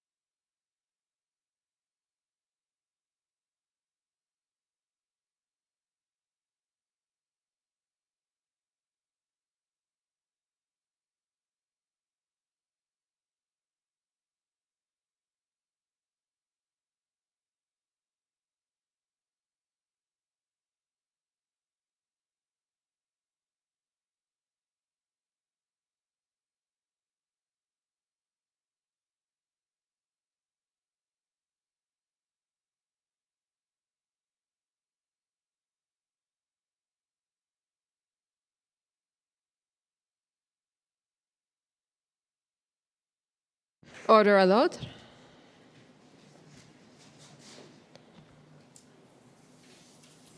The commission is reconvened. La commission reprend.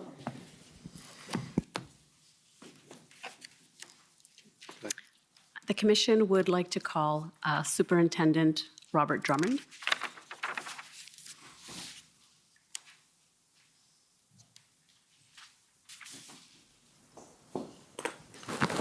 Good afternoon. Superintendent Drummond, will you swear on a religious document or do you wish to affirm? I wish to affirm. For the record, please state your full name and spell it out. Robert Drummond, D-R-U-M-M-O-N-D. Do you solemnly affirm that the evidence to be given by you to this commission shall be the truth, the whole truth, and nothing but the truth? I do. Thank you. Welcome. Good afternoon, Mr. Commissioner. Go ahead. Thank you. Good afternoon, Superintendent Drummond. How are you? How are you, Mrs. Rodriguez? Good. Nice to see you again. See you too. You had several interviews with Commission Council in September and October. Do you recall that? Yes, I do. And we generated a witness summary from those interviews, and you've had a chance to review that summary, correct? I did. And do you have any corrections to make to your summary at this time? No. Okay, great. And if we can just pull it up, it's WTS 6050.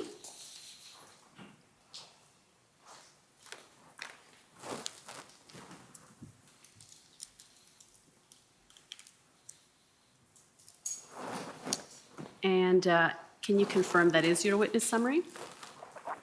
Yes. Okay, wonderful. So we will have that entered into evidence. Thank you.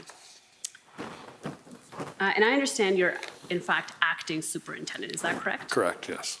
Now, for simplicity, is it okay if I just refer to you as Superintendent Drummond? Okay, Yes, thank you. that's fine. And my understanding is that the rank of superintendent is one below deputy chief. Is that right? Correct. And how many superintendents are in the OPS approximately? 8. 8 of them. Okay, thanks. And I understand you assumed a formal role in the response to the convoy on February 7, when Superintendent Patterson asked you to be the PLT and POU representative within the incident command system. That's correct.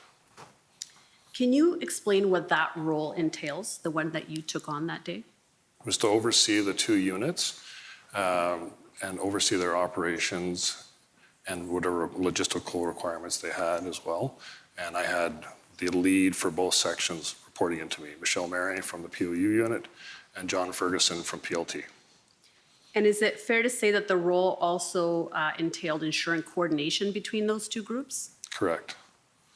And to also coordinate with the event commander, Mark Patterson, Superintendent Mark Patterson. Right. And so you reported to Superintendent Mark Patterson, is that right? Correct. Now, I want to start first with February 8, which is the day that Mr. Kanalakis, city manager of the city of Ottawa, met with some protester, with actually Mr. Marazzo at City Hall, and you're aware of that meeting, correct? Yes. Okay, so I want to start there. We'll start at OPS 408527. And this is an email thread. And if I can go to page 2 of this document. So you see there on February 7th at 8:48 p.m. There we are.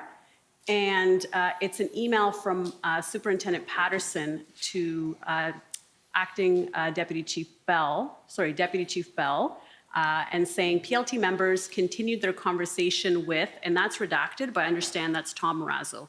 Correct. This evening, he has requested a meeting with an elected official or city manager level member. He has indicated that if we coordinate a meeting around noon tomorrow, that he could facilitate the removal of trucks unknown number. These conversations will continue tomorrow morning. May I ask, given your relationship with city officials, that you provide a name that would be willing to participate in this discussion? I know this is a vague ask, but this is what Rob was provided. Rob, hope I captured this properly. Now, you'll see you're CC'd in that. So when Superintendent Drummond says Rob, he's referring to you, right? Yeah, Superintendent Patterson. Sorry, Patterson, that's right. And he says, and if we go up a little bit,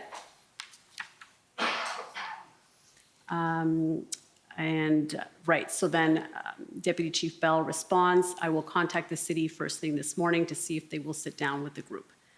So you were provided this information. According to that first email that we saw, you were the one who was provided with this information, right? That Mr. Marazzo wanted to meet with a city official. Yes, from John Ferguson, Staff Sergeant John Ferguson. Okay. And so this was a sort of, you know, if he's able to meet with a city official, then he will attempt to negotiate movement of trucks out of the Rideau and Sussex area. Is that essentially I don't know if it was what necessarily defined at that point as Rideau and Sussex, but the request was to meet with a city official in exchange to try to help move some trucks out of the area.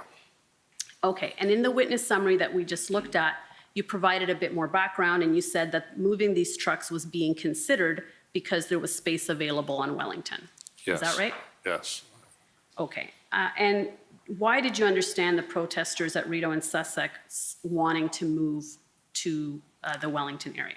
They wanted to be closer to Parliament Hill, and it also, from our perspective, would have helped shrink the footprint and open up that road. And why was that important to open up that road? It's a main artery in the city of Ottawa at Rideau and Sussex. It's the main access. It's a bus route. It's emergency access for emergency vehicles. It's access to the Rideau Centre. It was a main area that we wanted to try to get opened up. But equally, there were lots of other areas we wanted to get opened up as well. Our goal was to try to help the move. And by reducing the footprint, that would also help us. And is it fair to say that this move would have been seen as helpful to OPS? Yes. I mean, ultimately, we wanted people to leave and to vacate those roads, period. But in the meantime, as part of a negotiation strategy to try to reduce the footprint, yes, we were interested in moving them. Okay, and if we can go to the first page. Up more, please. Let's keep going up to the very top. Oh, I see. Do we know what they want to talk about, Mark? Okay, yeah. So there is another email in which you say that this was the ask and you're going to see if you can get a private meeting. Yes. So this was seen as being helpful to the PLT group that wanted to essentially clear that area, right? Yes, there's also a negotiating strategy and a good faith move to negotiate with them. And Mr. Kanellakis testified last week that when PLT attended City Hall for this meeting, which did eventually take place, that he was told by the PLT officers who were there with Mr. Marazzo that communications had broken down with protest leaders and that they weren't communicating anymore with the PLTs. And he said that this was a significant issue in their ability to continue to try to negotiate on the grounds in terms of the things that they needed to do, and that they had asked to meet with someone from the city as a show of good faith. Were you aware that communications between PLT and protest groups had broken down at this point in time? No, we were continuously communicating. They might have been referring to the group specifically at Rideau and Sussex. There were challenges with that group, but the PLT group still went daily to talk to them. Okay. And we talked to as many groups as we possibly could during that time period. Okay. But this was still seen as something positive for PLT to kind of build trust with the protest group. Okay, and I want to take you to Staff Sergeant John Ferguson's notes. And you were saying he was the head of the PLT at the time and he reported into you. Is that right? Correct. Okay, so if I can take you to OPS 30-14568.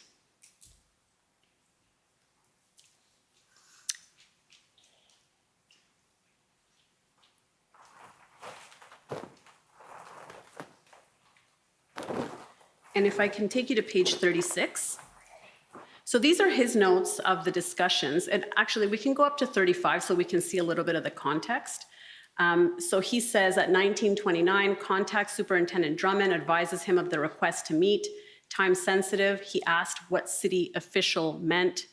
And then if we see at 1933, contacts Superintendent Drummond. If we go down a little bit more, I clarified the request with Sergeant Lee. Marazzo wanted the city manager or an elected official.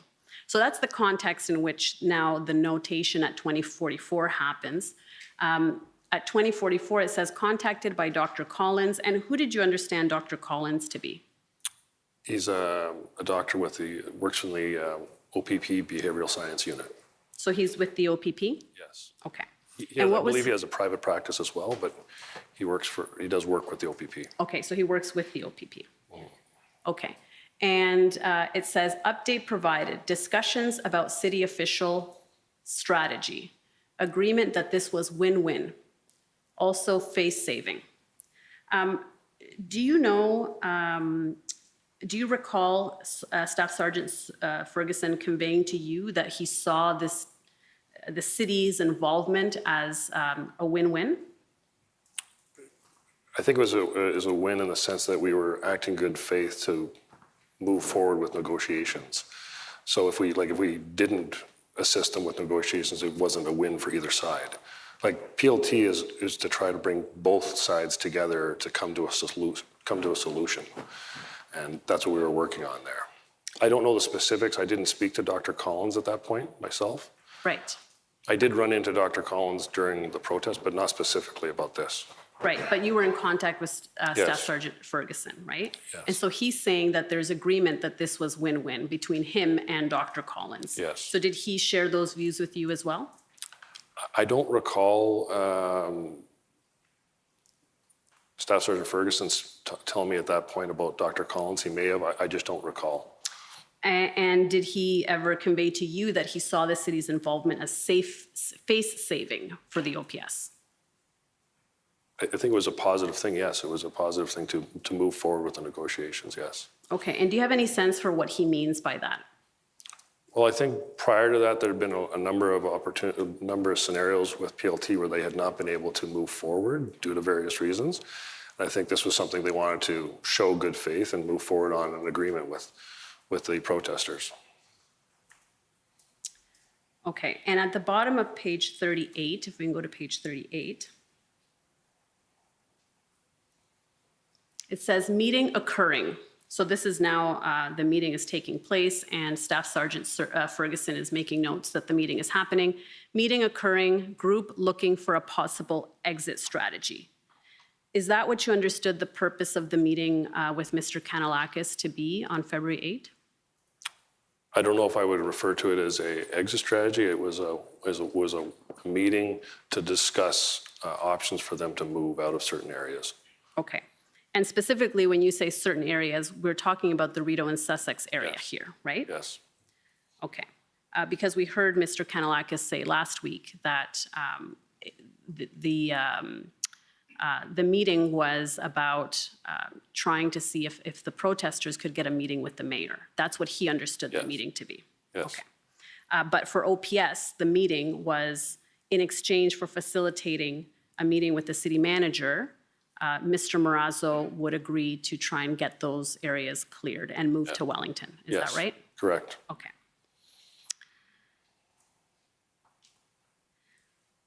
So the meeting did take place, and according to your witness summary, you indicate that on February 8, you and Superintendent Patterson had a call about these negotiations, and that this was reported up to Deputy Chief Bell and possibly Acting Deputy Chief Ferguson.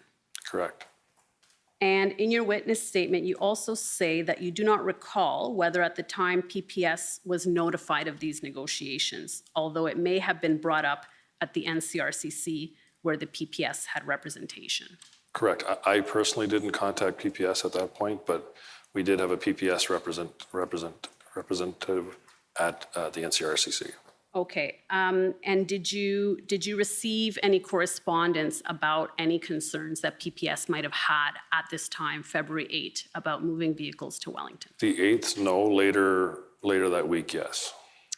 Okay, so, well, maybe I can refresh your memory. If we can go to OPS 30s, actually, we're in the same doc, 14568, just on page 39. So Rideau, Sussex, contacted by Sergeant Lee, Marazzo, Kanellakis, meeting complete. Marazzo to attend Rideau, Sussex to work on opening that intersection. Contacted Superintendent Drummond, updated re-meeting. Advised him that Marazzo was working on Rideau, Sussex. He asked if we were going to get other roadways, Wellington. I indicated that I understood the priority was Rideau Sussex. Will, if city, promised anything. And then if we go to 1538, rather 1554, email received from Superintendent Drummond re PPS response to Wellington Street Vehicle Relocation Plan. Do you see that there? I do see that. Do you recall receiving an email from PPS regarding the response to the Wellington Strategy Vehicle Relocation Plan? There were a lot of email during that time period. I don't remember that specific one, but if there is an email, I don't doubt it may have occurred. I just remember it being later with Superintendent Larry Brookson reaching out and speaking to us closer to the day that we did the moving, but there may have been an email at that point. Like I said, it may have come through the NCRCC and then come back by email. Okay. And Is there an email? I haven't seen an email. There probably is, but in the thousands of documents, it may be hard to pinpoint the email, but it's very possible. And if we just go down a little bit more, 1606, Staff Sergeant Ferguson says, contact Inspector Lucas re PPS email to discuss their concerns. So this seems to suggest that the email that was sent to you had concerns from PPS. Do you recall any concerns being expressed by PPS at this time? The ones I do remember were about more vehicles being on Wellington closer to Parliament Hill. They were not in favor of that. But I'll be honest, I remember that happening later in the week. I don't remember it that day, but I could be wrong about that. Maybe it was that day. Okay. So if there were any concerns, it was about the trucks being on Wellington. Yes. And what was the concern specifically about trucks being on Wellington that you recall? I don't think they wanted more of them there. They were concerned about having more vehicles close up to Parliament Hill. Okay. They were not interested in having more protesters closer to the hill Okay, and why was that? because they've been there for a period of time. We were trying to shrink the footprint. That may not have met up with their goals at that point. Okay, so they didn't raise any specific security concerns about that arrangement? I don't remember this email that you're referring to, so I'd have to look at the email to know what was written in it. But you know that eventually PPS did express Yes, concerns, yes, right? yeah. And so did those concerns include any safety concerns? Well, they had concerns about protesters, period, being close to the hill. All of those issues were security concerns for them. Okay. Now, in your witness summary, you indicate that OPS facilitated but did not attend the meeting with Mr. Kanalakis and Mr. Marazzo. Correct. What's the basis for that understanding? That's what I was told by John Ferguson. Okay. So Mr. Kanalakis testified that he initially met one-on-one with Mr. Marazzo, and then afterwards the PLT members joined that meeting, and there was a meeting with everybody together. I have no information that occurred, and I know from the PLT members that I spoke to, we don't know who he's referring to. Okay. So, but you don't have any specific information to the contrary? No. I know that Sergeant Lee Fung didn't participate in that meeting, so I don't know who Steve Kanalakis is referring to. Okay. I believe it includes Sergeant Lee and others. I think there may be a mistake on that part. Okay. I'm not sure, but So the understanding is that this meeting between Mr. Marazzo and Mr. Kanalakis took place. It was facilitated by OPS, and in return, Mr. Marazzo was to speak to the Rideau and Sussex group to get them to Wellington. correct. Okay. Now, in your witness statement, you say that you were advised that Mr. Marazzo left the meeting to go to the intersection of Rideau and Sussex to move the trucks at that location pursuant to this agreement, but that he was not successful. Correct. And what's the basis for that understanding? And that's what was reported back to me by John Ferguson, and we ultimately didn't see any movement at the intersection either. Okay, and what was the reason why there was no movement at that time? It sounds like That particular group didn't want to move, ultimately. I don't think that Mr. Marazzo was successful in negotiating with them to leave. And is that your understanding for why the Rideau and Sussex group didn't relocate to Wellington as had been anticipated from this deal? That group was maybe not aligned with all of the other convoy protesters. I think there were differences in their goals or their values. I know that Tom Marazzo went there to speak to them. I think he was hopeful that he could get them to move, and unfortunately he wasn't successful. Okay, so that's your understanding for why that move didn't happen. He wasn't able to get them to move, essentially. Correct. Okay. And what about the fact that the move was not approved higher up in the chain of command within OPS? Well, at that point, we had been negotiating to do that, but ultimately, if he had been able to get to the move, at that point, I think we would try to see if we could get them to move. And we hoped that some of them would leave, not just move to Wellington, but some of them would leave. Because there were groups sort of behind or east of that location that we believed wanted to leave, but were effectively boxed in. But the move was not approved higher up, is that right? If he had been able to get permission, if they had agreed to move, we would have had a discussion about getting them to, seeing if we could have gotten them to move. Okay, but at that time, there wasn't approval. Correct. Okay. And my understanding is that there was some sort of miscommunication between you and Staff Sergeant Ferguson about allowing them to move to Wellington. Do you recall that? On that particular day? Yes. I think we felt that they could move, and then I followed up with command later, and they weren't in agreement. Okay. So we can stay on this document at page 40, just at the bottom. This might refresh your memory as well at 1739. And this is again Staff Sergeant Ferguson's notes. And he says, contact Superintendent Drummond, vehicle relocation to Wellington. He indicated that there had been a miscommunication. When I said clear Rideau Sussex, he was under the impression, and we can keep going, that they meant they were leaving.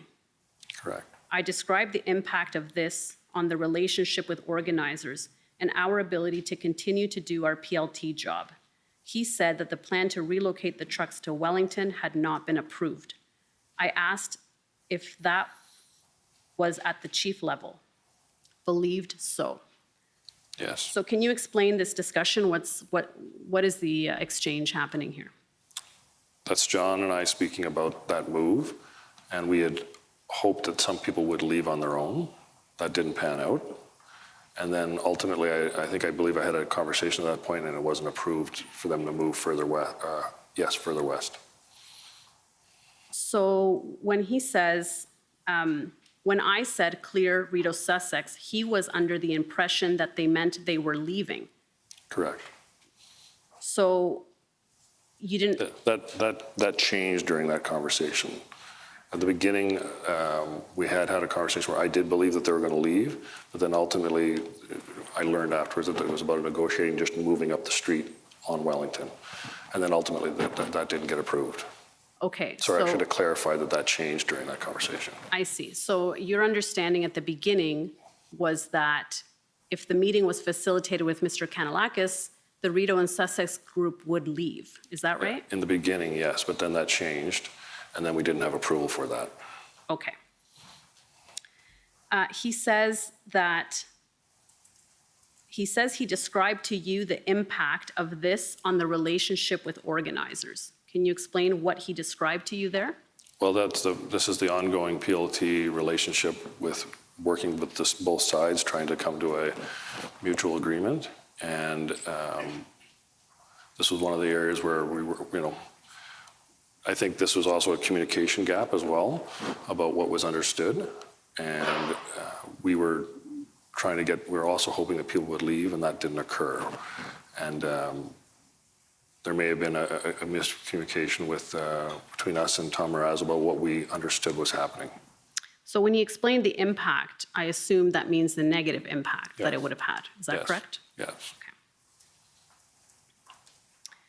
And then you told him that the plan to relocate the trucks had not been approved.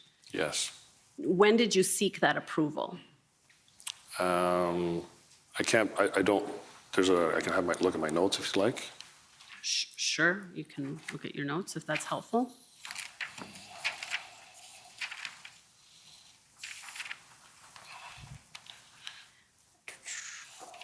Perhaps if you can try to recall whether it was before or after the meeting took place.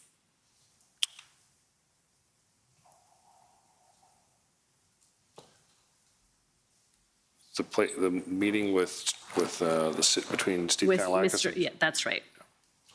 Would you have sought approval to have them move to Wellington before that meeting or after the meeting? I think we were before it, I believe we thought they were going to leave. I think was maybe our understanding. And then afterwards, when it wasn't, I advised there wasn't approval to move.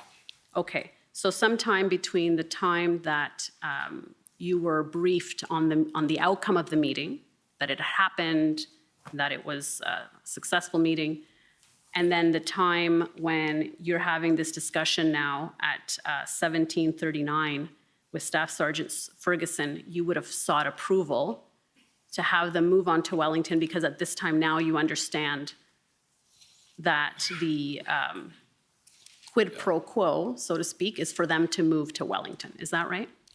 Correct. I'm just looking at we're talking about the 1738 timeframe again? That's right.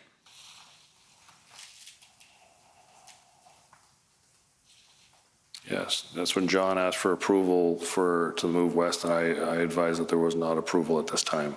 And I did know that earlier. Okay. Because we'd had that conversation earlier, I believe, with probably on the 7th. Okay, and who would have denied the request? That would have come through Superintendent Patterson. Also, the chief would have been involved in that decision. Okay, how do you know the chief would have been involved in that decision? Did you speak to the chief about this? No, but I think there was a conversation I had on the 7th with Mark about that. So the meeting happened on the 8th. But I think we'd had discussions about it the day before. Okay, I understood your evidence to be that before the meeting took place, you thought they were leaving altogether. When we asked, it was about to move. And then when he came back to say that they wanted to move west, I told him there wasn't approval to move west at that point. Okay, so you had sought that approval, you're saying, on February 7th, the day before the meeting. I believe we'd had a conversation about it. I just want to look back here. Mr. Commissioner, excuse me, I wonder if we could just confirm for the record that the notes Superintendent Drummond is referring to are his notes at OPS 30144455 on the record? Yes. Thank you. Thank you. Okay, so maybe you can try to refresh your memory at a break. We'll keep going. Okay. So if we just go down a bit further, Staff Sergeant Ferguson then writes, I indicated that we were just continuing with the relocation plan from before, and that if we were aware that it was not approved, we wouldn't have moved forward. Miscommunication/misinterpretation. So what was your understanding what was the relocation plan from before? What was your understanding of that? I think John's referring to moving west onto Wellington. Okay. And then he says, this provides us the ability to open that intersection without force. Do you understand what he means by that? Yeah, but not using POU actions to move them. Okay. And then at 1814, updates Superintendent Drummond that we had shelved the Rideau Sussex plan or put it on hold due to darkness. Correct. And at that point, I assume it had gotten too dark and there was no approval in any event. Is that right? Correct. And if we go to the next page, 41, he said that he would reopen the discussion with the exec about the move to Wellington. Correct. Okay. So the plan to move the vehicles from Rideau and Sussex to Wellington on February 8 was shelved because there wasn't approval and because it got dark afterwards. Is that right? Correct. And the exec never approved this move. Ultimately, the move was never carried out. Correct. Right.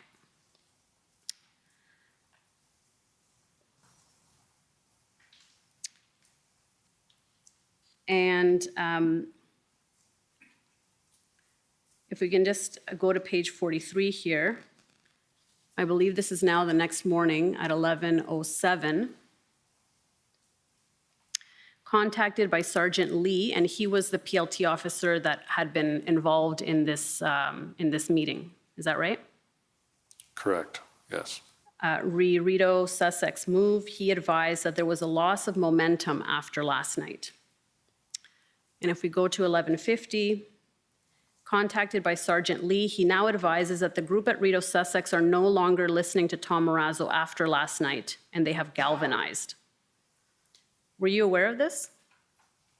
I knew that Tom Marazzo wasn't having any further luck getting the move. I knew that much.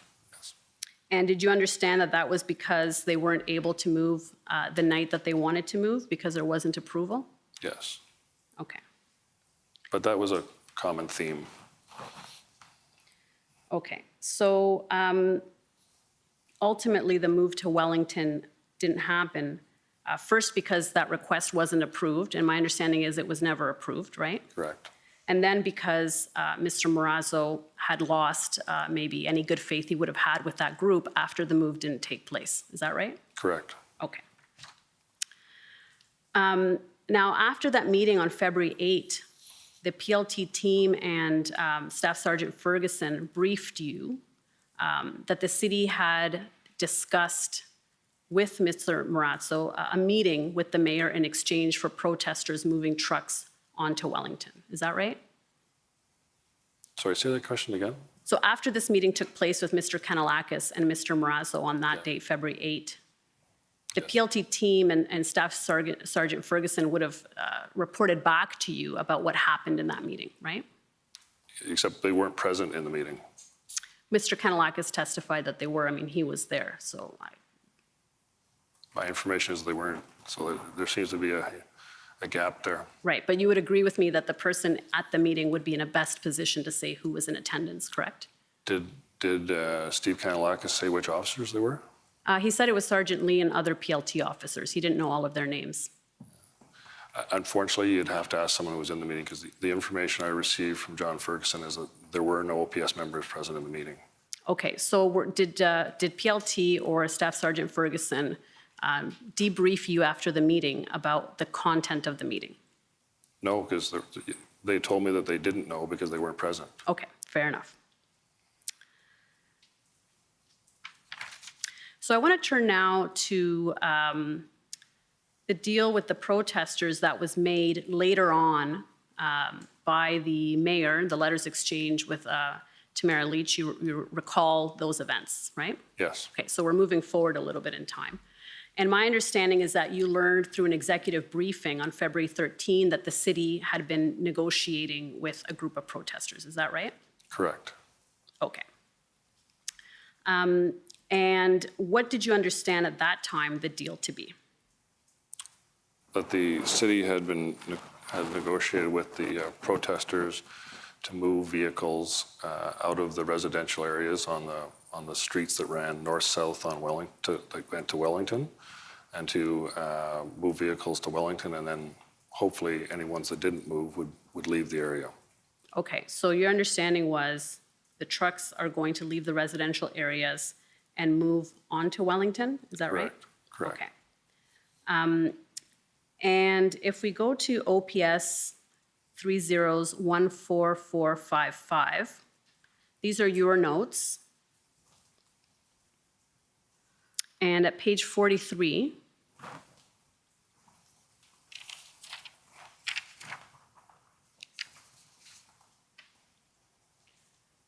yeah, if we can go to, let's see, Springer. Okay, if we can keep going down. There we go. So at 13:15, you see that's the exec meeting where you're informed about these negotiations, right? Correct. Okay. And it says, city has been negotiating with protesters directly. Protester representative and lawyers. Remove of all trucks south of Wellington involved and SJAM will no longer keep staging area, Coventry and other staging areas. So your understanding at this time was that the staging areas would also be relocated, is that right? Correct. Okay. And was it understood at this time that the trucks would be relocating onto Wellington Street? Maybe not in that meeting, but once I met with them in person, that was the understanding. Okay. So you're saying at this point in time, 1:15 on February 13, it was not understood that the trucks would be relocating onto Wellington? That was always my understanding. I may not have written into these notes, and I may have just be from my memory when I met with them a few hours later.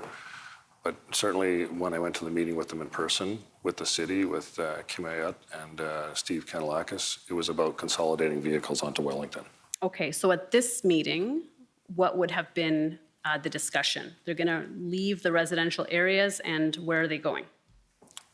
Well, I may not have made a note of it, but my understanding had always been that they were going on to Wellington. Okay. And I'm going to take you to Acting Superintendent Bernier's scribe notes at OPS 30-10635. And these are his notes of the same meeting. So sometimes when we see different people's notes, we get a clear picture of what was said in the meeting, because everybody seems to think different things are important to write down. So it can be sometimes a helpful tool. If we can go to page 11.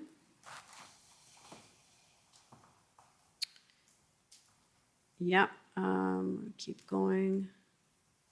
Okay, we'll have to go up a bit because it's somewhere in here. Yeah, we'll keep going up. Yeah, there we go. So the second part of that, so we'll just go up to see the timestamp. Oh, okay, we'll go up to the other page. So it's around 3:20, it's between 3:20 and 3:35. So let's go, keep going down. Sorry, 1:35, keep going down. Okay, right there. So it says mayor would then agree, so now this has been, the discussion has happened to take those trucks out of south of Wellington. And then it says mayor would then agree, prepare to meet and listen to their concerns and pass them along further up in, I think that says government. Do you recall this part of the discussion, that the mayor would agree to listen to their concerns and pass them along further up in government?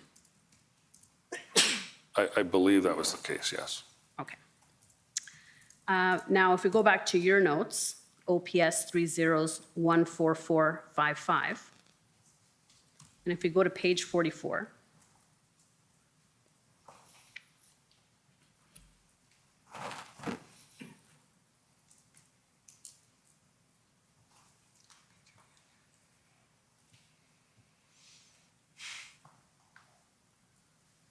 okay, and if we go down, okay, we'll keep going down a bit. Oh, okay, we'll keep going up, I guess. Oh, sorry, page 44. We're at 34. 44. Yeah, that's better. Yeah, so see that fourth dash down? There may be some groups that don't move. Rideau, Sussex. Yes. And then it says chief requests, and there are, if we go down a little bit, 4, 5, keep going down, let's see. Yeah, we got 5 points there. So what was your understanding then about the Rideau and Sussex group being part of this negotiation, being part of the deal to leave? At this point? Yes. I just made that there may be some groups that don't move, because we'd already dealt with Rideau and Sussex a number of times, and they hadn't moved before, and there were issues there. Was it your understanding that in accordance with the negotiation, all of the staging areas, including Rideau and Sussex, had to be cleared? Yeah, I believe the city was hoping to get Rideau Sussex as part of that agreement. Okay. And then we see the chief has indicated some requests. And what was he saying here with respect to the negotiations? What were his concerns at this time? He wanted to know what the impact would be, like how many, if this happened, would it free up more resources for us? Would that, like, because we had a lot of officers, going through those areas, working, controlling those road access. Would that shrink the footprint? How many things would that free up? Can we plan to deal with the groups that don't move? And Rideau Sussex was one of those groups that we were concerned about. And we need a traffic plan to facilitate that. And we want to protect the neighborhoods that once we do move trucks out of them, we don't want them to come back in. And Superintendent Bernier today testified that he generally did not have concerns and that it would accelerate his plan to have this deal go through, but that he was concerned, he privately told Inspector Springer that he was concerned that this could be a ruse to get more trucks onto Wellington. Do you recall any concerns being raised at this meeting? I mean, I think we didn't know what this exactly, how this would work out. I mean, we knew that the convoy groups were fractured, and would they all move if they agreed or not? I think that was something we'd seen, and we'd certainly seen the Rideau Sussex group had been very difficult to deal with. So, yes, I think there was some concerns whether they would all cooperate, right? And whether it would work out the way we had hoped. So in your witness statement, you say that Acting Superintendent Bernier expressed concerns about the city negotiating an agreement separate from OPS. Correct. But if we see the notes in the meeting, he says he has no concerns. He adopted that today in his evidence with the caveat that he had this side discussion with Inspector Springer. But it sounds like in the meeting itself, he did not express concerns. But you indicate that he expressed concerns. So did he express them privately to you outside of this meeting? It might have been outside the meeting, but I thought it was in the room. I think we're still at, I still think we're at. This is the 1:15 exec demo meeting on the 13th. I think we're out at TPOF at the NCRCC. Yeah. He did express some concerns to me. I thought it was in the meeting. Okay, and what were those concerns? Just that we didn't know whether all the groups would cooperate, and we knew for certain that the Rideau Sussex group was a difficult group to deal with. In your witness statement, you says that he had concerns about city negotiating separate from OPS. What can you tell me specifically about that? Well, that they were negotiating, we didn't know it. Now, to be fair, Superintendent Bernier and I weren't aware, but I've since learned that members of the executive had been speaking with the city. Okay. And did you share any concerns about the city negotiating separately from OPS at this time when you learned about it on the 13th? Well, it would be ideal that we would know while we were doing planning and police operations that was in the works, but we weren't aware. But I mean, ultimately, the goal was to try to shrink the footprint. So if it was something that would assist us, we were interested in pursuing it, but there were some risks attached to it if not all the groups agreed. Okay, so generally you were positive and supportive of it, even though you saw some risk. Is that fair? Well, we were interested in doing anything that would help shrink the footprint and reduce some of the pressure on a lot of the residential areas. I mean, not every one of those scenarios was ideal. Right. And I understand that at that time, shortly after this meeting, you were asked by Acting Deputy Chief Ferguson to be the police liaison with respect to these negotiations. Is that right? Yes, to go represent the police service. Okay, and what did you understand your role as liaison to be? To speak to the city to find out what the arrangement was, attend the meeting ultimately, and then report back any concerns that I found. So attend the meeting and report back with any concerns? Yes. Did your role include ensuring that the deal was in accordance with OPS's overall strategic plan at that time? I think there was an expectation that I would raise questions if it was going to be a problem for us, and I reported back after the meeting to Deputy Ferguson and to Rob Bernier about what the outcome was, what the plan was that the city and the protesters had reached. Right, and at this time, though, the deal was kind of a little bit high level. Is that fair? Yes. So at this time, 2 letters had been exchanged, I believe, at 3 p.m. on that day, on the 13th. It was made public. Yes. And so you were also there to assist with the details. Is that right? Yeah, we wanted to ensure public safety and wanted to see what the logistics of doing what they proposed. Like you said, the letters were very high level. I wanted to know sort of the nuts and bolts about, okay, how do you want to do this? What is your plan? Okay. Now, were you aware that at the time the integrated planning group were working on a plan? Yes. Okay. And so were you asked to ensure that whatever deal was finally struck would fit within that plan? I think the expectation is I was going to report back about so this was an arrangement separate with the city. We were not part of that arrangement, at least myself, the integrated team and Rob Bernier, myself, we weren't aware of it at that point. So when I went to the meeting, it was to find out what the deal was between the city and the protesters and what were the logistics behind it. Right, but it sounds like at that meeting, there was general enthusiasm for the arrangement because it would assist in the OPS's plan. It was cautious optimistic. Okay. Caution. We were cautious about it. Okay. Did your role as liaison include negotiating terms? No. And who were you to report back to? Robert Bernier and Trish Ferguson. Okay. And at this time, by this time, had Superintendent Bernier expressed concerns to you? Well, I believe during the meeting, we had concerns that, one, we weren't aware that our group at the NCRCC weren't aware that the city had been negotiating. Okay. And we wanted to find out more details about what their plans were. Okay. And I understand that after you informed Staff Sergeant Ferguson and OPP PLT Giselle Walker about the letters, and Yes. you sent those letters to them so that they Yes. would have awareness. Yes. And did they express any concerns back to you that you recall at that time? I believe they did.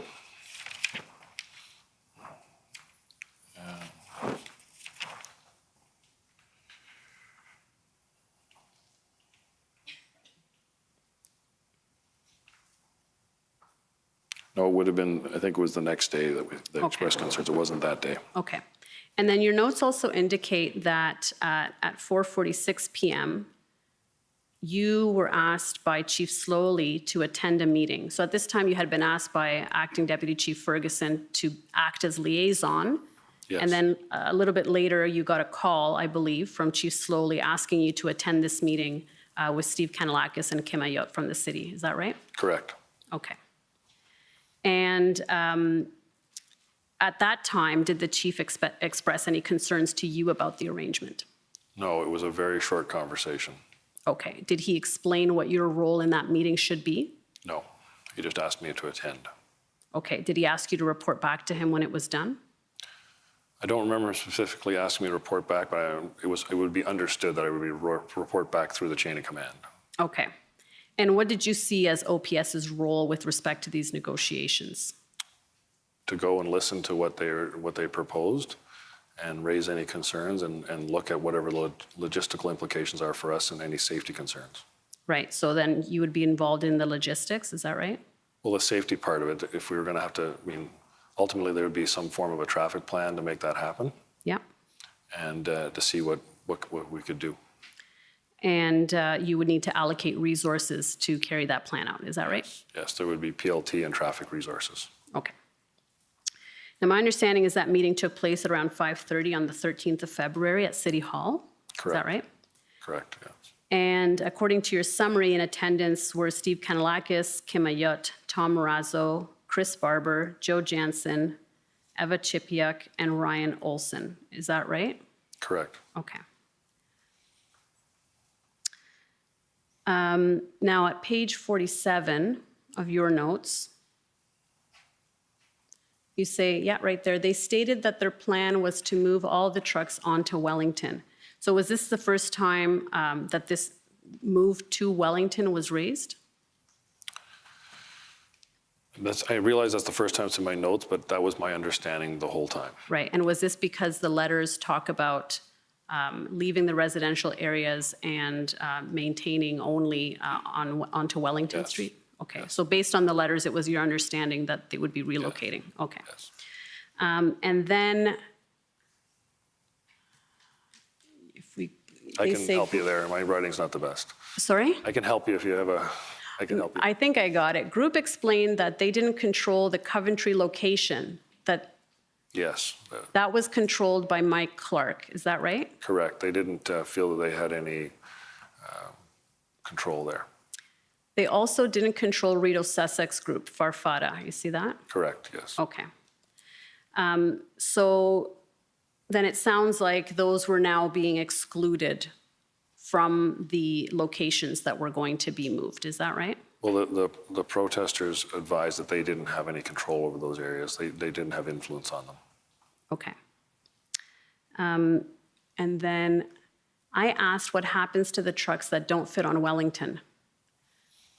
And then it says, agreed to west limit is Bay Street and east limit as south lane of Elgin. See that? Correct. Okay. So first of all, what was the answer to what happens to the trucks that don't fit on Wellington? That they would leave. Okay, and where would they go? I believe they talked about vehicles leaving the city going out to either a location out in the east end or a location in the west, like Arnprior. There was a place down in Richmond. There was sort of out by Herb's Trucking out in the east end, going toward Van Leek Hill. There was a location a lot of vehicles went to too. But they Right. were agreeing to leave the core.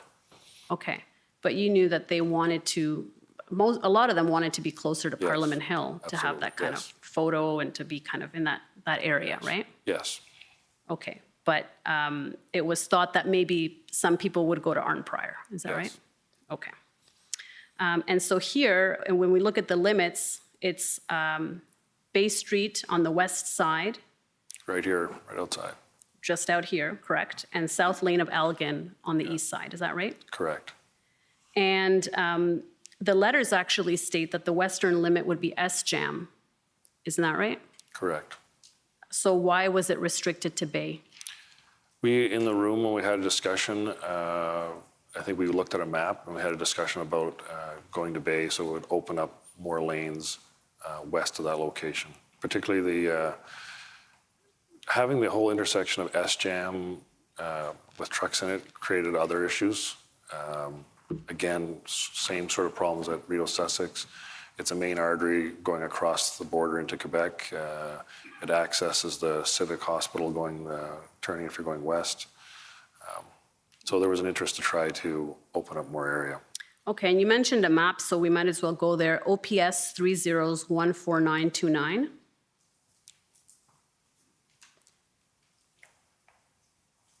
And I believe this might be the map that you're referring to. If we can zoom out a bit. Yeah, okay, let's maybe zoom in a little bit now. Yeah, okay, so does that map look familiar? Yes, it does. And is this the map that you took to the meeting with you? I believe Kim Ayotte had the maps there. Okay. I think there were maps on the table, if I remember. I don't quote me on that. Okay. I don't remember bringing maps. I think the maps were there on the table.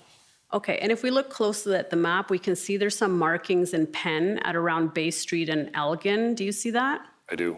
And who made those markings? That was the map that I was referring to. That was Okay. my map in the room. Okay, so you made the markings? Yes, I did. Okay.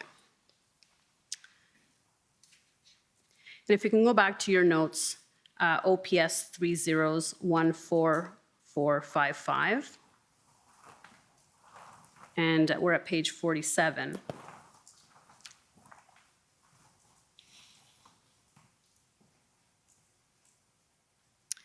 We go down. And then it says Freedom Convoy Group needs to sort out who is staying on Wellington and who is leaving. Now, is this because it was understood that not everybody could be on Wellington?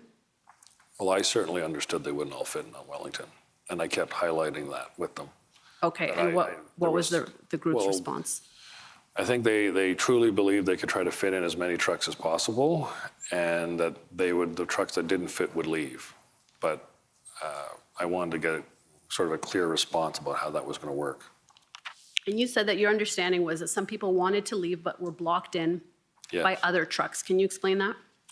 So during the course of the first couple of weeks there, we had PLT had met groups that wanted to leave, but unfortunately were effectively blocked in. And some of them felt intimidated that they couldn't leave. And we'd seen some of that activity particularly at Rideau Sussex. There were groups that were blocked in.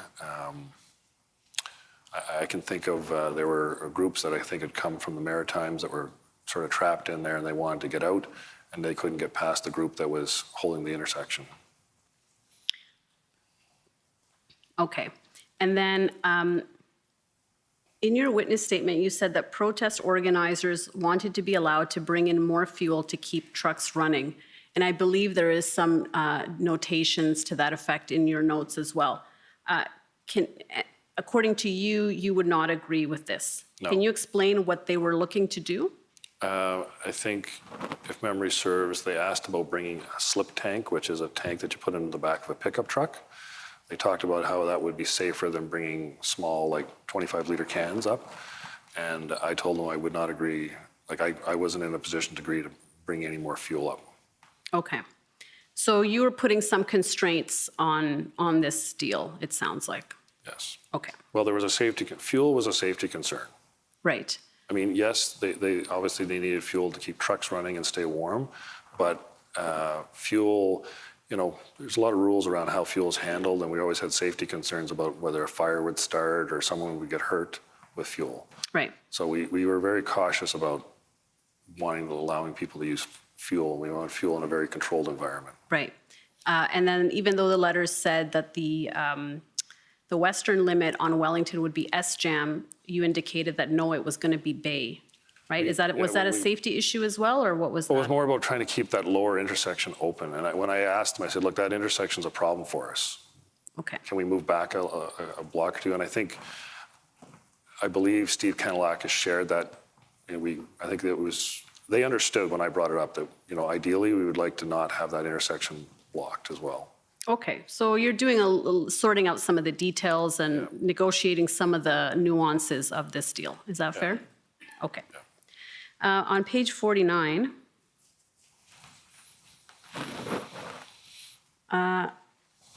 keep going down. I asked the group what the exit strategy for them to leave Ottawa and open up all streets.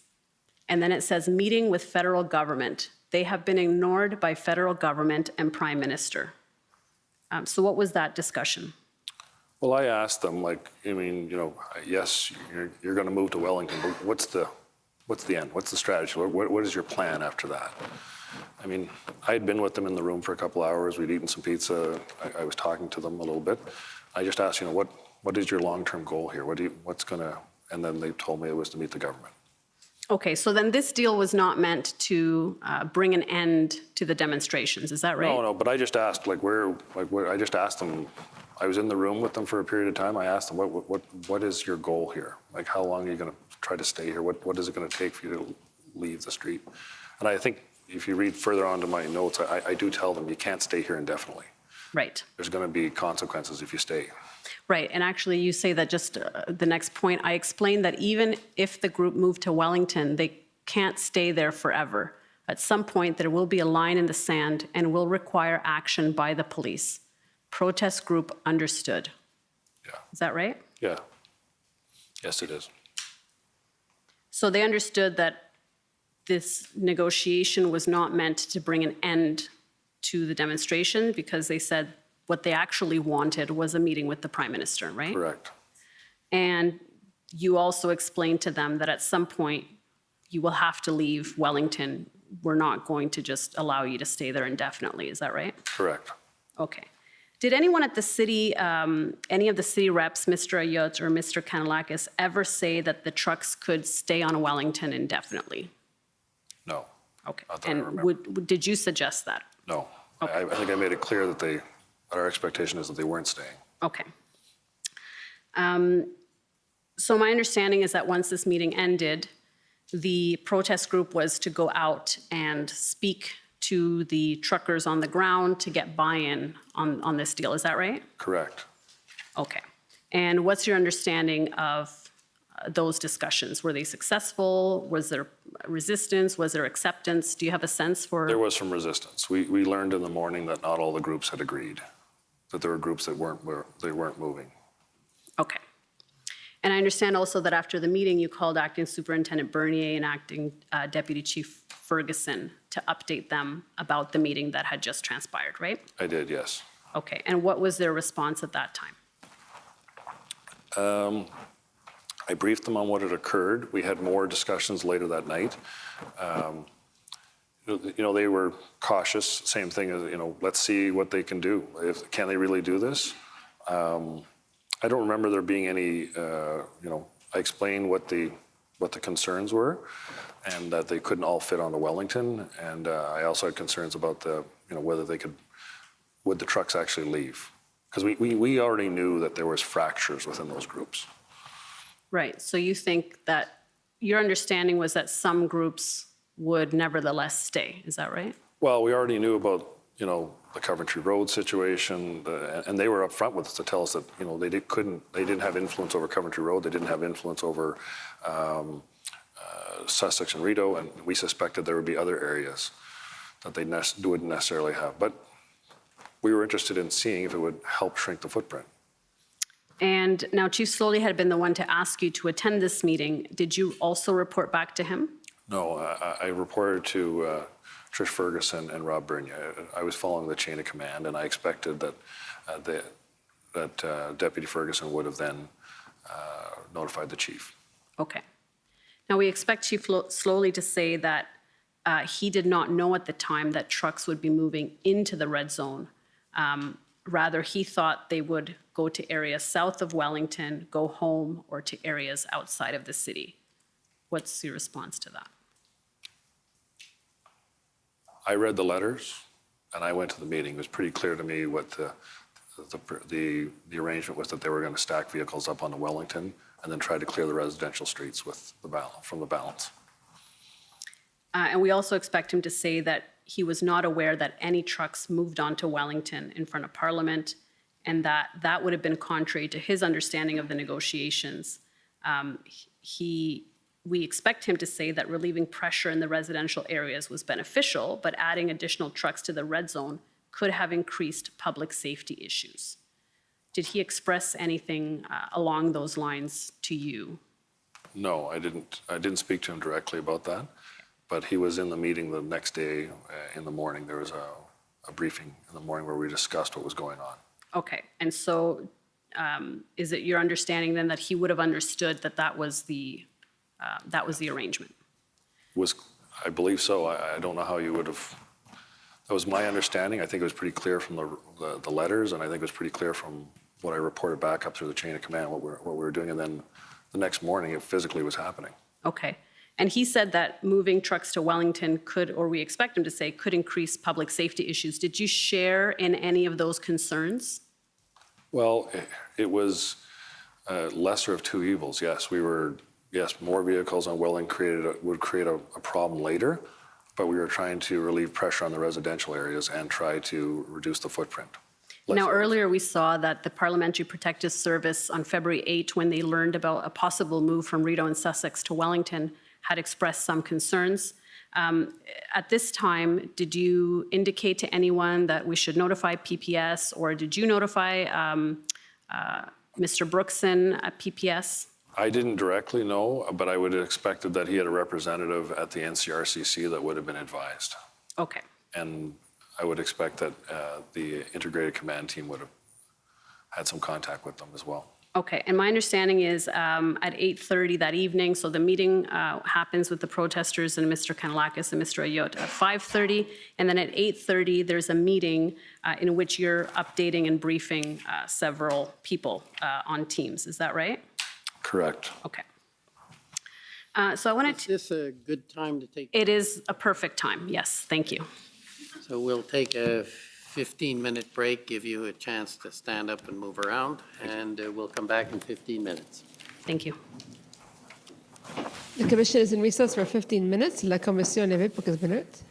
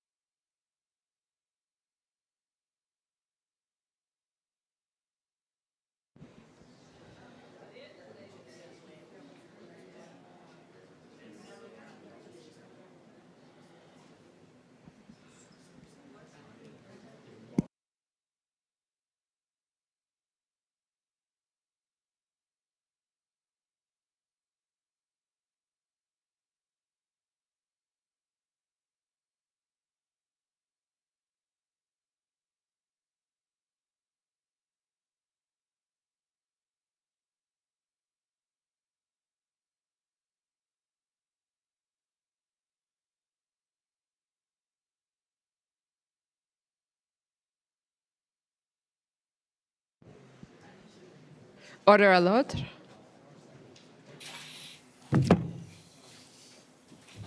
The commission is reconvened. La commission reprend.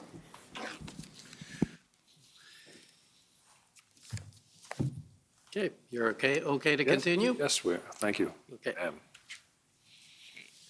Go ahead. Thank you, Mr. Commissioner. So Superintendent Drummond, I want to take you now to the following day, 14th of February, Monday, which is when the movement of the trucks actually started. Now, I understand on Monday morning, there was a bit of confusion about what the deal was going to be and what OPS's role would be. Is that fair? I understood it myself, but there may have been some confusion with some other groups, yes. Okay. And so, and to your understanding, what was the confusion or the misunderstanding there? I think one of the confusion was whether it was a 24-hour arrangement or a 72-hour arrangement. Okay, and so that concern or that misunderstanding or confusion, that was brought up the morning of February 14th? No, the 15th. On the 15th. Okay, so let's go to February 14th. Okay. 13th in the evening, we know that the meeting with that you attended took place, and the following Monday, February 14, was when the movement of the trucks, according to this deal, was going to start. My understanding is that on that morning, there was a bit of unclarity about what the deal was. In fact, the trucks didn't start moving until about 1 p.m., Yeah. right? Not all the groups understood the arrangement. And they were, I believe that different convoy representatives were going around trying to get different groups to agree and understand what's going on. And I think there were some groups that weren't in agreement, was one of the problems. Okay, but within OPS, there was some confusion about what the deal was as well. Is that right? No, I think the traffic plan, the traffic units and the PLT groups understood what we were going to do. Okay. Well, maybe you can help us out then. If I can take you to OTT 30-10455. And you probably haven't seen this before. This is a chat with members of the NCRCC reporting to city officials about what's going on the ground. Can we see that in native form? It might be easier. There we go. Thank you. And if we can go to page 22. And if we go to, let me see here. Okay, so we see there Todd Piper. Do you know who he is? I'm familiar with the name. I can't put a face to him right now. Okay, but he was... He works for the city. He worked for the city, and he was on NCRCC. Correct. Right? And so he's giving an update here to other city officials and EOC representatives. And he says, good morning all, here's the latest. Work beginning on the deal negotiated between the mayor and the Freedom Convoy president to move trucks from residential neighborhoods to Wellington and SJAM. A confusion unfolded into the evening over whether the deal was on. And here, Mr. Piper is describing what you were referring to, some confusion within the protest groups about whether the deal was on or not on. Is that right? Correct. Okay. And if we go further down, he says, these conflicting directions are likely to hinder progress and cooperation by those trucks aligned with the official Freedom Convoy group, not to mention the challenges in dealing with the numerous independent splinter groups. And then at the bottom, he says, no specific details have been shared with us by OPS, traffic management at this point, but they have confirmed that once the vehicles start to move, side streets and exits will be fully blocked to prevent vehicles from deviating from their planned route. And then at 9:26 there, he says, correction, OPS has shared their draft plan, still not formally approved by their commander, with city staff here at the NCRCC. Their focus this morning is on getting vehicles to leave the core, not on repositioning trucks along Wellington and SJAM as originally thought. Keep going down. The draft plan appears to focus largely on diverting vehicles eastbound on Laurier Avenue West to Nicholas and then to the eastbound off-ramp. Once all willing vehicles have left, the PLT will then work with the organizers at a later time to reposition the remaining vehicles along Wellington and SJAM as part of a separate phase or operation. But this is a bit different from what you had discussed with the protesters the night before. Isn't that right? Yeah, I'm not sure, like, I wasn't in that room, like I don't know if you may not be familiar with the NCRCC, but there's multiple rooms. I'm assuming he's in one of the main rooms with there, but that is not my understanding how things went. We had delays in the morning with getting contact with Chris Barber and the PLTs connecting with him about getting some of the trucks moving. I know that was a delay in the morning. I know we did want to set up options for people to just leave, and that's maybe what he's referring to. But ultimately, we started moving trucks. It did take a number of hours to get that done, but the main impediment was that there were a number of groups who didn't seem to be on board, and the protesters were still dealing with them. Okay. So you're not aware of any other issues that arose that morning within OPS? It was the protest. Well, there may have been some logistical on-the-ground things that may have occurred that I'm not aware of. Maybe they were moving a barricade. So when we do things like that, and I'm just, this is hypothetical, I don't know, but example, to move those big cement jersey barriers, you need a loader with a clam device, and sometimes there's issues with getting heavy equipment in or moving things or opening up barricades, and sometimes there are little bits of confusion about we were running, there were 3 or 4 different police services were all there working and getting everyone to understand what the instructions are. There may have been, I can't say that there wasn't some glitches along the way, but ultimately we got vehicles moving later that day. My understanding is that morning at 11 a.m. there was a meeting that you were in attendance. It's not in your notes. If you're going to look at your notes, there seems to be a gap in your notes between 11 a.m. and 1 p.m. for February 14, but we have other people's notes that seem to indicate you were in attendance. Okay. So I'll take you to OPS 3011045. And these are Acting Superintendent Bernier's scribe notes for February 14. And I'll take you to page 13. The meeting started at 11. It's further down, but if you go to page 13, so if you want to see the beginning of that meeting, it's further up, but this is now in the middle of this meeting, and it goes until a little bit after 1 p.m., and you can see there at 13:12, the event commander, which would be Superintendent Bernier, is that right? Yeah. At the time, says something to you that says Drummond there at 13:12, right? Okay. Yeah, that Yes. could be Drummond. Well, if you look at the notation, it says tasking Drummond to advise DC Ferguson about PPS, potential concern that they have with this. Okay. So do you recall being in attendance at this meeting? And maybe we can go up to 11 a.m., the timestamp, just to show kind of the beginning of the meeting.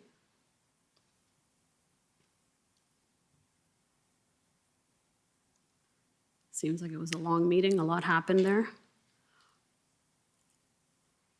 Okay, yeah, so if we go up a little bit more, so there's an end of meeting at 10:25, and then there is a meeting starting at 10:50, and it kind of goes on from there. It looks like Giselle Walker is there, the event commander, if we go down. And then more people are seen there in that meeting. If you can go down, please. Does this refresh your memory about this meeting at around 11 a.m. on February 14?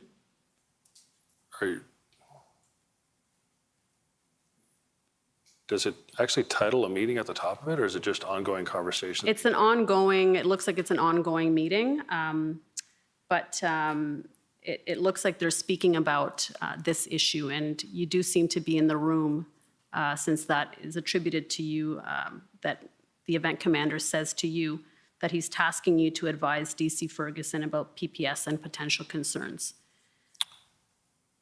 I don't have notes of it being a meeting, so it may have been an ongoing conversation in the room.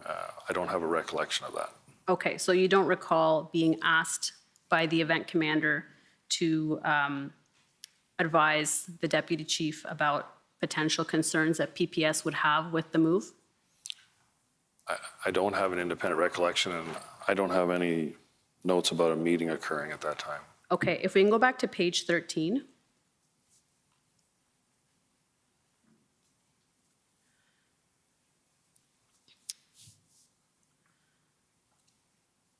So it looks like they're making arrangements there. And if you go down to 1327, right there, it says, it looks like you're saying to the event commander, Prime Minister is considering an emergency act.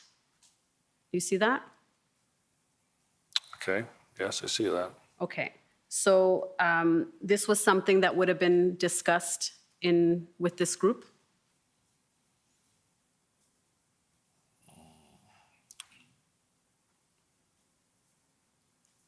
This is the 13th we're talking, or the 14th? This is the 14th.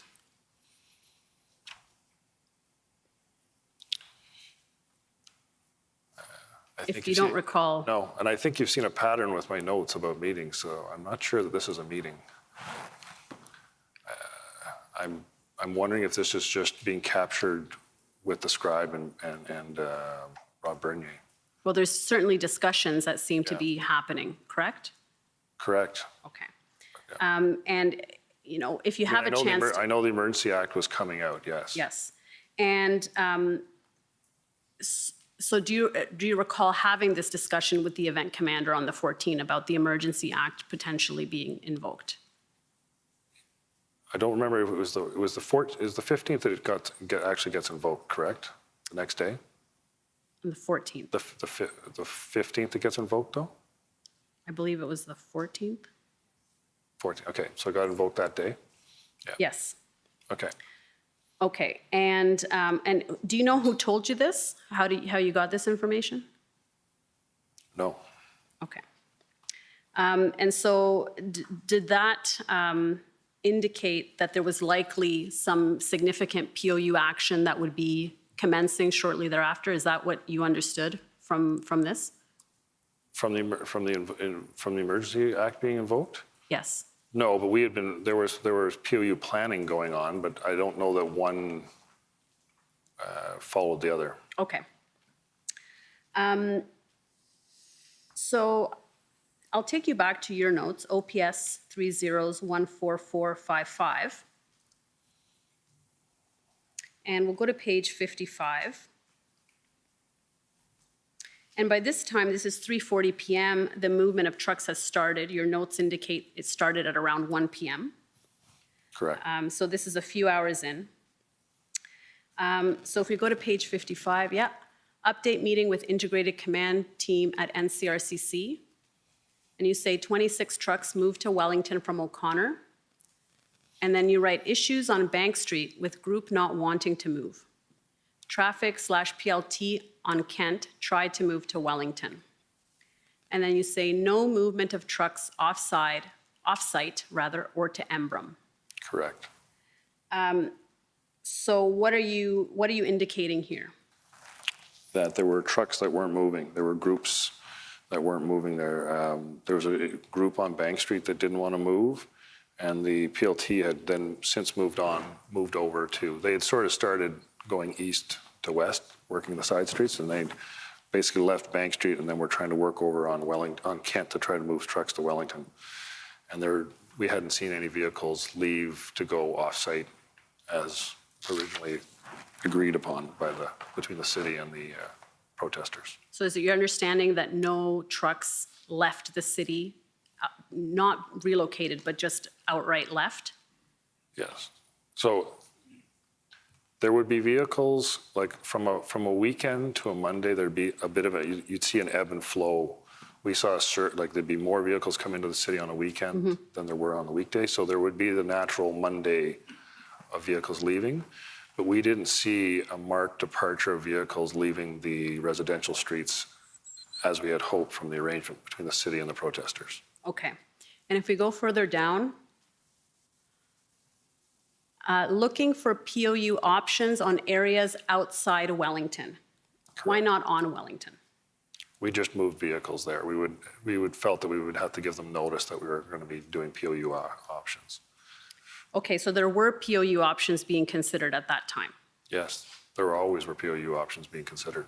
Okay, and so now you're saying that the POU options are going to be restricted to areas outside of Wellington, right? For the time being, yeah, at that point. Right, and that was because, as you say, you had just relocated them. Yes. So you couldn't then just take them out. No, that would be bad faith. But I had made it clear to them that going to Wellington was not a long-term. So how long could they stay there without POU action? I couldn't give them a timeline. Like, we would give them notice, and ultimately later that week, we did give them notice. Okay. But certainly on the 14th, you didn't feel, or the call that you had, or this Yes. meeting, it wasn't felt that at that time, a POU action could take place on Wellington. We didn't have enough resources to do that at that point. Okay. And if we go to the next page, 56, at 5 p.m. there, exec demo update. So here's another update. And we know from other people's notes that Chief Sloly was in attendance, Deputy Chief Bell was in attendance, Acting Deputy Chief Ferguson was in attendance, Superintendent Bernier, Inspector Lucas, I believe Superintendent Patterson was also in attendance, based on the chief's notes of this meeting. Does that sound about right to you? That sounds correct, yes. Okay. Now, if we go to the middle of that page, it says, plan enforcement for vehicles south of Wellington. Correct. So again, this is, there was concern then that having put these trucks onto Wellington, POU action could not take place at that time, right? Yes, we weren't going to do POU action after we just moved the trucks there. Did you see this, or did anybody in the meeting express any view that this was tying OPS's hands with respect to the options that they had now? Well, yes, it could be conceived that way, but we can only, you can only do one piece at a time. Like, the idea that we would start on Wellington first was unlikely. We would work our way to Wellington. Okay. And I think that's ultimately what you're going to see later in the week. So when did trucks stop being relocated onto Wellington? We know it started at 1 p.m. on the 14th. When did it end? Later that evening, I think we'd stopped moving vehicles by the time it got dark. Okay, so once it got dark, and that was it, and that never resumed, is that right? The next morning, there were some issues about the city contacting me about whether we were going to move more vehicles. The PLT traffic units thought it was only a 24-hour move. We had some more discussion about that, but ultimately there wasn't really much room left on Wellington. Okay. And that topic had been brought up on Monday night, that we were running out of room on Wellington anyways. Okay, and I'll take you to the chief's notes of this meeting, OPS 30145566. And we'll go to page 9.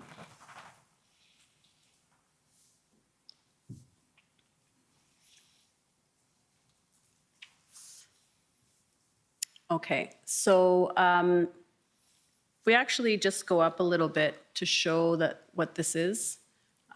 Oh, sorry, page 9 at the bottom. Sorry, let's keep going down, yeah. All right, there it is. So 1701, demo F22 briefing. So this is the same meeting that we saw your notes about. Correct. Okay. And if we look at the second bullet point, it says Trish, and I assume that's Acting Deputy Chief Ferguson. Yes. Says PPS not happy with trucks on Wellington. You see that? Yes. Okay, do you recall that being part of the discussion in that meeting? There was I don't know if it was that, if it's there, it would have happened. I mean, but yes, I know Larry Brookson reached out to us while we were doing the truck movements, wasn't happy about it, yes. And I understand why. Okay, yes, and actually he reached out to the chief about half an hour before this meeting started. Did the chief relay that in this meeting? Well, I believe Trish brought it up and brought it to our attention. I don't believe I made an independent note about that, No, I don't think so. but that I would agree that would be one of their concerns. Okay, and if I look at the last bullet point there, had to pivot due to new, and unfortunately it's cut off there. Do you have any sense for what that may be referring to? It might be referring to the Emergencies Act being invoked that day. Okay, was that part of the discussion in that meeting? Well, it was sort of going into the next day. We had discussions about that going into the 15th, where we were concerned about, we didn't have I think the proper term is orders coming from the Emergency Act. wanted to see what the outcomes would be. And if we go to page 10 of this document, on the third bullet, it says, we are drawing on the resources given to us. So was this an expression, it seems to me, maybe I'm reading this incorrectly, but somebody reading this, it seems to suggest that implementing this deal is taking up resources. Is that how you read that as well? In the short term, yes, it would require us to use PLT and traffic resources to make those moves. But the hopes is that we would shrink the footprint and then require less officers to hold the footprint. But ultimately, the footprint did not shrink Right. as much as we had hoped. And the next bullet says, we need some significant legal advice regarding the mayor's position that they can be on Wellington. Now, this wasn't just the mayor's position, was it?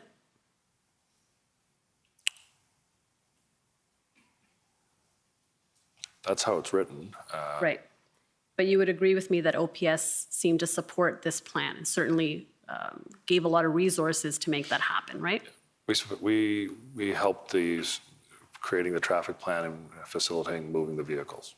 And in this meeting, why was it felt that legal advice was needed? What was the issue?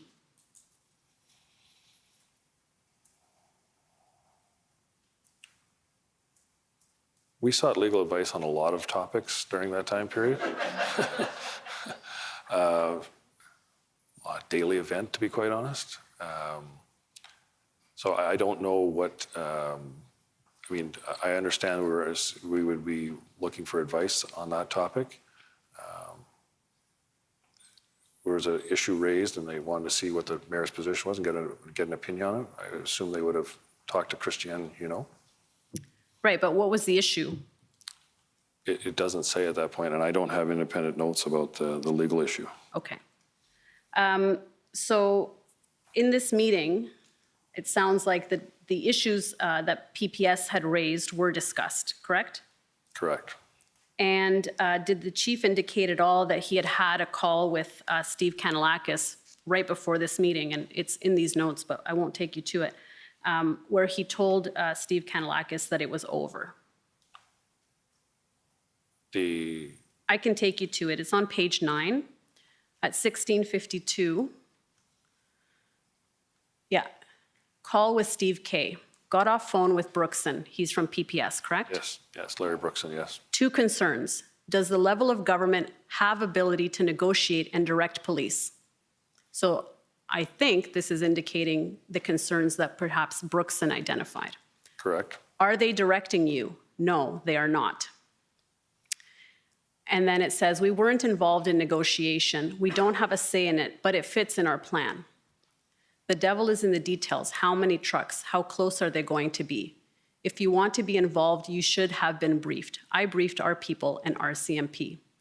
And if you go just to they have more discussion about it. I don't think he is going to throw a crowbar into this, but he wants to be at the table. He gets it that it is done. I think he means that the arrangement between the city and the protesters was done already. That's how I read that as well. Yes, that's how I would read that. Okay, and was that discussed at the meeting that you had later on, that 1701 demo brief?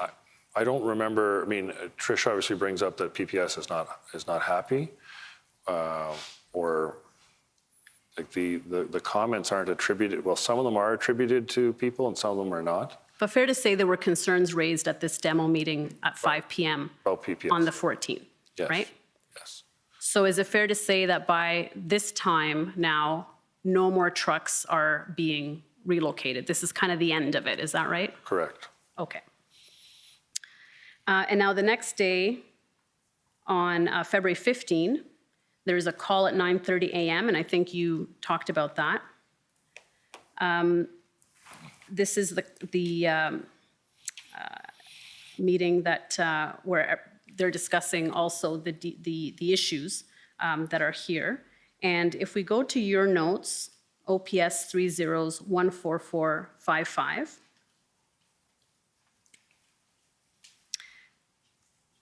And we go to the 12 p.m. mark. There's a meeting on 9:30. Then there's another meeting at noon with the integrated command table. Correct. And it's page 59. Okay, let's keep going down. Let's keep going to 12. There it is. Meeting with integrated command table. And it lists people that are there, representatives from the RCMP, OPP, and OPS, correct? Correct. And some of the members of the integrated command table, the integrated planning group rather, Inspector Springer is there too, right? Correct. Dave Radu is an RCMP officer. Okay, perfect. And if we go to the next page, page 60, and the last bullet point there. So now these are discussions that are being had. If we go down. Okay. So if we go up a little bit more, just to the one before to get some context, PLT need to clarify what OPS is doing with the providing safe movement of trucks to Wellington as per the city agreement with Protester Freedom Convoy, not facilitating. Agreement is with city, only to provide safe movement. Correct. And then it says, problem is the change with Emergency Act and not orders yet. Moving trucks to area that we may want to do enforcement on later. Can you explain that note? Well, that obviously, that was an issue we faced the whole time is, ultimately it goes into the conversation I had with them at the meeting on the 13th that they couldn't stay there forever, that the police would at some point be coming to deal with that issue if they didn't want to leave. And we brought up the same issue there, that we were concerned about what the orders were going to be from the Emergency Act, and would we be then going there at some point to enforce them.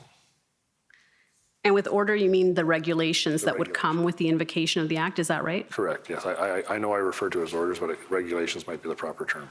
Okay, so the invocation of the act then seemed to imply some POU action enforcement, which is what is noted there, and that moving the trucks to that area may not be a good idea if you're looking to do enforcement now that the act has been invoked. Is that fair? Yeah, we weren't going to be doing enforcement immediately, but at some point we thought we probably would go there if they wouldn't move. We were still very hopeful about resolving it using PLT or other means at that point.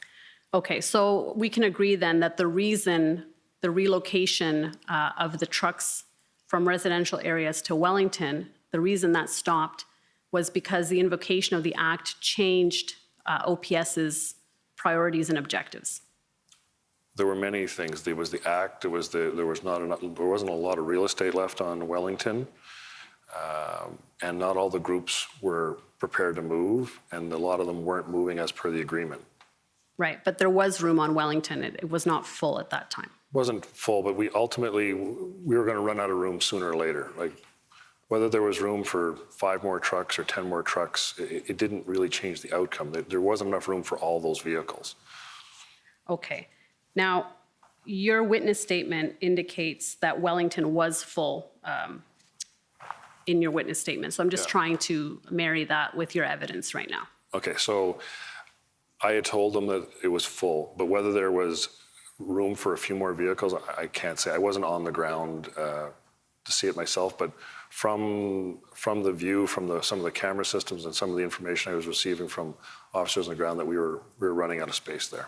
Okay, so I'm going to take you to Superintendent Bernier's scribe notes from that noon meeting on February 15, OPS 30-11410. And so this is the same meeting at noon on February 15, and if we go to page 19 of those notes, at 12:38, see there it says Drummond. Do we even still have room left on Wellington, Elgin Bay? And then Inspector Lucas says, I think there is, but we'll check cameras and assess. And then who's Hodgkins? Tim Hodgins. Says, are we complicating the problem on Wellington? No more room on Wellington, go home. No room, stay here, not helping us. So what's the discussion there? it's about that we don't think there's enough room left. Maybe there is some room, you know, we're not going out there and measuring exact amounts of how much room there is, but ultimately, whether we move a few more trucks or don't move a few more trucks, we can't fit them all. Fair enough. So if we go to page 22, at 1309, at the bottom there, Lucas reports back gaps on Wellington, and he indicates where the gaps are there. You see that? Yes. Okay. So really, the trigger for stopping the relocations was not that Wellington was full. You would agree with me on that? It was one of the factors. Okay, but we can see there that it was not full, right? Not all of it, no. Okay, so OPS made a decision on the 14th in the evening to stop facilitating that deal, correct? It would have been on the 15th. That meeting would have been finalized on the 15th. Right, but on the 14th, the chief is telling Steve Kanalakis it's done, right? I think he was telling Larry Brookson that, was he not? That was the meeting with Mr. Kanalakis. He gets it that it's done. I'm not sure. So is he saying that the deal's done? I thought when you showed me that, it was about him speaking to Larry Brookson. That was earlier, he had spoken to Larry Brookson. But in any event, in that meeting on the 14th in the evening, where there was that discussion, it was essentially decided that OPS was no longer going to facilitate the movement of trucks onto Wellington. Can you bring that back up? I don't know that we have a lot of time for that, but sure, I will see if we can bring that back up. If we go to OPS 30-14566.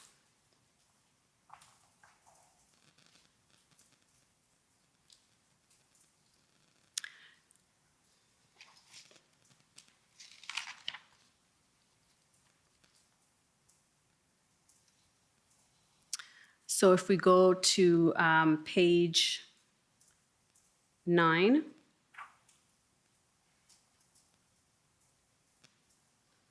okay, so call with Steve K at 1652 if we go down. So this seems to be a discussion with Steve K, and the chief is relaying a discussion he had with Larry Brookson, but he's also speaking to Steve K. Correct. And he says at the bottom, he says he gets it that it's done. Like, I'm assuming that means that the deal's done, like that they've made the deal. Okay, fair enough. And if we go to the meeting that happens right after, if we go further down to, the demo briefing, okay, had to pivot due to new, and we know at this time PPS is not happy with the trucks on Wellington, according to what Deputy Chief Ferguson is saying on the second bullet point. And if we go further down, if we go further down, okay, let's go further down. Yeah. And before that point was where they wanting to get legal advice about the mayor's deal. If we just go up a little bit. Yeah, there we go. Now I lost it, but there was a point about seeking legal advice. Yeah, I know the point. You showed it to me before. Yeah, exactly. Yes. So are you saying that there was still a consideration at this time to continue moving vehicles? Well, the next morning, the city is contacting us about whether we're still moving vehicles or not. So I think that wouldn't have been clear between Steve Kanalakis and the chief the night before, because they were reaching out in the morning to see if we were going to continue to move vehicles. Right, because they had heard that the movement had stopped. Yeah, but it wouldn't have, I don't think that they would have gotten that from that meeting with the chief, because I think that was in the morning with the PLT and the traffic units. I guess I'm asking about your understanding of this meeting that happened at 5 p.m. on the 14th. Was it decided at that time that OPS would no longer be facilitating the movement of the trucks? We know they didn't move after that. No, we didn't move any more trucks of that, but I think in my It was in the morning when we weren't going to move anymore. After the totality of all the events, the space, the invocation of the act, the fact that a number of the groups weren't moving, and they hadn't left, and other groups we didn't see a marked departure. So it was a totality of all those issues coming up on the morning of the 15th. Okay, so it was on the 15th, it was decided that that would be the end of it. Yes. Now, I communicated that with Kimayut. so I think we agree that there was room on Wellington, but eventually it would have run out. Is that right? Correct. Okay. And this deal was not meant to end the demonstration, was it? No, it was to shrink the footprint. Okay. Relieve pressure on some of the residential areas. Could this have been a first step towards a negotiated end to the demonstration? It could have been, yes, depending on how it worked out, but I don't think it worked out the way the city had hoped, because they didn't see, not all the groups were aligned, and the groups didn't leave as they had hoped. The ones that couldn't fit onto Wellington didn't leave. Right, but the meeting notes seem to indicate that the primary concern here was the invocation of the act, POU action on Wellington, potential future POU action on Wellington, the use of resources, and PPS concerns. Those are all factors, yes. Okay, thank you. Those are my questions. Thank you. First up is the City of Ottawa.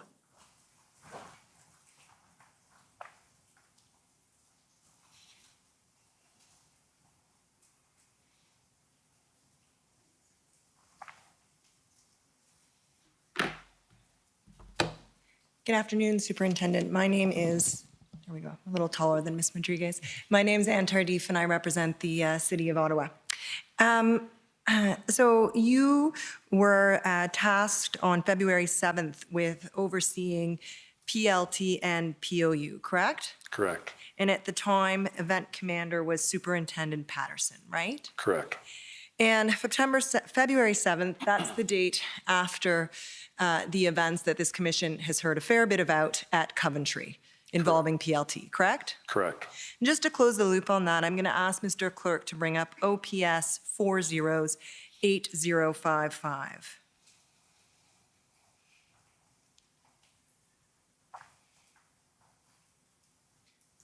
I think we might need that a bit bigger. And then can we scroll down, please, Mr. Clerk, all the way to the bottom? Perfect, right there. This is an email from Peter McKenna. I apologize, I don't know his rank. Peter's a staff sergeant. Staff Sergeant McKenna to Inspector Lucas, dated February 6, right? Correct. And here, Staff Sergeant McKenna is explaining what occurred at Coventry, right? Correct. And in the second paragraph from the bottom, he says, oh, not second, it was the second. Third paragraph from the bottom, he says, PLT have made incredible headway, but they now feel absolutely betrayed. Work needs to be done to reassure them and explain what happened. These members are chosen as they have a high level of emotional intelligence that goes along with a very determined work ethic, and goes on to say what pride they take in their work. Staff Sergeant McKenna continues, what has happened is an incredible blow to them and the program's future. And provides more detail. It even refers to an individual explaining that they're ashamed to wear this uniform right now. Now, this was the day before you took over responsibility, but I take it you were aware of this. I was aware of it the next day, yes. Right. And so it's fair to say that by February 8th, while PLT may have been communicating with the protesters, certainly there had been a breakdown in trust. At that location, yes. And we've heard some evidence that it may have affected other locations. Is that fair? It may have. Right. Now, you've explained that PLT was working with the group or discussing with the group at the Rideau-Sussex intersection to move from that intersection onto Wellington, correct? Correct. And we can take this down, Mr. Clerk, thank you. And it's my understanding that the goal was to move 38 trucks from the Rideau-Sussex intersection to Wellington, correct? That's how many trucks were there. We had hopes that some would leave. Okay. Some of them might not all want to move on the road. Let me put it differently. We're dealing with 38 trucks at that intersection. Is that fair? Fair. Okay. Now, I just want to get the sequence here with the request for approval and the involvement of PPS. So I'm going to turn up your notes, and that's OPS 14455. I apologize. OPS 14455.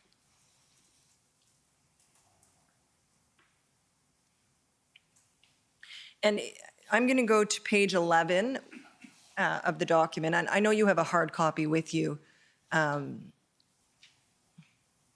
Superintendent. Perfect. Okay, there we go. If we can just scroll up the top so the superintendent can see the page in his notebook, page 50. Do you see that, Superintendent? Okay. So if we scroll down about halfway through the page, right there. So this is February 7th. Can you just confirm that for us, Superintendent? Yes, that's the 7th. Okay. And it says, spoke with John Ferguson, that's Staff Sergeant John Ferguson, who leads the PLT unit, correct? Correct.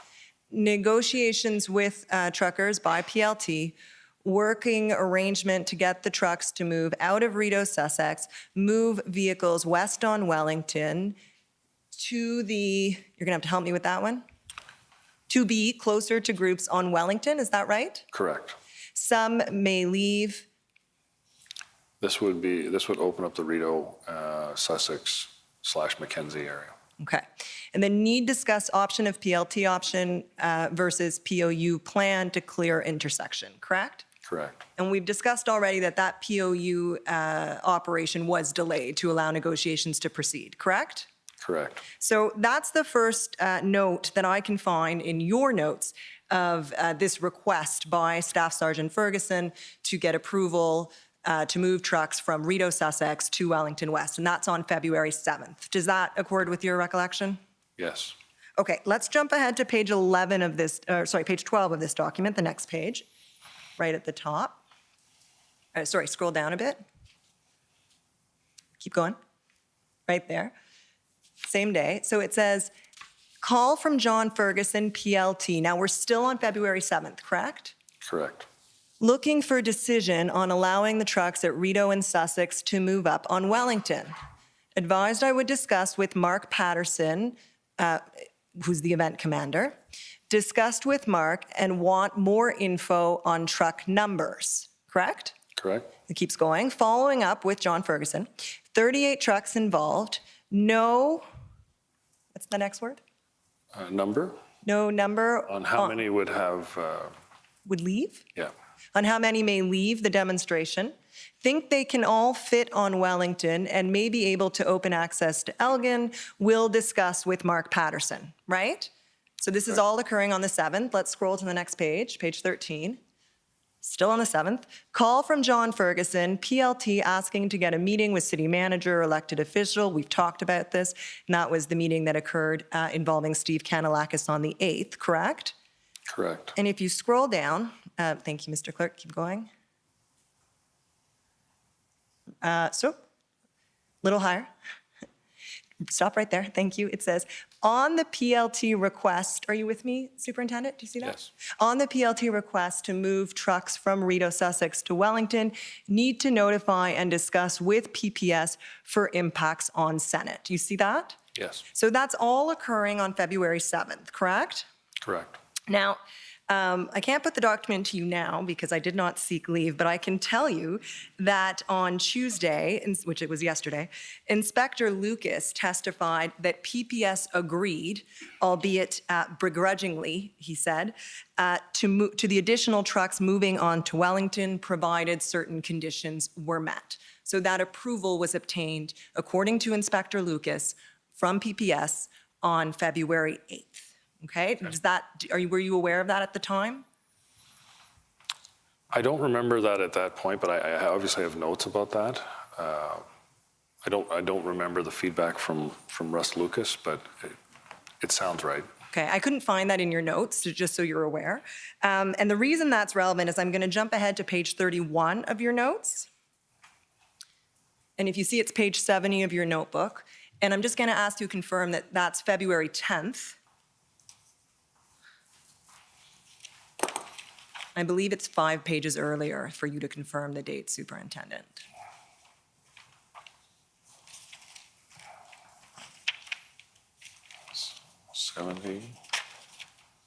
That'd be the 10th, yes. Okay, so we're now at February 10th. Can we scroll down a little bit?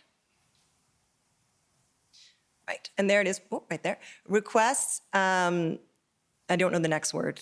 Continued PLT negotiations. to go ahead with letting the Rideau Sussex Groove move west on Wellington. Mark, and that's Superintendent Mark Patterson, right, who's event commander at the time, correct? Yes. Agreed to suspend the POU action for tomorrow and let PLT move the Rideau Sussex Group west on Wellington to shrink the red zone footprint. If we could just scroll down a little bit, Mr. Clerk. Spoken with John Ferguson, head of OPS PLT, authorized PLT to move the Rideau Sussex protester west on Wellington to shrink footprint to get the intersection open up, approved. So on February 10th, then, you got the approval from Event Commander Superintendent Patterson to allow the trucks at Rideau Sussex, up to 38 of them, to move on Wellington West, correct? Correct. And it's reasonable to assume, and indeed we heard from Inspector Lucas, that PPS agreed to that beforehand, correct? Correct. Okay. And last question. I don't want to get back into the reasons. You've given evidence about the reasons why the movement of trucks stops. The only question I have for you in that respect is this one. When you finally told the city, and I believe it was Mr. Ayotte, who's the general manager of Emergency and Protective Services, when you finally told him that the movement of trucks was stopping and you explained why, he understood? I believe so. Yeah. And there was no pushback from him at that point? No. Okay. Thank you very much. Those are my questions. Thank you. Next are the convoy organizers. Okay, we'll move to Council for former Chief Sloly, please.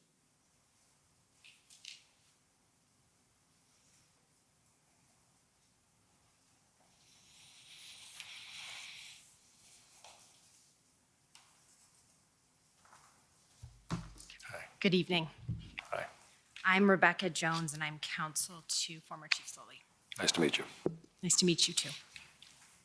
I'm going to start off. My interest with my few minutes with you this evening is just to deal with a few issues particular to my client. So I want to confirm some of the evidence that we heard this morning from Superintendent Bernier and confirm your agreement with that evidence. Okay. Superintendent Bernier testified that Chief Sloly had a role to play in managing the Freedom Convoy, and you agree with that? Correct, he did. And he has ultimate oversight over the police? He does. And his role with respect to the convoy would be seen as a strategic role? Correct. And we heard from Superintendent Bernier and from Acting Chief Bell that there are not perfectly clear lines between strategic, operational, and tactical decisions. Correct. Is that fair? Oh, that's fair. Okay. And we also heard from Superintendent Bernier that these issues are dealt with through dialogue. Correct. Okay. And that he did have dialogue with Chief Sloly about these borders, and they would come to an understanding. I would say yes. Okay. It would depend on each topic. Okay. Well, his evidence was when he was acting as the event commander, he would have these discussions. He would tell the chief what he was thinking and that he had the operation under control, and the chief would accept that. Okay. I wasn't privy to those meetings, but. Okay, no reason to disagree with that. No. Okay. Rideau and Sussex, I'm going to touch on just very briefly. My friend for the City of Ottawa did a very good job clarifying the timeline. My only interest is with respect to some evidence in your statement about approval for moving vehicles onto Wellington. Correct. Okay? And the approval you were not sure whether you had on February 8th would have been the approval of the event commander, Superintendent Patterson, correct? Correct. But there were periods where he was getting direction from the chief there as well. Okay. So, and when you give that evidence, you never spoke to the chief about that, right? No, but Superintendent Patterson made it clear that the direction was coming from the chief. Okay. And so if we wanted to have information about any discussion Superintendent Patterson had with Chief Sloly about Rideau and Sussex, we'd have to ask Superintendent Patterson. Correct. Okay. So you can't assist us with any information about when any such discussions occurred, the details of these discussions, whether any direction was given. You can't assist with anything. No, I can only tell you what was relayed to me by Superintendent Patterson. Okay. Now, I'm going to touch on the mayor's deal. And I think it will be of most assistance if we can pull up your interview summary, which is WTS 50, please. Page 6.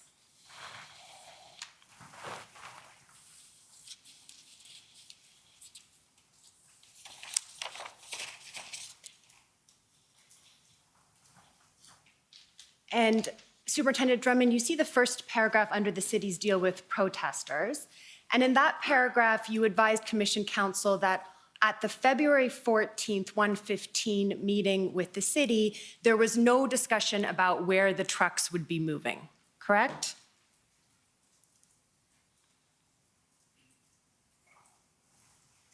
At that meeting, no. Okay, I don't have it in my notes. right. And if you don't have it in your notes, you can't say that it occurred.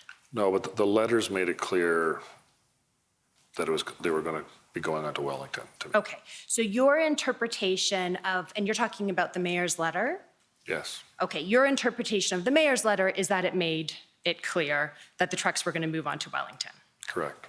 But you have no other information to assist the commissioner with respect to Chief Sloly's understanding. Is that fair? I can't speak to Chief Sloly's understanding, but that was my understanding from the letter. That was certainly my understanding when I went to the meeting with the city, and that was what I communicated back. That's what was done at the update meeting. So it was clear to me that that's what was going on, and that was what was being communicated through my chain of command and at the next meeting the next day where Chief Sloly was present. Okay, so let's break that down, because I'm not suggesting to you that it wasn't clear to you in your meetings with the city officials, okay? So my questions are only relating to what was clear to Chief Sloly. Okay, so if I can ask you to turn, if we go to page 8, please.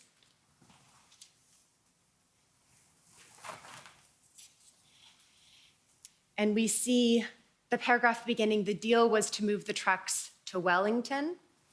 And we have your belief that Chief Sloly would have known this, as it was clear from the mayor's letter. And it was discussed with, as you said, Acting Superintendent Bernier and Deputy Chief Ferguson, correct? Correct. So it wasn't a discussion you had with the chief directly? No, but we had those discussions.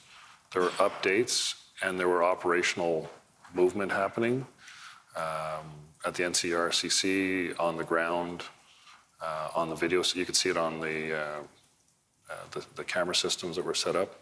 You're saying once the trucks were moving? Yes. Okay, so we're not at the trucks moving yet.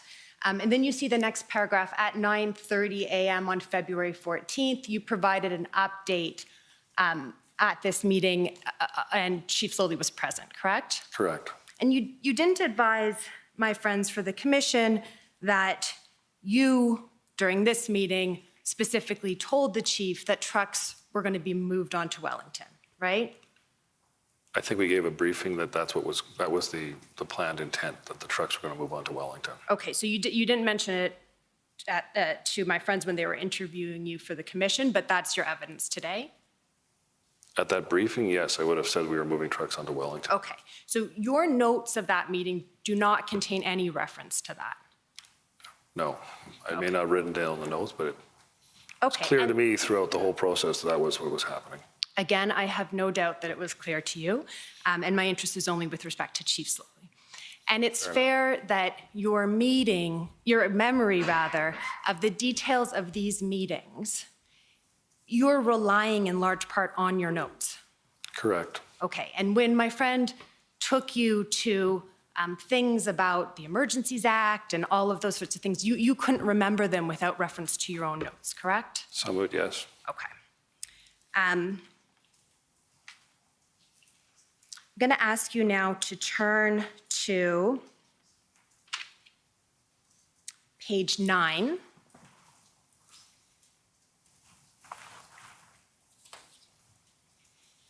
And, just go a little, that's great.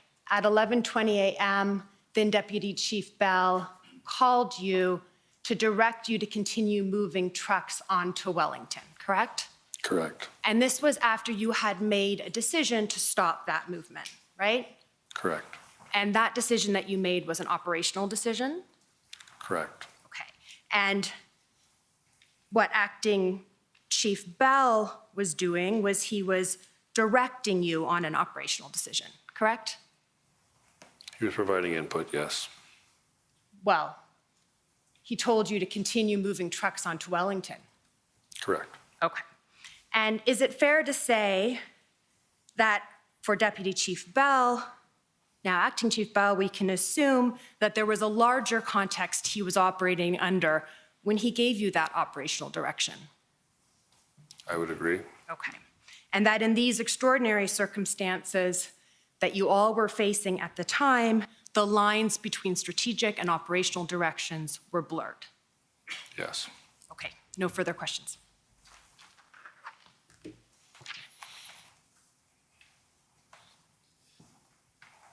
Are the convoy organizers organized yet?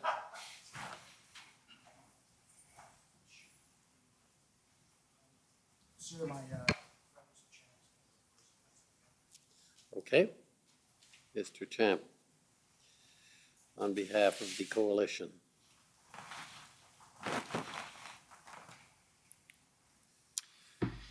Thank you, Commissioner. It's Paul Champ for the Ottawa Coalition of Residents and Businesses. Superintendent Drummond, I can't recall if we've crossed paths or Yes, not. we have. Yes, we have. Apologize. That's all good. Too many OPS files. Few questions, Superintendent. First of all, Tom Marazzo, did you know him prior to the convoy demonstration? No, I did not. Or we know that there was a recently retired RCMP officer, Danny Bulford, who was involved in the Freedom Convoy organized. Did you know him at all? No, I did not. And did you know of any retired police officers who were participating in the protests? No. There was a concern at times, was it not, Superintendent, that some police information or police operational information was being leaked to protesters? Isn't that so? Yes, we had some concerns.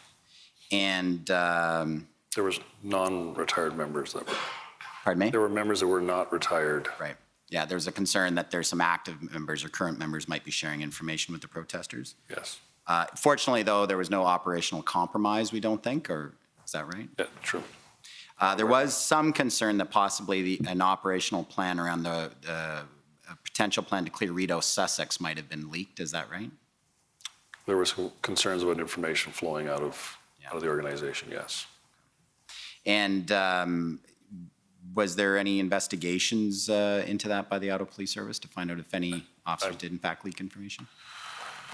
I believe there was. There was one member that I was aware of, and we shut down his access to his corporate accounts. But I don't know what came of that investigation. It just at the time, as a precaution, we shut down. He wasn't currently working. He was on leave of absence. Right. At the time, you were worried about the operation, what you're trying to do, discipline issues could deal with later. You guys were facing challenges on every level at that time. Yes, we were. Just a couple questions about the negotiations and the mayor's deal. Oh, wait, hold on a sec here. No, you know what? I'm not going to ask any questions on that. Just want to ask you some questions about the conditions on the ground in downtown Ottawa at that time, Superintendent. One thing we had heard about a fuel truck had parked in the Rideau Centre parking lot. You would agree with me, Superintendent, that would be very dangerous? Yes. And we also have heard evidence and seen images of big hay bales piled around downtown and also open fires and so forth. Those were dangerous, was it not? Yes. Many propane tanks, large numbers of propane tanks up together, as well as large numbers of jerry cans. That was very dangerous. Yes. And in addition to the hay bales and the propane tanks and the open fires and the jerry cans, in the evenings, there were fireworks going off very close to and binging off of apartment buildings. You were aware of that? Yes. And that was very dangerous. Yes. Yes, it was. And Superintendent, the convoy protesters were free to do all of this in downtown Ottawa because at the time, Ottawa Police Service did not have capacity for enforcement. Is that fair? In the beginning, certainly we had a resource problem for sure. Absolutely. Well, but those kinds of activities were going on right until the final operation, correct? There was some efforts around the jerry cans. There were efforts on all fronts. I mean, I went out on the street on foot and was involved in some enforcement, particularly with a fireworks situation. But there were difficult scenarios because there were large crowds and there were officer safety issues when we did some of that enforcement work. And you would agree with me, Superintendent, we are all very fortunate here in Ottawa that no one was seriously harmed or even killed, including the protesters themselves, because of these dangerous activities. Yes, there could have been injuries. Serious injuries with all that flammable material. Yes. And so the fact that the Ottawa Police couldn't prevent much of that activity, the convoy protesters were free to engage in those activities that created that risk. We tried to take efforts to curb those things, and we did do enforcement where possible, but it wasn't perfect. Well, Superintendent, I mean, there wasn't any serious effort to enforce to stop that. And not to be critical of the police, my understanding from previous evidence is that when Ottawa Police would try to take that kind of enforcement action downtown, they'd end up sometimes being swarmed by the protesters. They would be outnumbered very quickly. Yes. And it become a matter of officer safety. I would agree with that. So again, there wasn't really any serious efforts to be able to stop those kinds of dangerous activities in downtown Ottawa. We tried to do enforcement in a lot of areas, and it was met with mixed results. There was no serious progress on those issues. Ottawa was basically unsafe throughout the entirety of that process, or pardon me, protest. I don't know if I'd go that far. We certainly did take a stance, and we had once we got more POU units on the ground in the evening on the QRT teams, we did try to do enforcement and try to stop some of those things. But we weren't successful on all fronts. I agree with you. And with the protesters generally being free to do this, at some point they could have been injured themselves and become victims of their own freedom. Would you agree with me? They could have been injured, yes. Thank you very much, Superintendent.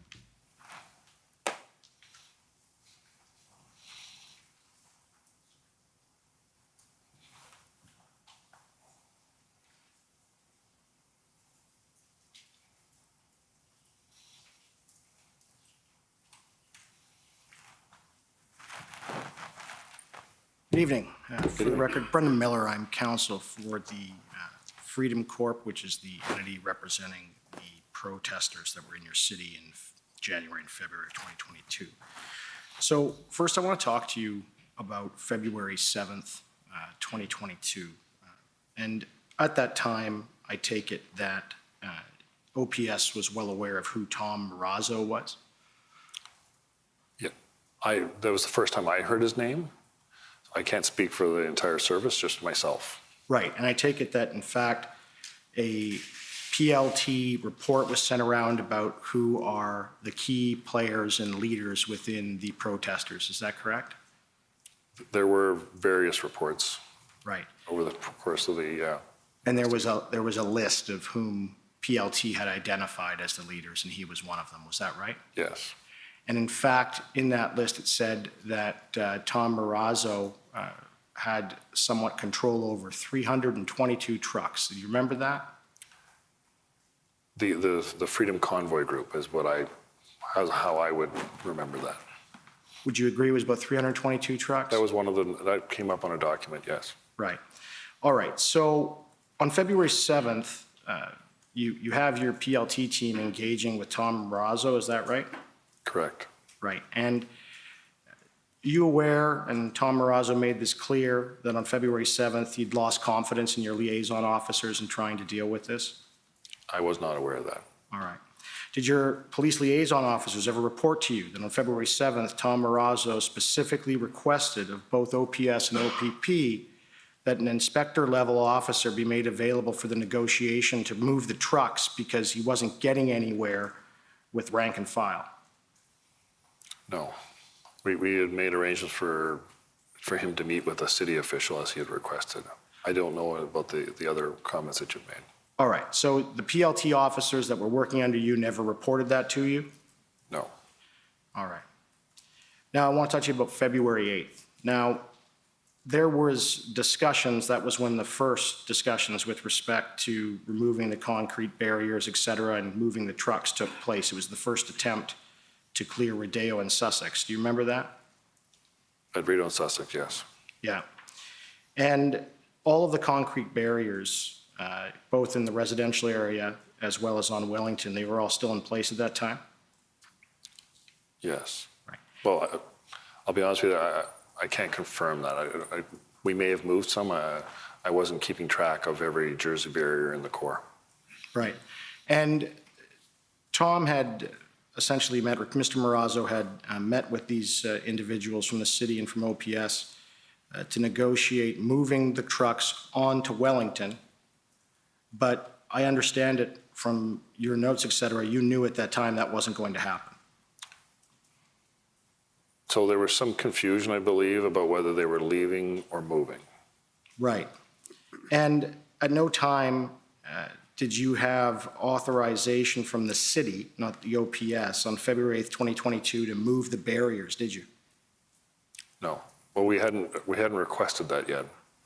Okay. So wouldn't it have made sense in trying to deal with this, to discuss with the city prior to meeting with Mr. Marazzo, that you're going to move these barriers to get these trucks out of the residential area and we're going to go into this negotiation with the plan? Wouldn't have that made more sense?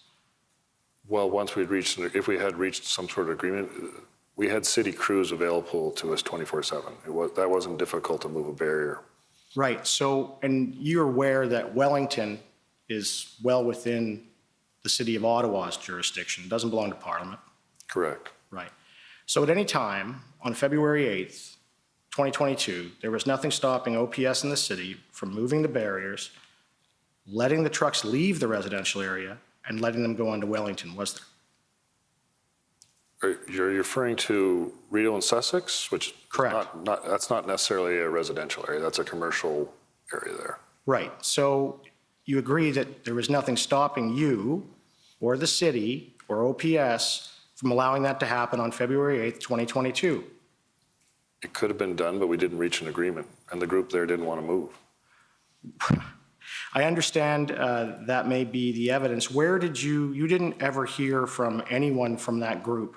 You didn't speak to them, and they didn't say to you that they didn't want to move, did they? I had dealings up at that street. I'd been up to Rideau and Sussex during the course of the events. Right, and did they just go and tell you, someone approached you, you're saying, and said, no, we're not moving? They made it clear on a number of occasions they weren't too happy. But you knew from your PLT work that Tom Marazzo had apparent control of 322 trucks, and that was on February 7th. That's in your own document. Correct. And so if you move the barriers and the deal went through, as discussed on February 8th, right, it could have been done. I think there were some issues about whether they were leaving or moving, and I had spoke to Superintendent Patterson earlier, and we didn't have approval to do that. Approval? To move west. Okay, and whose approval did you need? The event commander, Superintendent Patterson. Superintendent Patterson. So you're saying that Superintendent Patterson didn't permit the February 8th, 2022 deal?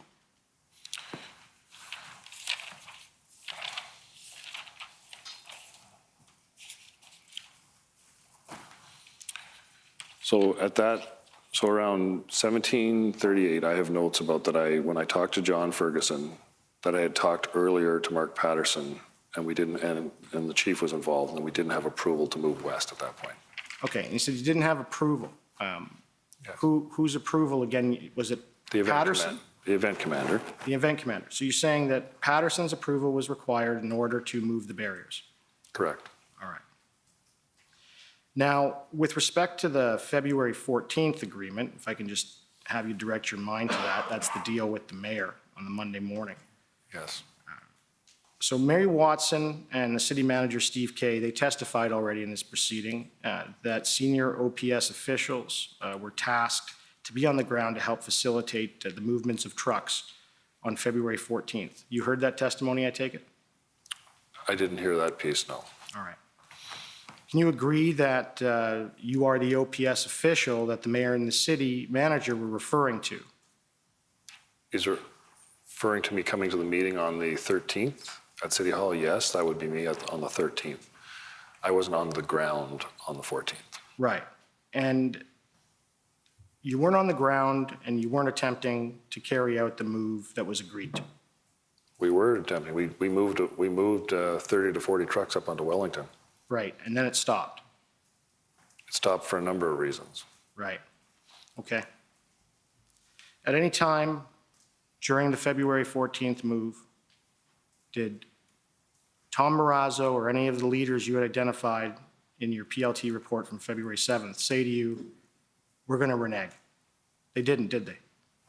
No, they couldn't seem to finish the deal in the sense that there were groups that they couldn't get to move. There were groups that weren't on board. So which groups? There was a group on Bank Street. Okay, but again, you were dealing with Tom Marazzo. Correct. Bank Street wasn't in those 322 trucks, was it? See, that was something we didn't have. It wasn't clear who belonged to what groups, right? People didn't wear team jerseys explaining who belonged to which team, so to speak, out there. But they were trying to do it, and we've already seen evidence of this, and the barriers weren't being moved, so they could. So we allowed trucks. Pardon me, sir? We allowed trucks to move that agreed to move. We moved those trucks. Okay, so you're saying that the trucks that agreed to move and go on to Wellington, you pulled up the barriers and allowed each and every one of them out of where they were and onto Wellington, and that you didn't stop anyone? No, we didn't stop anyone on the Monday, no. Okay, thank you. Thank you. Next is the Government of Canada.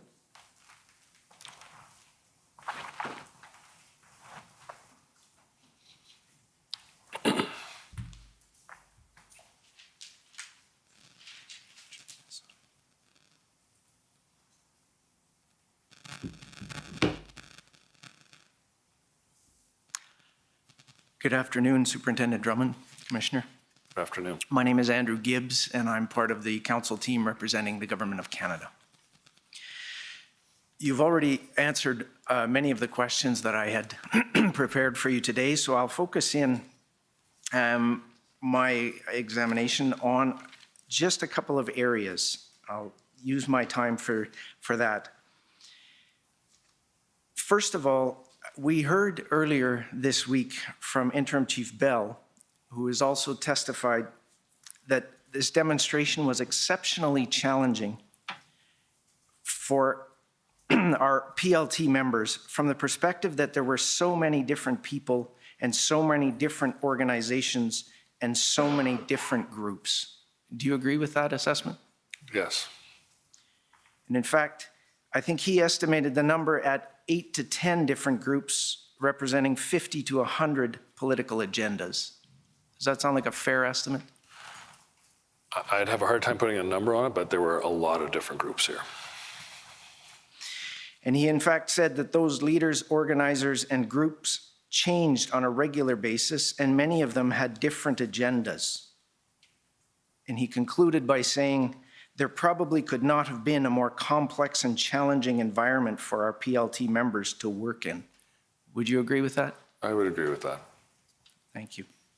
For the record, those references are to the transcript WTS 8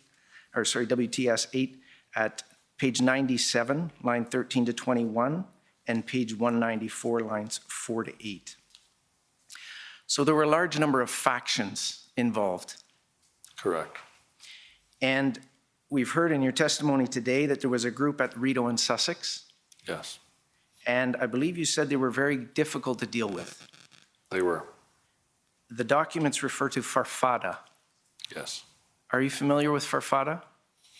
I wasn't up until then. That was the group that was there. I don't have a lot of detail about their background or their beliefs or goals.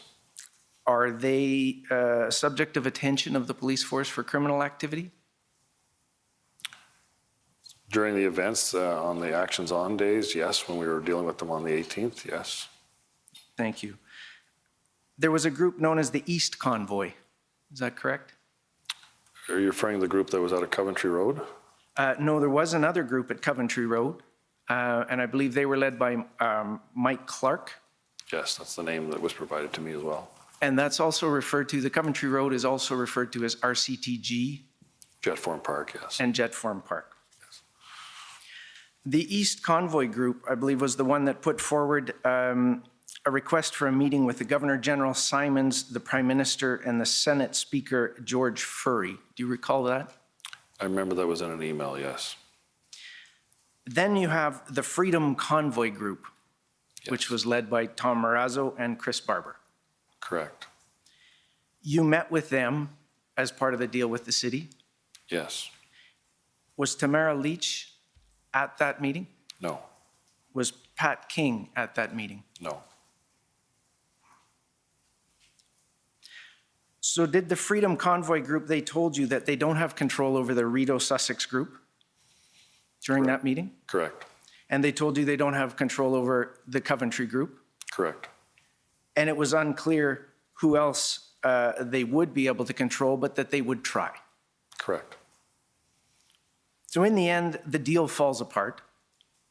Correct.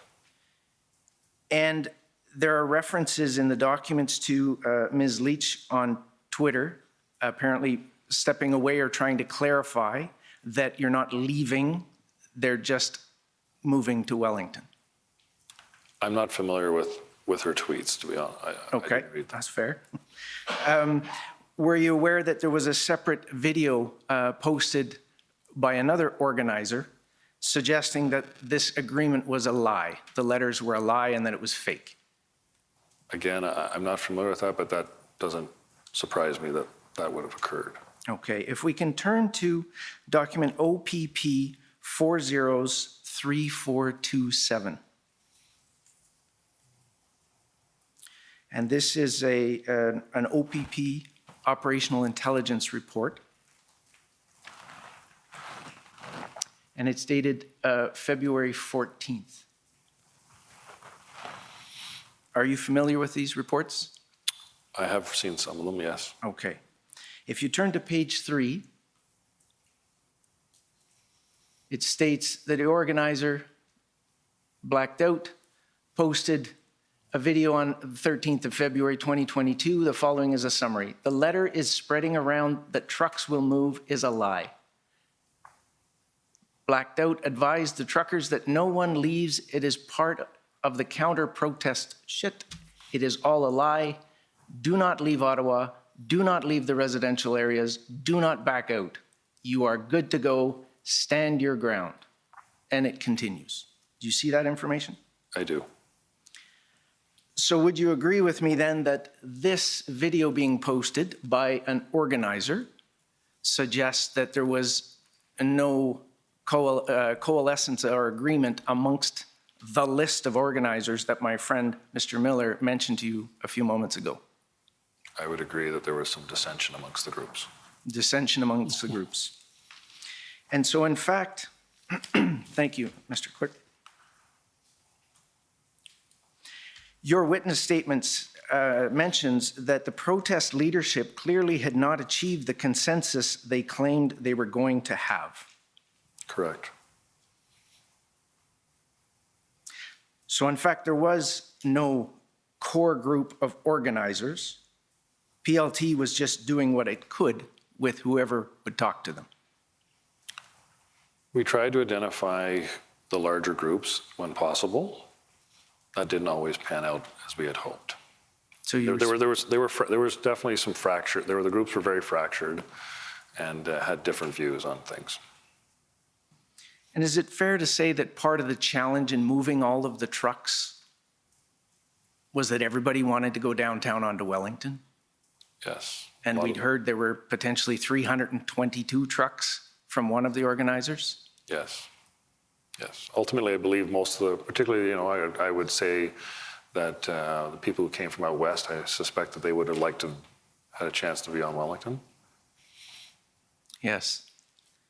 And there was no room for everybody on Wellington. Correct. And so did it become a safety issue with them all trying to come down to Wellington? Yes, we had to do a traffic plan to divert some of them. And you stated that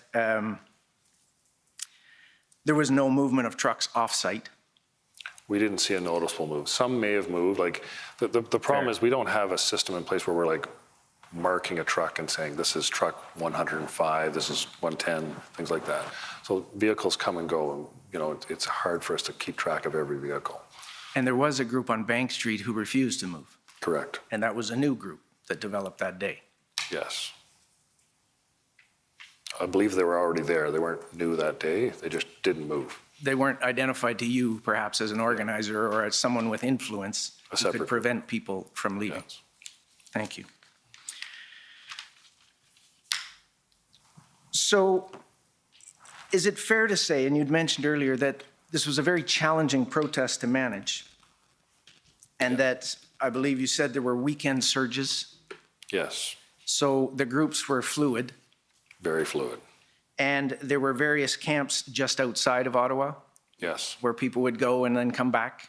Yes. And you didn't really have a line of sight of what was happening in all of those camps? We had some information. There were different, OPP were keeping an eye on some of the ones that are outside the city of Ottawa, Arnprior, the one in the East End. Okay. They were sharing intelligence on that. And so the situation was fluid? Yes. It was volatile?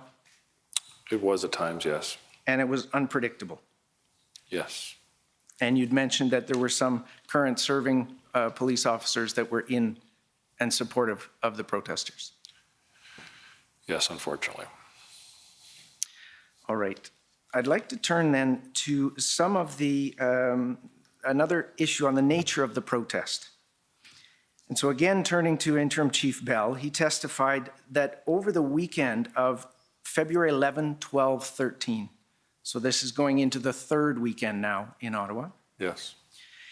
He had extreme concerns for the safety of our members, for the safety of our community based on volatility and escalation of violence, indirect confrontational interactions with our members. The situation at this point was becoming exceptionally more volatile, and you could see it escalate almost on an hour-by-hour basis. Would you agree with that? Yes, it was volatile. Thank you. Now, just a couple of quick documents. It'll have to be very quick because your time is up. So. Okay, thank you. I would like to just refer you in particular to ask you if, were you aware of the elements, that there were elements of right-wing extremism involved in this protest? Yes, I read that in the Hendon reports. And in fact, you were sent a report that had been prepared by the Institute for Strategic Dialogue. It was sent to Chief Sloly, and you were copied on that. And the report was called An Online Environmental Scan of Right-Wing Extremism. And in particular, they had done a draft intelligence report on the convoy in Canada, in Ottawa. Is that correct? I know the document you're referring to, yes. So for the record, that's OPS 409428 and OPS 409429. And in particular, I would just ask you about the last page of that report.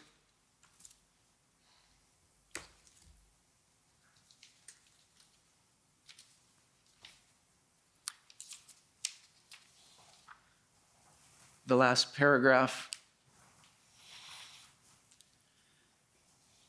in summary, just because I'm short of time, but I would recommend to the Commission to read the entire report.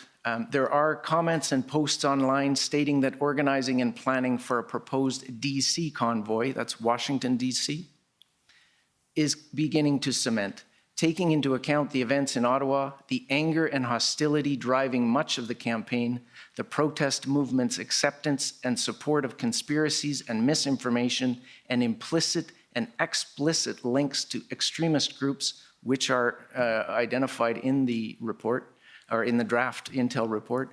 There are some glaring comparisons to the Capitol insurrection on January 6th, 2021. Did you agree with that at the time?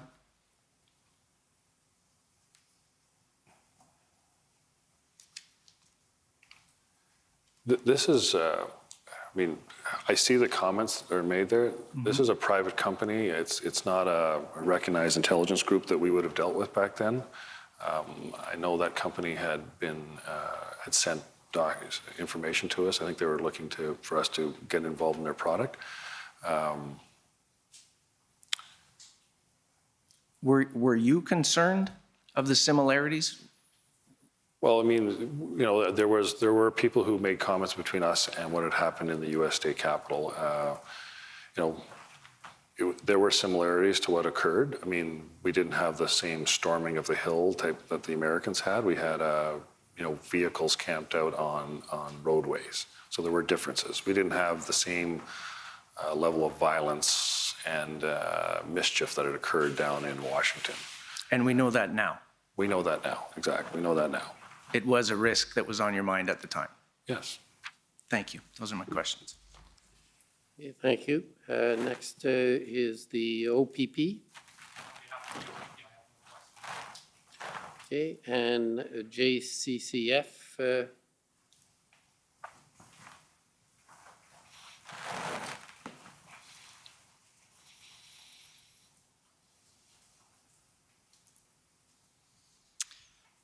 Good afternoon, or I suppose good evening. My name is Hatem Kir. I'm representative for the Justice Center for Constitutional Freedoms. Did you have the opportunity to hear Superintendent Morris's evidence given to this commission? I saw parts of it. I watched some of the video. I was away last week. Are you aware that Superintendent Morris indicated that he had no indication that there was a national security threat posed by the protest? I don't recall that, no. Was that I didn't see all of his evidence. Do you have any reason to doubt the intelligence that Superintendent Morris had received? No, I don't. And just to confirm, you were just showed an intelligence report from a private company. Are you aware of any of the potential information that went into forming that report? No, I don't. I'm not familiar with that company. I had seen that email, and I think we maybe had a presentation from them earlier in the year through Chief Sloly. But I think they're a U.S.-based company. I'm not really familiar with them. Okay. No further questions. Thank you. Thank you. Next is the Ottawa Police Service.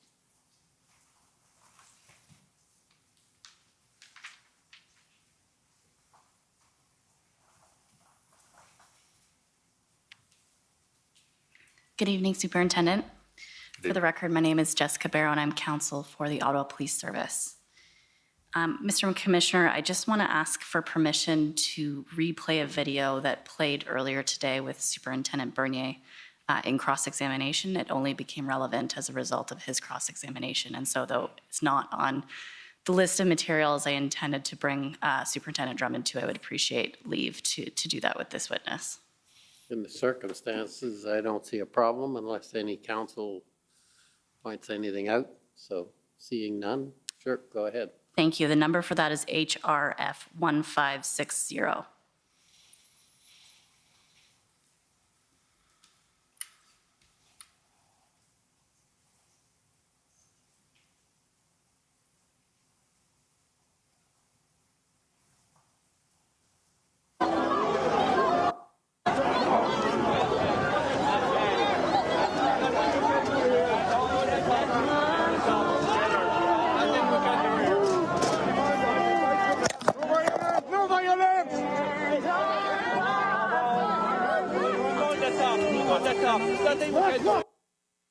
Superintendent Drummond, have you seen this video before?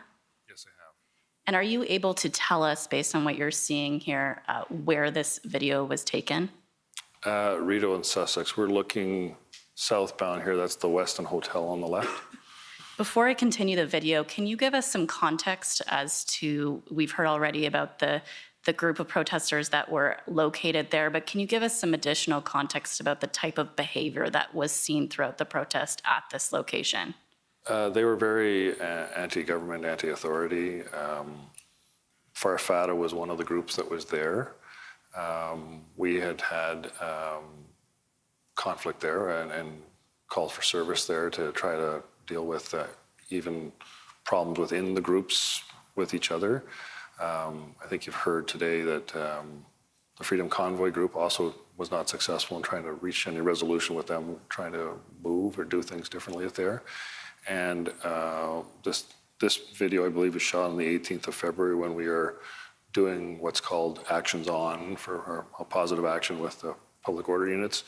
We're clearing out that intersection, and clearly there are people that are not obeying the directions from the police officers on scene and are entering into altercations. All right, perhaps we could just continue the video.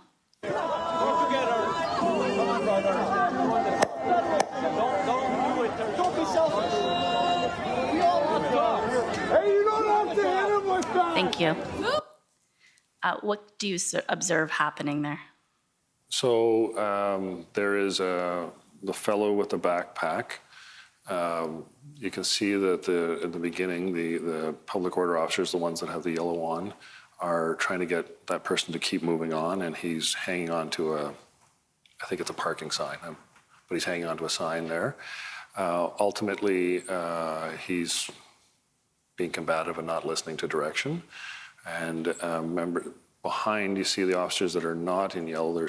They're darker clothing. They are what we would refer to as less lethal officers. They have weapons with them that would fire like a rubber bullet or gas if required. And they're behind the line that you see in yellow. And I believe one or two of them become involved with that individual. You can't see enough but obviously they're on the ground. I researched this incident, and I know that what happens is the person on the ground places a kind of a hold on the officer's leg and won't let go. And the officer believes that his leg is going to be broken, and he delivers strikes with the tip of the R1 gun to get him to release. Were any reports filed in relation to this incident? Yes, the subject was arrested. There was an injured on duty report filed for the officer. He had medical treatment after that with EMS. And the subject was processed for charges. You said that the officer received medical attention? Well, he was seen by paramedics. In relation to this incident? In relation to this incident, yes. Okay, those are my questions. Thanks very much, Superintendent. Thank you. Any re-examination?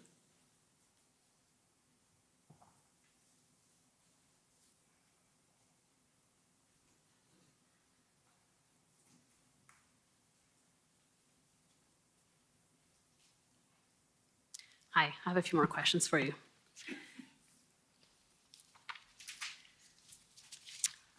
Now, in relation to what you were asked by counsel for former Chief Sloly,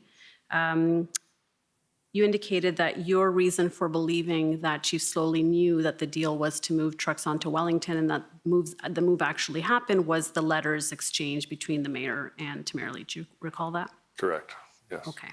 So I just want to take you to OPS 14566.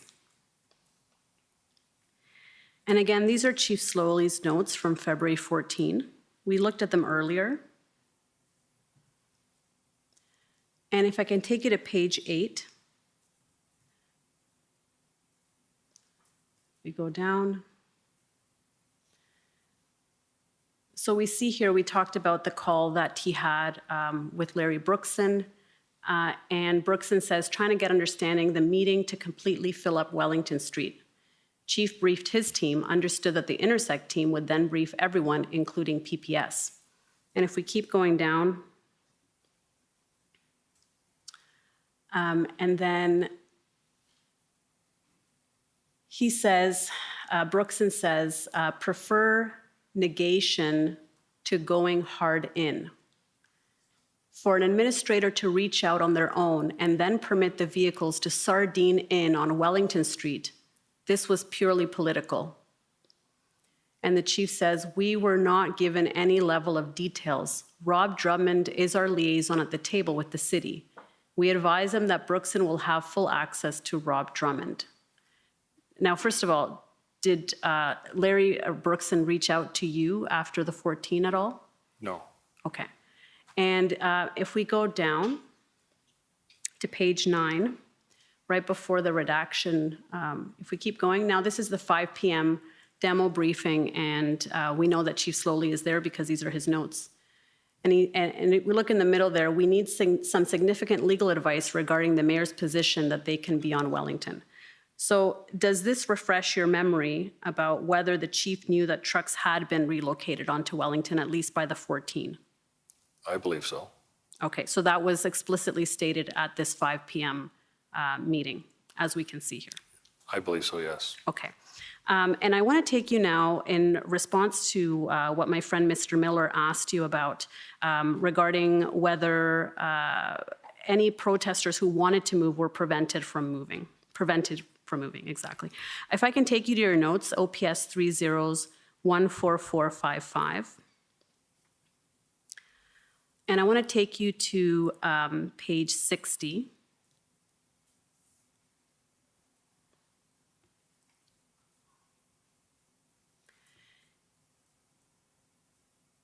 And so this is the meeting where the issues are being discussed on the 15th. It's the noon meeting on February 15 with all of the people that we had indicated. And if we go actually to page 62, and then we're going to go back to page 60. So at 13:29, after the meeting, you say, I called Trish Ferguson and notified her of the integrated command table's position on the truck movement to Wellington and the reason why to stop. And you have 4 kind of bullet points there. PLT position, advice from Dave Springer, PPS issues and concerns. And then lastly, Emergency Act, no orders yet, but is concern may contravene. See that? Yes. Okay, so you will agree with me that it doesn't say in any of those 4 points that the reason to stop is Wellington is full, correct? Correct. And it doesn't say there that the reason to stop is because protesters no longer want to move, right? Correct. We had discussed this before, though. Like, I realize it's not in those bullet points, but yes, I agree it's not on the bullet points. Right. Well, that's not a notation that you made in any of your notes, right? There's no notation in your notes that protest groups are no longer moving. There's not one more truck that wants to move, right? Correct. Okay. I want to take you now to OPS 30-14455.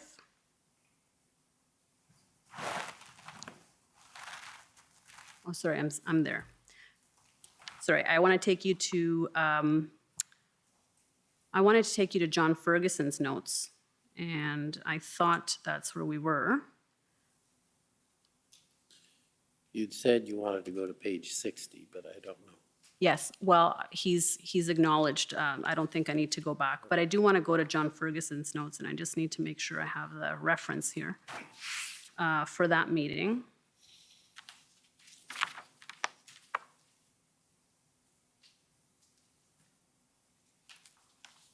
I had taken you there earlier, so I'm just going to find the reference in my notes. Council, if it helps, I think it's 14568.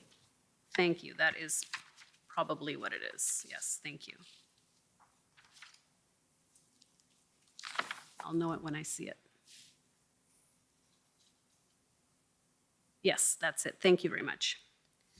And if I can take you to page 75. At the bottom of the page, right before the 1330, right, it says room for additional trucks on Wellington Street, security concerns expressed by PPS/Supreme Court. And these are Staff Sergeant Ferguson's notes of the same meeting at 12 p.m. You see that? Okay, yes. Okay, so he's acknowledging here that there is room on Wellington to move more vehicles, right? He is, yes. And finally, I want to take you to Superintendent Bernier's scribe notes from this meeting as well, OPS 30-11410 at page 22.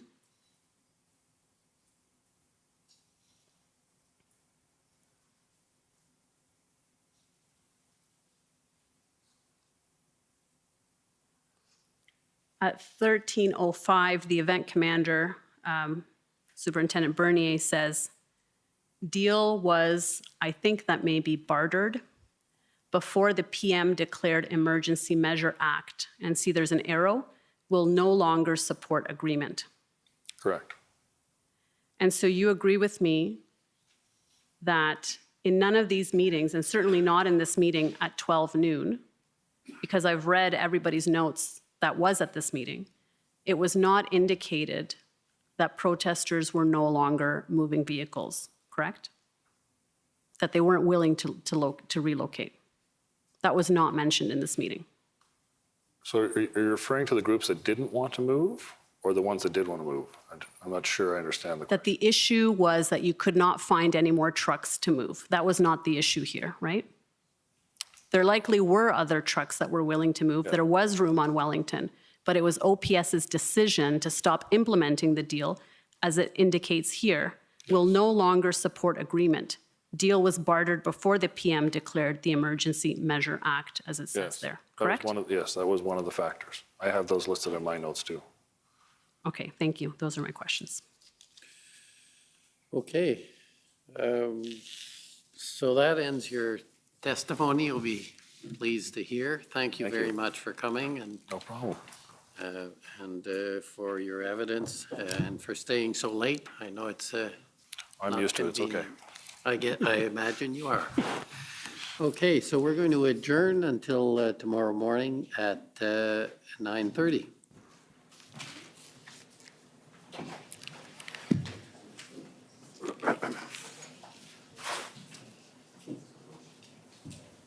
La commission is adjourned. La commission est adjournée.